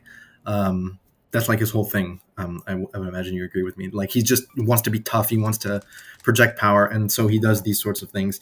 And usually I would say almost always that's bad. But in this situation, I'm not sure that well, let me put it this way. Like if we had a leader who was interested in what you said, like we're going to use our power to create a rules-based international order, what would we have done with Maduro? I don't know. You sanction and you progressively pressure the country until you see what you can accomplish, like going down that road. We don't have a reason for war. We don't have a just reason to invade that country and go to war with them. I mean, at some point, there can be countries that exist that we just don't like, that we hate, that have bad leadership and rig their elections and do bad shit. But I mean, you just kind of, that's part of the world. I guess some countries can do fucked up shit and make bad decisions. If it's really bad, if like genociding their people or something, maybe we can intervene. But at that point, it should be so bad that we can build a coalition around the world of countries to go in and take care of it. I don't know if even when we have built coalitions to deal with stuff like genocide and stuff, when I think the international or rather, the moral weight of the crime occurring is so grave that like it seems obvious that everyone would be on board to stop this. Even then, we struggle to form coalitions. Like, Did we though? We trip over ourselves. For Libya, With didn't we have Rwanda- is Libya the one where China didn't even vote no? Was that a NATO thing? Or I don't remember if that was with the UN blessing. That was a NATO intervention. Yeah, but I don't. There was one. It might have been NATO with the UN thing. But there have been things in '91 for the first Gulf War. Like that was a thing that we had, I think, like pretty broad consensus for, and like I agree. It was a moral thing. Like I think like it can happen. I don't disagree that we can make it happen, and that would be the ideal. But I mean, for every example you give of like that coalition forming, there's an example of it not forming. Like we've tripped over ourselves in Rwanda, and 1 million people died because. What was the thing preventing us from intervening in Rwanda? There was the French. I think I'm not an expert, so I'm not either. I don't know enough about the situation to say, but like. But if I understand correctly, it was basically that the French government was unwilling to support an intervention because their people, the interest that they had in the region were friendly to the genocidaires. So they were kind of stubborn. That's my understanding. That might be wrong, but I know that like that coalition never formed because there were UN troops there. They left, and there was a genocide, and then the other Rwandan rebels came in and stopped it, and then it ended. And like stuff like I agree that we should be able to do coalition stuff, but I don't know if that coalition exists for Maduro. Not that people don't like him. Like people hate him. He's reviled like everywhere. I guess like this is my issue is that like I feel like there is a like, do you know who like Andrew Tate is?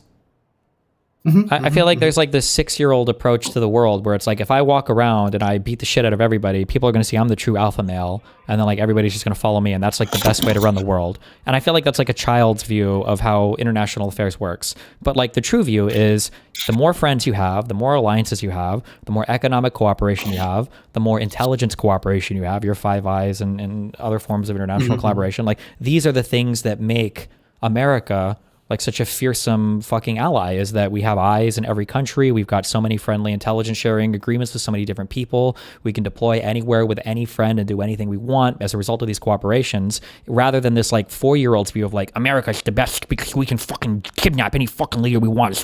Like that's like retarded. That's not sustainable. Like that's the thing that collapses in a generation because now everybody views you as an unhinged fucking maniac. Nobody wants to form any deals with you. Nobody believes in any kind of long-term coherent strategy from you, and they're worried that the next schizo president you get is going to undo every deal you just had with them, whether it's Trump blowing up his own trade deal, his NAFTA, USMCA or whatever agreement, or blowing up the Iranian nuclear agreement. Like, why would you ever sign any? Like, this is just such a short-term, like, retard strength strategy that is going to fall apart in a single generation. I don't know how anybody can support this with over like 75 IQ. It just seems so stupid to me and so short-sighted.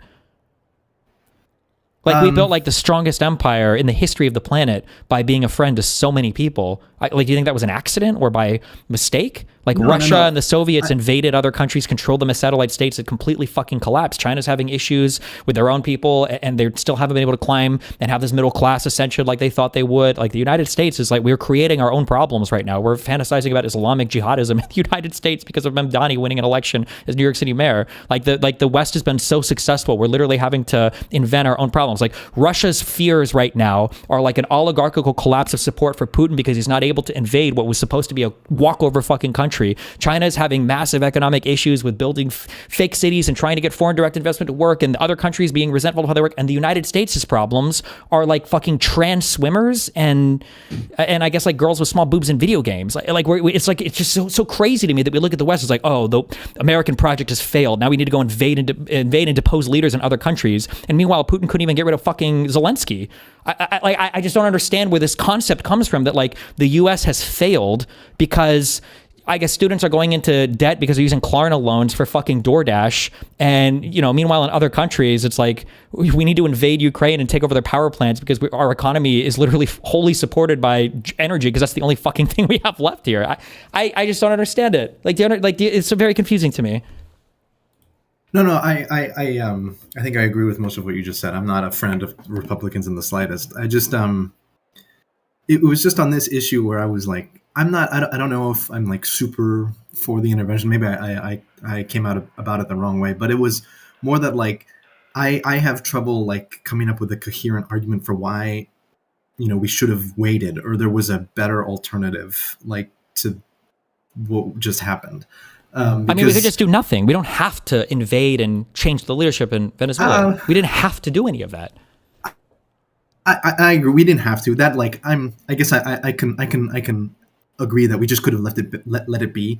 But if maybe I'm too much of a lib shit, and I think like if we can, you know, these people obviously are not fans of Maduro. They obviously want him gone. This is a very unstable country. The country is literally falling apart. I mean, not now, but before there was a famine in the country. What is it, like a fourth of the country fled because the situation was so dire. It's not a genocide. I think that it's not a genocide by any sense, but it's like I would consider it a humanitarian crisis. What's happening there? So if that's something that we as a country want to do something about, then like we solve humanitarian crises by deposing the leadership and saying we're going to go and take their oil.